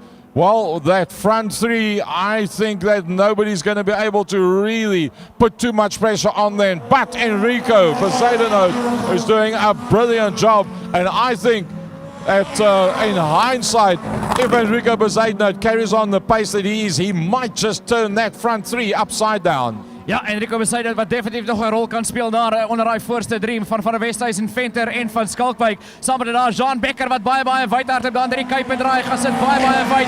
Hou gelukkig weg van die muur af. Dan is dit Wynand Miller wat deur beweeg hier in nommer 4. Hy sit daar voor Edgar Hockley en Salim Delvaux met daai baie grove golfie. En ewe skielik, dit klink asof die golfie wil bykom van Delvaux en ewe skielik kom hy growwigheid weer terug. Yep, and then it just all falls apart. The man that has not had a good night so far is Wynand Miller. Wynand Miller, the man that ended up tops at the end of last season, somehow just not been on the pace tonight at all. The sister car is doing a whole lot better. It's Van der Westhuizen at his best. The man from Pro Skills, Skalk Van der Westhuizen. His wife owns Pro Skills. She's his biggest sponsor and fan and supporter. And Marino van Skalkwyk's got a flat left-hand front. Van Skalkwyk is out of it. That left-hand front has gone flat. Ja, hy lekker voorbeeld daar van Marino van Skalkwyk. Oh, Jean Becker wat heel dwars gaan sit daar in die Pro Skills draai ook as hy terugsak daar. Maar alle oë nou hier op die voorste drie manne. Dit is Skalk van der Westhuizen wat hulle lei. Venter wat terugsak daar so. Hy begin terugval daar in die kloue van Enrico Bezuidenhout. Bezuidenhout kan dinge nog lelik te mekaar krap hier as Marino van Skalkwyk nou van die baan aftrek daar. Dan is Jean Becker wat gaan deurkom hier, gevolg deur Edgar Hockley, Wynand Miller en Salim Delvaux. As die veld nou versprei is met 4 rondes oor in hierdie wedren, Gary, vir Skalk van der Westhuizen, Quinton Venter en Enrico Bezuidenhout. Somebody that's going very well in this race and really driving hard, and we haven't noticed him, is Edgar Hockley in the little 1200 Datsun. He's doing a lovely job. As it looks like we were lost out on, is that Wynand? Yeah, Wynand Miller takes it off onto the infield.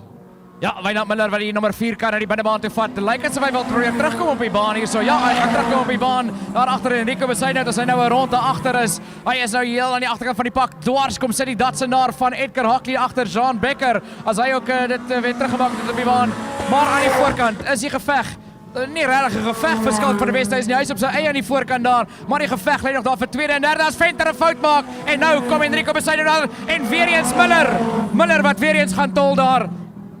As die wit vlag binnekort gaan uitkom hier in die 1660s. Yep, it's right on the last. The next thing will be the checkered flag that will come out.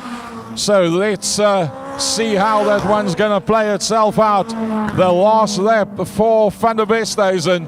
And he works his way around. He's opened up a bit of a gap on the rest of the pack. And everybody is going to get the white flag just one more time. And then the next man coming around will in fact be Van der Westhuizen.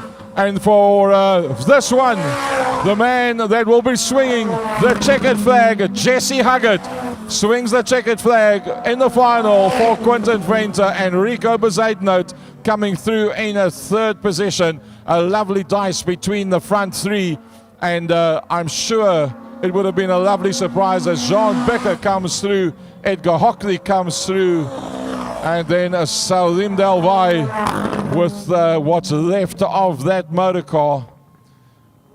What an honor that must have been for that man as he came around. I hope he realized that who was actually behind the checkered flag for him. Helemaal lekker aan 'n klap vanaand, pragtige ry en 'n klas van sy eie in die finaal gewees. Die nommer 7 Pro Skills Development Golfie van Skalk van der Westhuizen.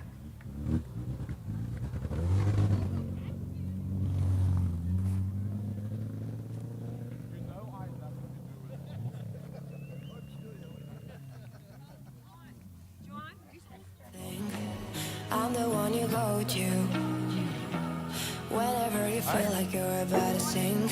I don't wanna just forget you, but I wanna be fine. I'll be waiting for a sign to light up, yeah. And your heart is out of sight. I just wanna feel mine. Hey you,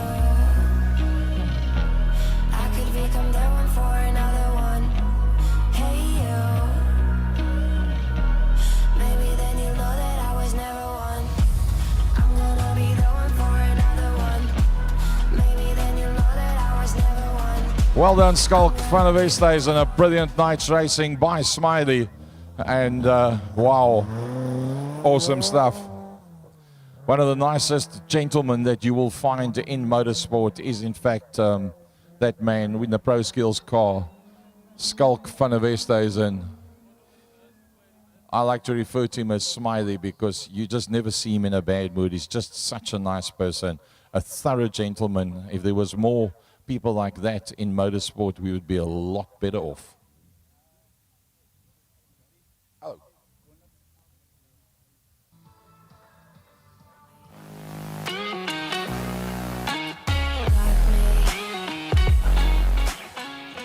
Aandag almal in die Kuipe area.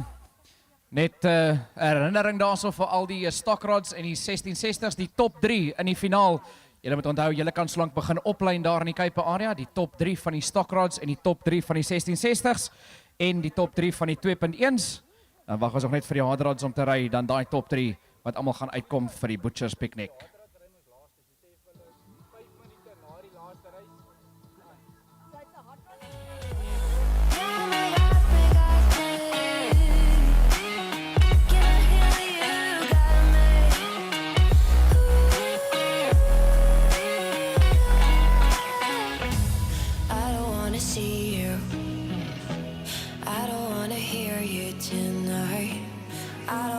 Fight you. You don't wanna know if I feel alright.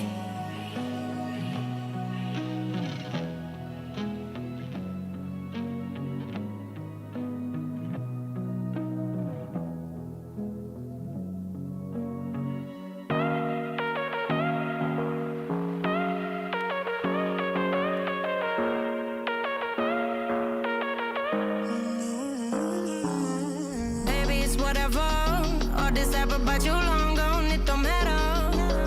Ride or die,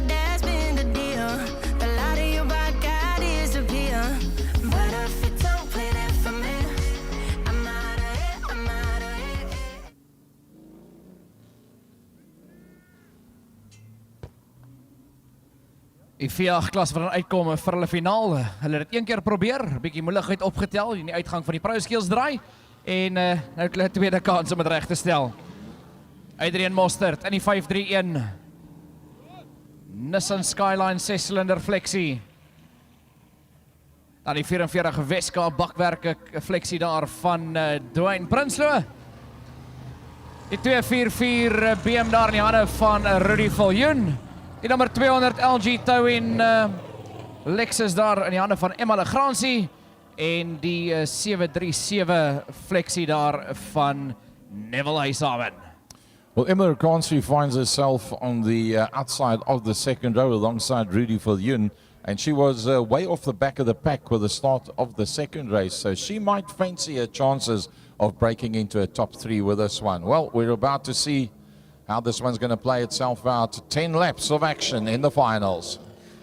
Deel voor is hy vlag wat val daar vir die V8 klas en Dwayne Prinsloo wat weer eens hastig daar wegspring. Hy neem dadelik die voortou. Adrian Mostert daar probeer op hom sit. Hy skuif daar voor Rudy Viljoen en Viljoen wat gingerly inskuif daar in die derde posisie en agter Mostert. Dan sit Legrandsie en Huishaven is in die agterste pylvak afbeweeg. Prinsloo, Mostert, hier kom Viljoen, Legrandsie en Huishaven. Well, Prinsloo's night didn't start that great, but it's ending fantastically. A win in the second race and now man that's leading out in the finals as well. The new kid on the block, Neville Huishaven in the 737, the ex-Village Auto Devet car. If that is the first race he's ever raced and the first time he's raced that car, he has done very, very well and acquitted himself very well. Rond as het begin aftel hier so in die V8 klas is Adrian Mostert en daar reg agter Prinsloo wat nie nou so ver weghardloop soos in die tweede uide nie. Hy sit daar in die eerste posisie, het 'n asemhalingskansie tussen homself en Mostert, maar Mostert wat baie nader is in hierdie uide. Nou kom hy laat op die brieke. Hy hardloop baie wyd, gaan sit dwars staan die uitgang van die prouskieelsdraai, maar hy's reg by Prinsloo. Prinsloo gaan 'n bietjie opdraande kry hier in hierdie wedren as Mostert homself terdege en hy kyk in die binnekant en nou die water in. Wow, Adrian Mostert wat baie waaghalsig was om daar drie damp te probeer duik om daar verby Prinsloo te kom, maar Prinsloo wat nog 'n dag oorleef daar in die voorkant. Adrian Mostert every now and again seems to go for these massive dives into the corner. Out of the blue, he just goes flying in. And I don't know, it's almost like he misses the brake pedal, but he's actually quick enough to close up onto the back of it, Dwayne Prinsloo, with 5 laps to go. It's not done and dusted. I think they might still have a, whoa, as I said, late on the brakes. Ja, het is wonderlik om te sien hoe Adrian Mostert meer en meer gemaklik raak in hierdie kar en nou begin 'n kompetisie rand daar vir Prinsloo as hy daar sit in die tweede posisie. Prinsloo wat genoeg doen op hierdie stadium as die verdedigende klapkampioen. Hy sit daar aan die voorkant voor Mostert. Dan Rudy Viljoen geniet homself daar in die derde posisie met Legrandsie vierde en Neville Huishaven wat sit daar in die 5de plek. Maar gaan Adrian Mostert nog iets probeer doen na so in die 4 rondes wat oor is in hierdie wedren? Hy het nog kans om vir Prinsloo te probeer haal en weer een van daai bewegings te probeer maak om die binnekant deur te kom. Yeah, Mostert's actually picked up a bit of a misfire on that car of Mostert. Every now and again, it starts to pop and splatter a little bit. Then it clears again, similar to what we've seen with Salim Delvai. But master of the late braking, his name's Adrian Mostert. Adrian Mostert weer is baie haastig en hy kry nou weer die gevoel. Nou gaan sit aan die binnekant. In die agterkant en gaan Mostert en hy tol homself daarso. Adrian Mostert wat homself terdege geniet daarso en 'n groot beweging probeer maak hier in die finaal. Nou sak hy weer heel terug. Prinsloo weet. Hier's moeilikheid as Mostert nader gaan kom. Daar 2 rondes oor in hierdie wedren vir Prinsloo. Adrian Mostert, Rudy Viljoen, Emma Legrandsie en dan vir Neville Huishaven. Well, I tell you what, Mostert going into the corners is like a man on fire. Sometimes he just dives it in so hard. He's obviously confident under the brakes, very quick on the entry to the corner. He just managed to get to Dwayne Prinsloo at the long time. Is this the man that's going to maybe still win out in the final? As they go for the last time up the back main, I think Dwayne Prinsloo has done enough to win it all. Laaste draai tussen die twee van hulle daar soos agter Neville Huishaven sit. Laaste draai wat hulle moet uitgaan hier so die geryte vlag wat gaan wag. Die vlag. Geryte vlag wat nou val. John verwy heeltemal aan die slaap hierso. Hierdie wedren is verby, maar Prinsloo en Mostert weet dit nie. Hulle weet dit nie. Die reis is verby. Die wedren is verby. Die wedren is verby. Down, boy, down. He was so excited. He never even realized it was all over bar the shouting. What a spirited drive. If there's a trophy for spirited drive, it's got to go to Adrian Mostert. I think Jean Verwijs gonna owe two persons a bottle of brandy here for that mistake. Eerste en tweede kom oor die lyn, die wedren is klaar, maar kry die geruite vlag. Die derde plek man kry die geruite vlag. Knap gedaan, Dwayne Prinsloo wat wegstap met die wen daarso in die 44 Weskaap bakwerke kar. Sy hande vol gehad hier in die finaal, maar gee hom 'n lekker hande klap. Pragtige ry, Dwayne Prinsloo. Yep, the dancer, Dwayne Prinsloo, Weskaap bakwerke sponsorship on that motorcar. Multiple V8 champion.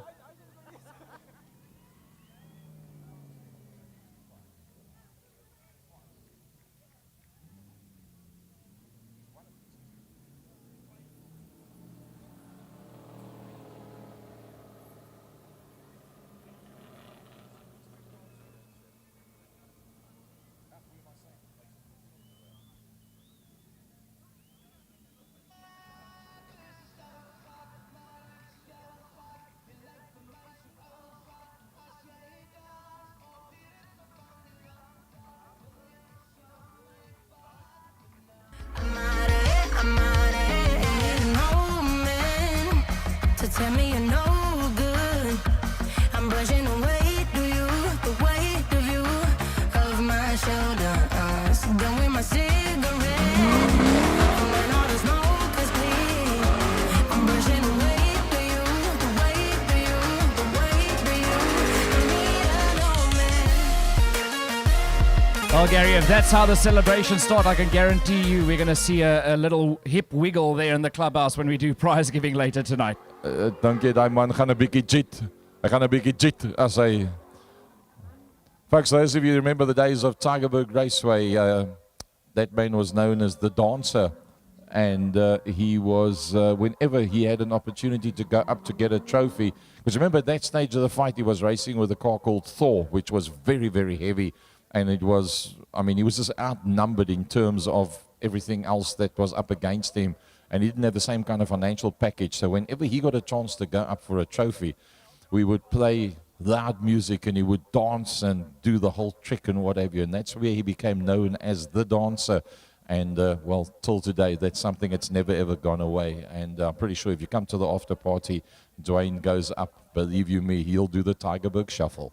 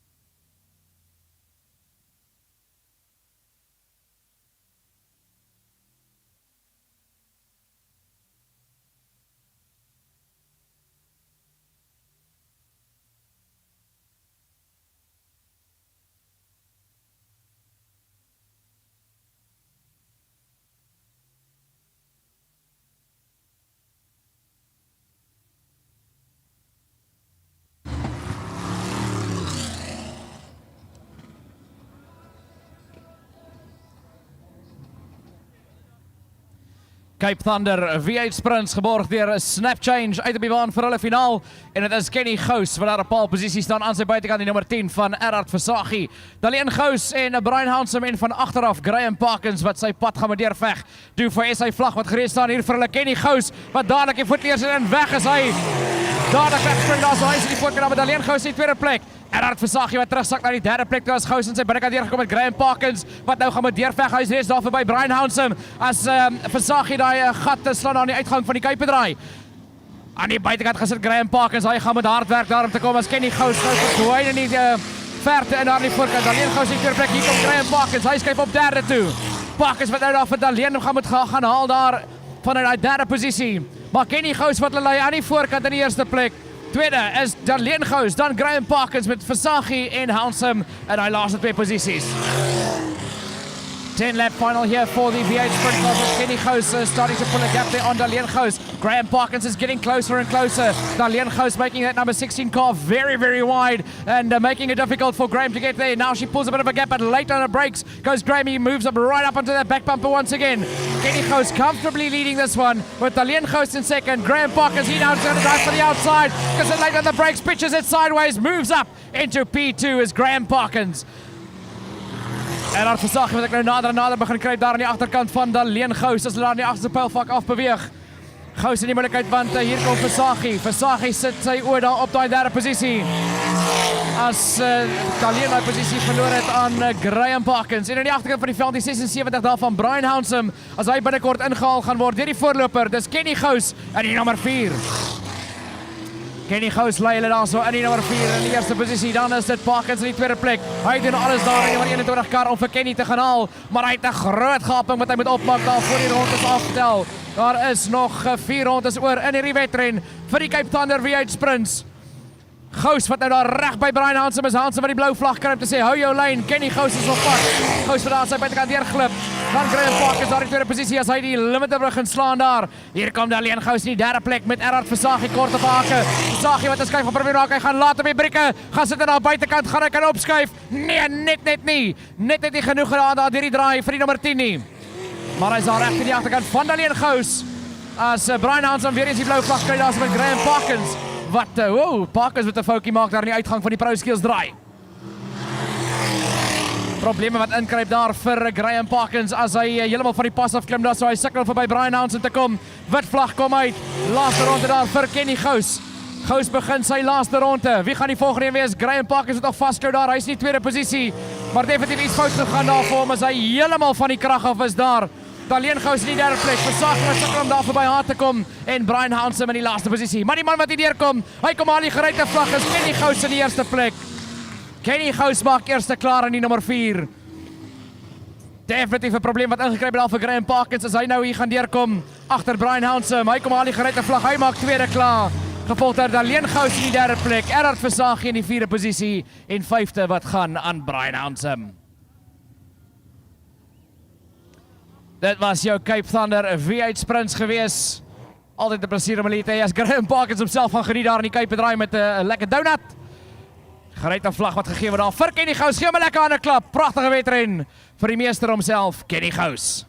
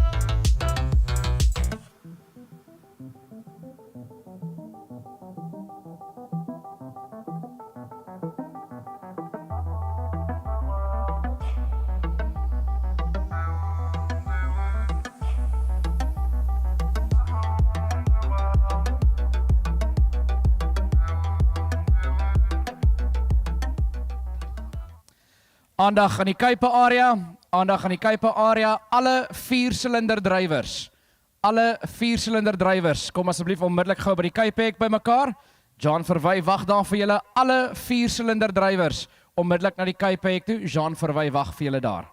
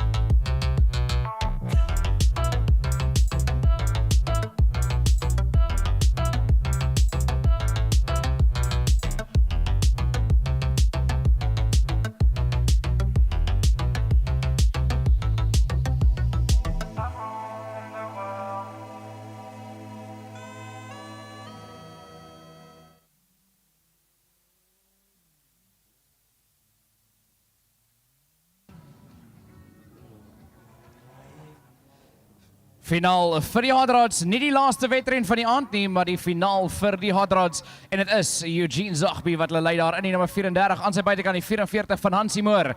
Dan die 25 daar van Tiaan Kloete, aan sy buitekant Rian van Niekerk, gevolg deur CJ Mostert en Nikki Koeglenberg. 6 van hulle uit op die baan daar, so 10 rondes in die finaal. Do for SA vlag staan gereed. En nee boys. Wow! Harde impak daar so, almal wat op die krag klim daar, maar die vlag het nie geval nie. En Tiaan Kloete wat ewe skielik uitskiet na die muur toe, en dit is die einde van sy aand met daai kar. Harde impak met die muur daar vir Tiaan Kloete. Rooi vlag wat gaan uitkom. En die span wat weer tot stilstand gaan gebring word hier op die wegspringlyn.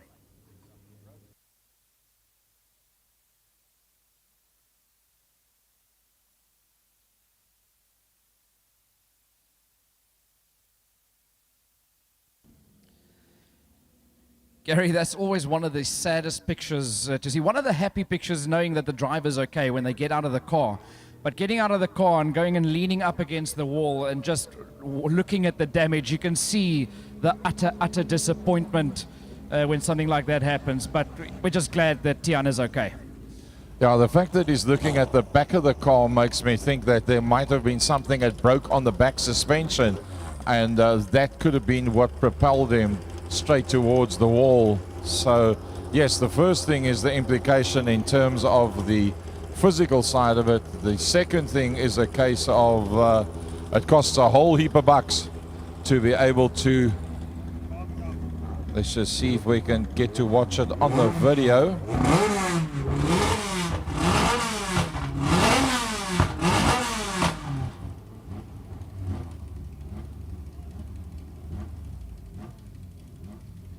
Yeah, no, we just watched a replay now. Promax Light and Sound giving us a replay, and it definitely looked like something went wrong. I've got a funny feeling that something might have gone on the diff of that motor car, and that could have created that situation.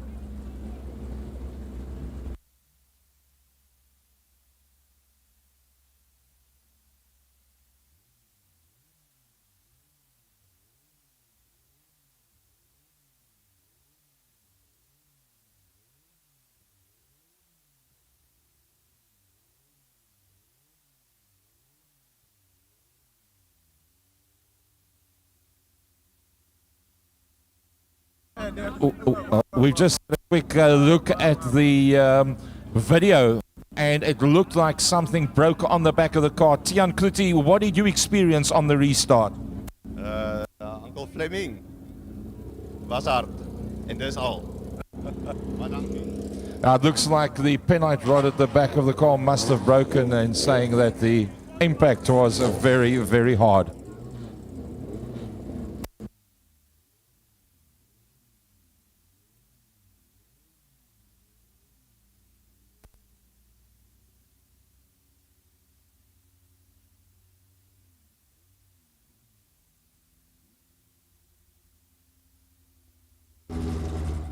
So we now have an opportunity to watch two of the quickest, Hansie Moore and Eugene Zogby, going one-on-one. CJ Mostert, second row on the inside, just getting better and better every single race meeting. And then Rian in the 500. The Rian's Pit Stop Automotive Tigra on the second row on the outside. And then we've got Nicky Kuchlenberg in the 62 car. You can see there's a bit of damage on the right-hand front corner. Let's hope that one's going to be handling good and easy for him. And we've got Nicky Kuchlenberg will be coming off the back end of the pack. Tian Kuti's car, lots of damage to the left-hand front. And the penite rod that's broken on the back. So multiple damage there.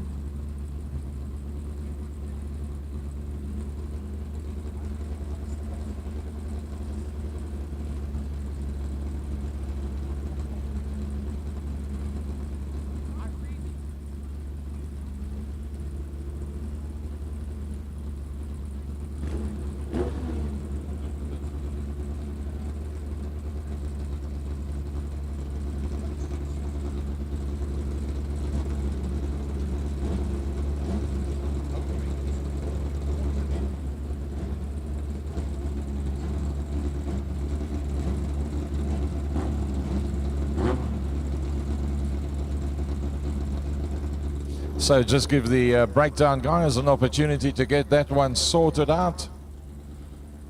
A little bit of mist coming in, FC. Do you think we might have a bit of a misty one going back through to Cape Town later on? It's quite possible.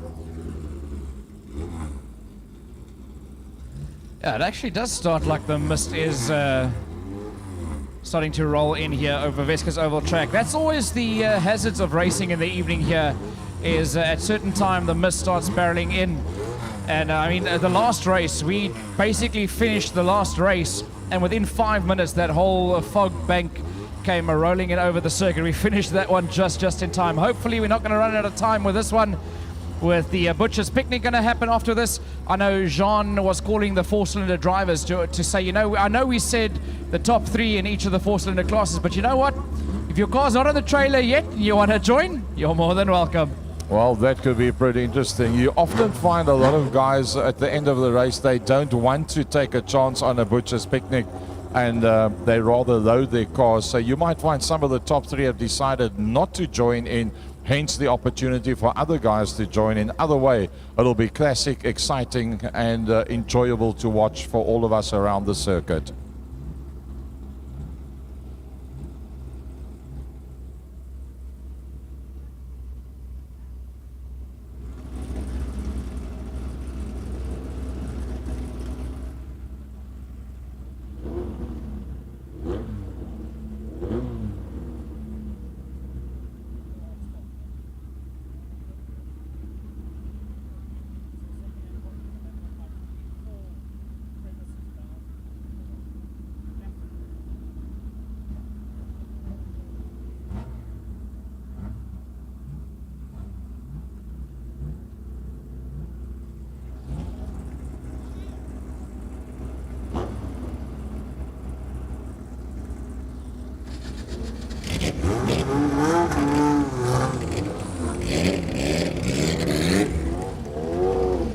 Groot skade daar vir Tian Kloete. Jammer te om daai kar die baan so te sien verlaat. Maar dit los ons met 5 van hulle oor in die finaal. Eugene Zogby in die Cape Diesel Petroleum Wholesalers 34 Corsa aan sy buitekant die 44 Springbok Motor Rewinds en Mountain Brewing Company Corsa. CJ Mostert in die Mach 1 Renault Clio met Rian van die Kerk in die Tigra en Nicky Kuchlenberg in die Ford Fiesta aan die agterkant.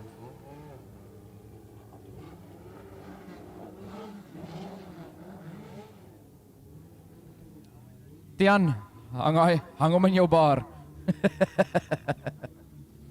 Well, at least he's got the part that caused the problem, but there's a lot of damage on that motor car. But either way, a great evening's racing by Tian Kuti. Tian, well done. That was very, very good. That was very impressive. Right, here we go. The last race of the night, the Hot Rods. 10 races, 10 laps of action. And Hansie Moore pops a clutch. Hansie Moore desperately trying to get around on the outside of Zogby. They go side by side. It's going to be a one-on-one, and Zogby can't get the power down. Hansi Moore wanted the front. He got the whole shot. It's game on. This is going to be one magnificent two-way battle for the win in the hot rods. Hansi Moore en daai wegspring, die perfeksie is gewees daar. As hy die voortou neem naar voor Eugene Zogby, maar Zogby wat hom nie gaan laat wegkom nie. En Moore wat 'n bietjie op die brieke klim na vir Zogby te forceer om daai suspensie weer te maak werk en op te tel. Hulle breek weg daar van die pak af. Rian van Niekerk vind homself daar in 'n derde posisie. Hy hanteer daai tiger van hom al hoe beter daar na die derde plek. Nikki Kuchlenberg wat daar agter hom sit. Hy sit daar in die vierde plek. CJ Moore tot in die andere. Maar hier kom 'n groot geveg vir eerste, tweede, derde en vierde. Still a bit of a misfire on the Hansi Moore car, but it's enough to stay ahead of Eugene Zogby. The two of them are blindingly quick. Eugene Zogby will be able to hear that there's a bit of a misfire. Don't go too wide on that corner. He's going to try and get the run. Hansi Moore's car is sounding worse. Hansi Moore's car is sounding worse, and Zogby sticks it up on the inside line, gets it 45 degrees sideways, buries the accelerator, and with all the love in the world, Hansi Moore does not have the power underneath his right foot to stay ahead. Ja, Hansi Moore het ongelukkig geen antwoord vir Eugene Zogby. Die Zogby se kar wat rondgekeerd op daar. Pragtige klank op hom en hy sy setup is 100% reg. Moore wat nou begin terugsak daar in die kloue van Rian van Niekerk. Hy gaan sit aan die buitekant van Niekerk, skuif op in die tweede plek en hy bring saam met hom deur daar vir Nikki Kuchlenberg en CJ Moore wat ek binnekant op hulle gaan aansluit as Hansi Moore definitief groot probleme optel daar in die 44. Eugene Zogby now making a clean sweep as Nikki Kuchlenberg is trying to make a plan for that second positions. They've already done 2 laps as they work their way around the island. Well, they're down to 4 laps now, in fact, still to go. So Eugene Zogby leading them out very neatly. Can Nikki Kuchlenberg make up one position? He's got Rian in front of him. Nothing much between the two of them with just 3 laps to go. Ja, 3 rondes oor in hierdie finaal en 'n Zogby wat 'n kwart baan voor die res van die pak is daar. Rian van Niekerk wat uitstekend doen daar in die tweede posisie. Dit sit nie in enige ou se bril nie. Kuchlenberg sit nie lewe voor moeilik te maak nie en Kuchlenberg wat net nie daar naby genoeg kan kom om te probeer maak in daai Ford Fiesta nie. Hy sit daar agter op in daai derde plek met CJ Moore wat homself in die vierde plek bevind. Daar's 2 rondes oor as Eugene Zogby dan hier verby ons gaan kom. Uit die Cape draai kom hy nou om sy tweede laaste ronde te begin in die 34 Cape Diesel Corsa met Van Niekerk in die tweede plek en Kuchlenberg derde. 2 more to go. Nikki Kuchlenberg still has not been. Oh, Nikki Kuchlenberg sounding a little bit rough as he came past us as well. The white flag comes out. Eugene Zogby, flawless from beginning to end. In race 1, race 2, and now in the finals as well. It would have been great to have Burger van der Merwe out in his car for the full duration of the race meeting. Unfortunately, with a rose joint breaking, damage to the drive shaft, and that took that car out of it. Across the line they come. Oor die lyn kom hulle die grote vlag wat val vir Eugene Zogby in die eerste plek. Nikki Kuchlenberg probeer 'n beweging maak, maar Rian van Niekerk sê nee, nie vandag nie. By die lyn met 'n grobbe kar. Rian van Niekerk van die tweede plek van Nikki Kuchlenberg in die derde posisie en CJ Moore kom maar klaar in die vierde plek. Opwindende finaal in die hard rods, pragtige wedren. Hulle het 'n antwoord gehad vir hom vanaand. Die kar lyk mooi, hy loop pragtig. Gee hom 'n lekker hande klap as hy daar in die Cape draai kom. Julle wenner in die finaal van die hard rods, Eugene Zogby, in die tweede plek. Van waar ons hom gesien het November laas jaar of Desember. Van waar hy begin het met daai kar tot waar hy vanaand gery het. Pragtige wedren geweest vir die tweede plek van Rian van Niekerk en Nikki Kuchlenberg daar in die derde posisie. Maar uitstekend, Eugene Zogby. Now that was good stuff. Cape Diesel Petroleum Wholesalers, the main sponsors on that motor car. In fact, I think that's the business of Joe Zogby. And it's written on the back of the car, The Beast. And believe you me, the Beast can get the power down. Yeah, the name given to that frame by the late Jason Jordan. And brilliant stuff by Eugene Zogby. Blijkbaar die eerste keer dat hy die checkervlag kry in die finaal. Well folks, that is the last of the official races. Die laaste van die amptelike wedrenne, maar moet nog nêrens heen gaan nie. Ons gaan so 5 minute gee vir die hard rods om 'n bietjie af te koel, nog petrol in te gooi en dan gaan ons Ek weet die oorspronklike reëling was, hulle het gesê die eerste 3 in elke klas van die 4 silinders gaan uitkom, maar ek weet Jean het gaan praat met die mense daar in die kuipe en ek vermoed hulle het gesê, okay, enige iemand met 'n 4 silinder wat wil uitkom, is welkom om uit te kom. Going to be interesting to see how that one's going to play itself out, because we got no idea what to expect, how many cars is going to come out onto the track. Pity that Salim Delvaye is out of it. A big pity that Tian Kluti is out of it. Well, Tian still has the Tigra that he can bring out. That's also true. So that should be interesting stuff. The only thing I can tell you that car that you see making its way around the circuit now will not be driven by Eugene in the Butcher's Picnic. It will be driven by Burger van der Merwe. Away. So ja, net voordat ons dan die Butcher's Picnic begin, ons gaan hulle so 5 minute kans gee om daai hot rods reg te kry en daarna gaan ons hierdie lekker enetjie aan die gang kry. Music Maestro.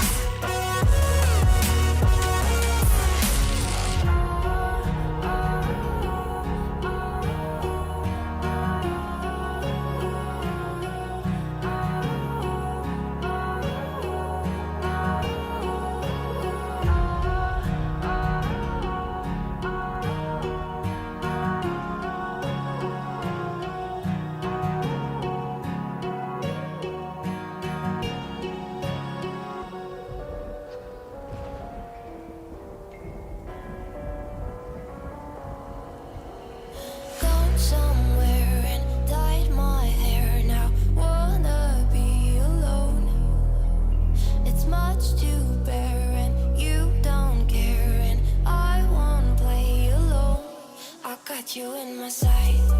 I keep all the words you said to me. I get you, get you, get you, get you on your knees. Rewrite all the things you said that I should be. I'll get you, get you, get you, now you'll beg me please. Hey, now I stay away, you were never meant to save me. Now I stay away, I don't hear you say you're sorry. Hate I even loved you, hate I fell in love with you. Hate I even loved you, hate I kinda fell in love with you. Right, folks, just to give you an idea of how this one's going to play itself out, the exact details, we've got no idea, to be very honest with you.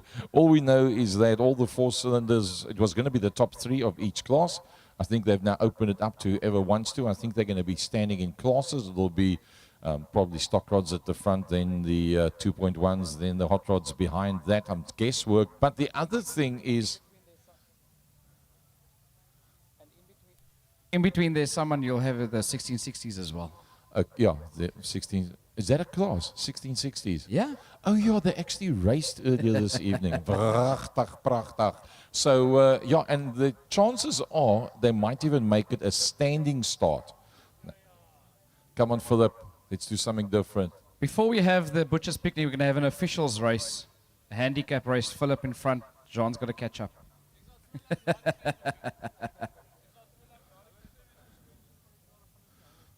Okay, so the guys have said, look, they rather not do the standing start. Why has that changed through the years from Goodwood days? Because the amount of power and the cars being so much lighter, etc., etc., etc., you tend to break things when you all of a sudden put massive amounts of power down like that, hence the rolling starts. So, ooh, here we go. This is going to be interesting stuff. We've got a couple of stock rods that's going to be at the front end of the pack. And, well, now it's going to be interesting to see how they play themselves out in terms of the abilities of the different class, the different cars in class. It looks like it's going to be, there's a good couple of stock rods that have come out. This might actually end up being a massive field. Enrico Bezuidenhout's in there as well. Pretorius is in there. Skulk is in there. Oh, look at the hot rods. Eugene Zogby coming off the back end of the pack. So the stock rods, FC right at the front. Ja, ons het al vir Derek Bezuidenhout. Tiaart op paalposisie aan sy buitekant is dit JP van Jaarsveld en Gerrit Lou en Jonathan Pretorius is daar agter hom aan Lou se buitekant en Ruben Bakkes. Dan die 1660s, dit is daar vir Enrico Bezuidenhout, Skalk van der Westhuizen en Quentin Venter. Dan het ons die hard rods. Dit is Burger van der Merwe in die nummer 34, CJ Mostert in die Clio en Tiaan Kloete in die Tigra. FC, there's a fine line between bravery and stupidity. A prediction. Smart money would have to be on one of these 3 standing right in front of us, one of the 1660s. But obviously you cannot discount Tiaan Kloete, who's been on song. Burger van der Merwe out in this car, it's going to be an unknown. And the stock rods are pretty fast as well, but I've got a feeling between Skalk van der Westhuizen, Quentin Venter and Enrico Bezuidenhout, I think that's where the smart money lies at this stage. I'm going to say Eugene Zogby off the back of the Burger pack van der Merwe. Is it Burger van der Merwe Burger that's van der in there? Merwe. Okay, now he's not accustomed to that car, so that makes a bit of a difference. Otherwise, that would have been Kloete coming off the back end of the pack in the 25's got to be a possibility as well.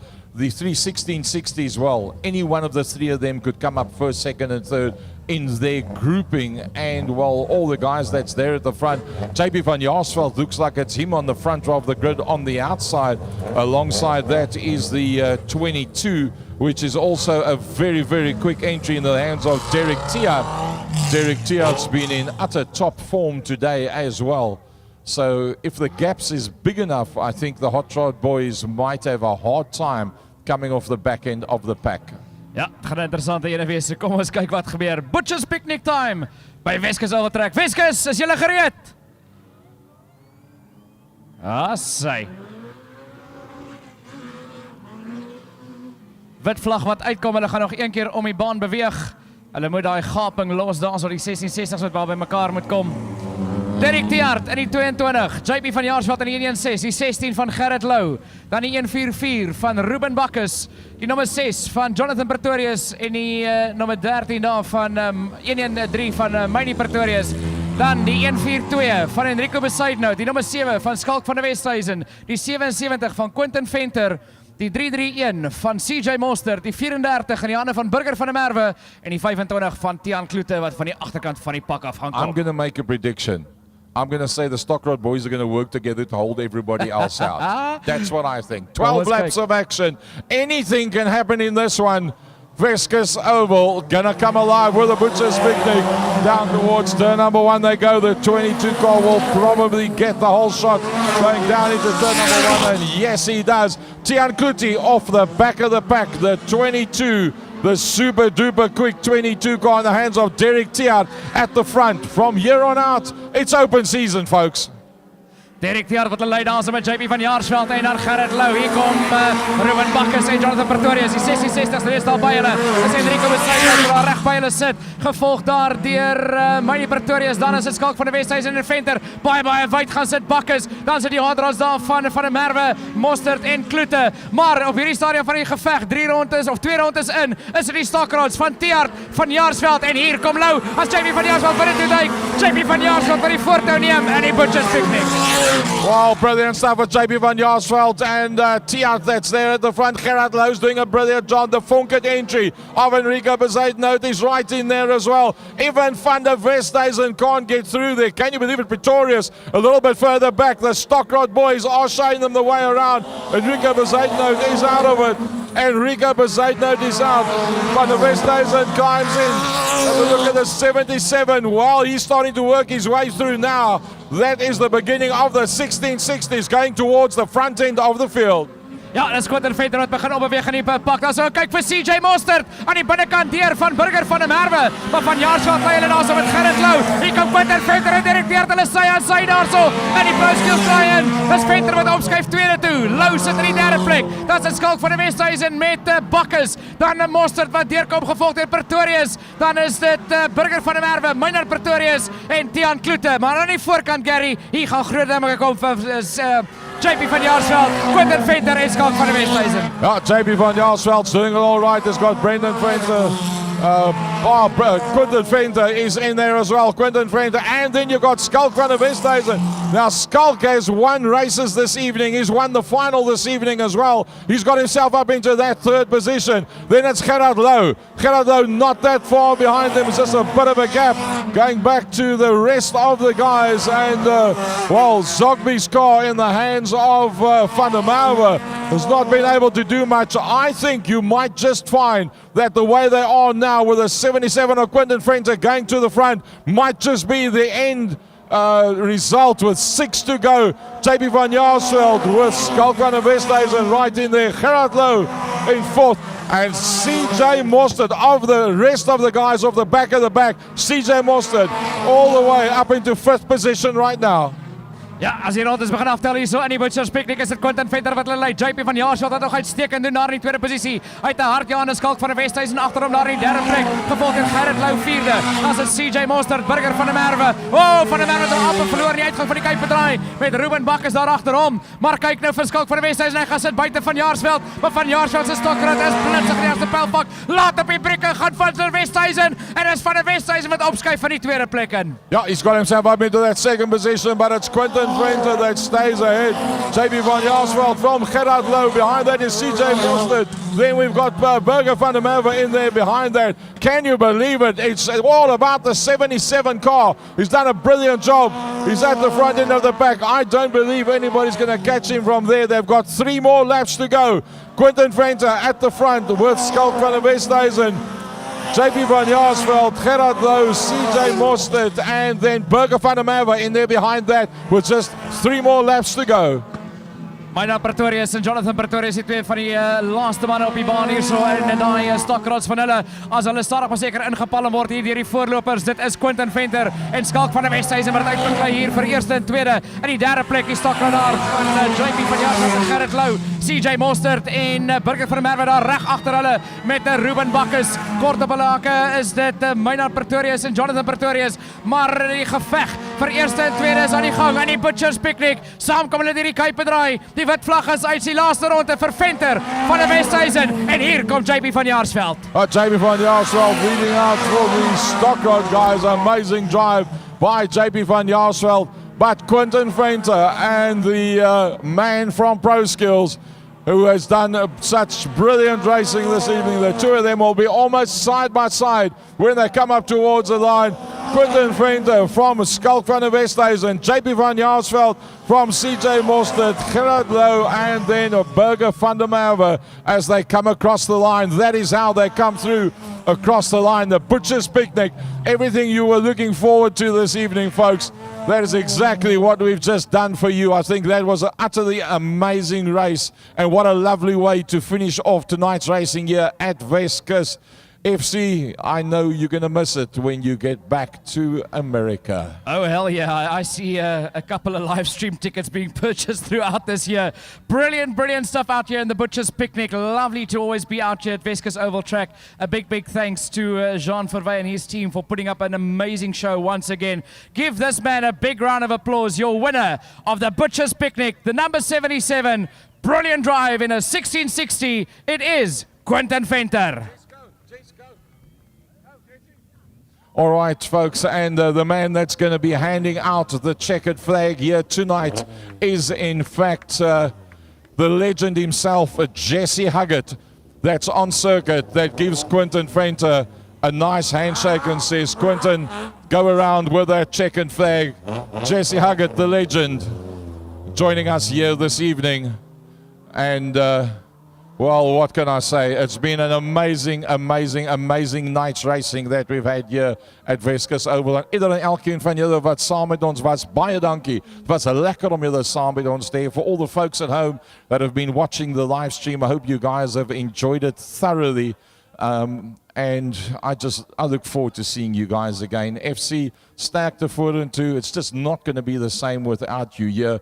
But it gives me more opportunity to scream and shout the whole night and have lots of fun. Folks, on my side, Gary Fleming, drive home safely. Good night to you, one and all. A big, big thanks to Brendan LaRue for the medical assistance that side. And I leave it to FC to say cheers and goodbye. See you all at the prize giving and hope to see you all back here at the next round of Weskus Oval. Cheers from my side, everybody. Ja, van my kant af FC Nieuwoud, was weer eens lekker om saam met julle hier te kuier. Julle moet asseblief veilig huis toe ry. Groot dankie aan al ons beamptes, die punthouers, ons klankmanne, Promax Sound vir die livestream. Julle is weer eens wonderlik gewees. Almal moet veilig wees. Ek sien julle weer hier terug by Weskus Ovalbaan aan die einde van die jaar, so November se kant. So tot dan toe, van my kant af FC Nieuwoud, veilig huis toe ry. Goeienaand.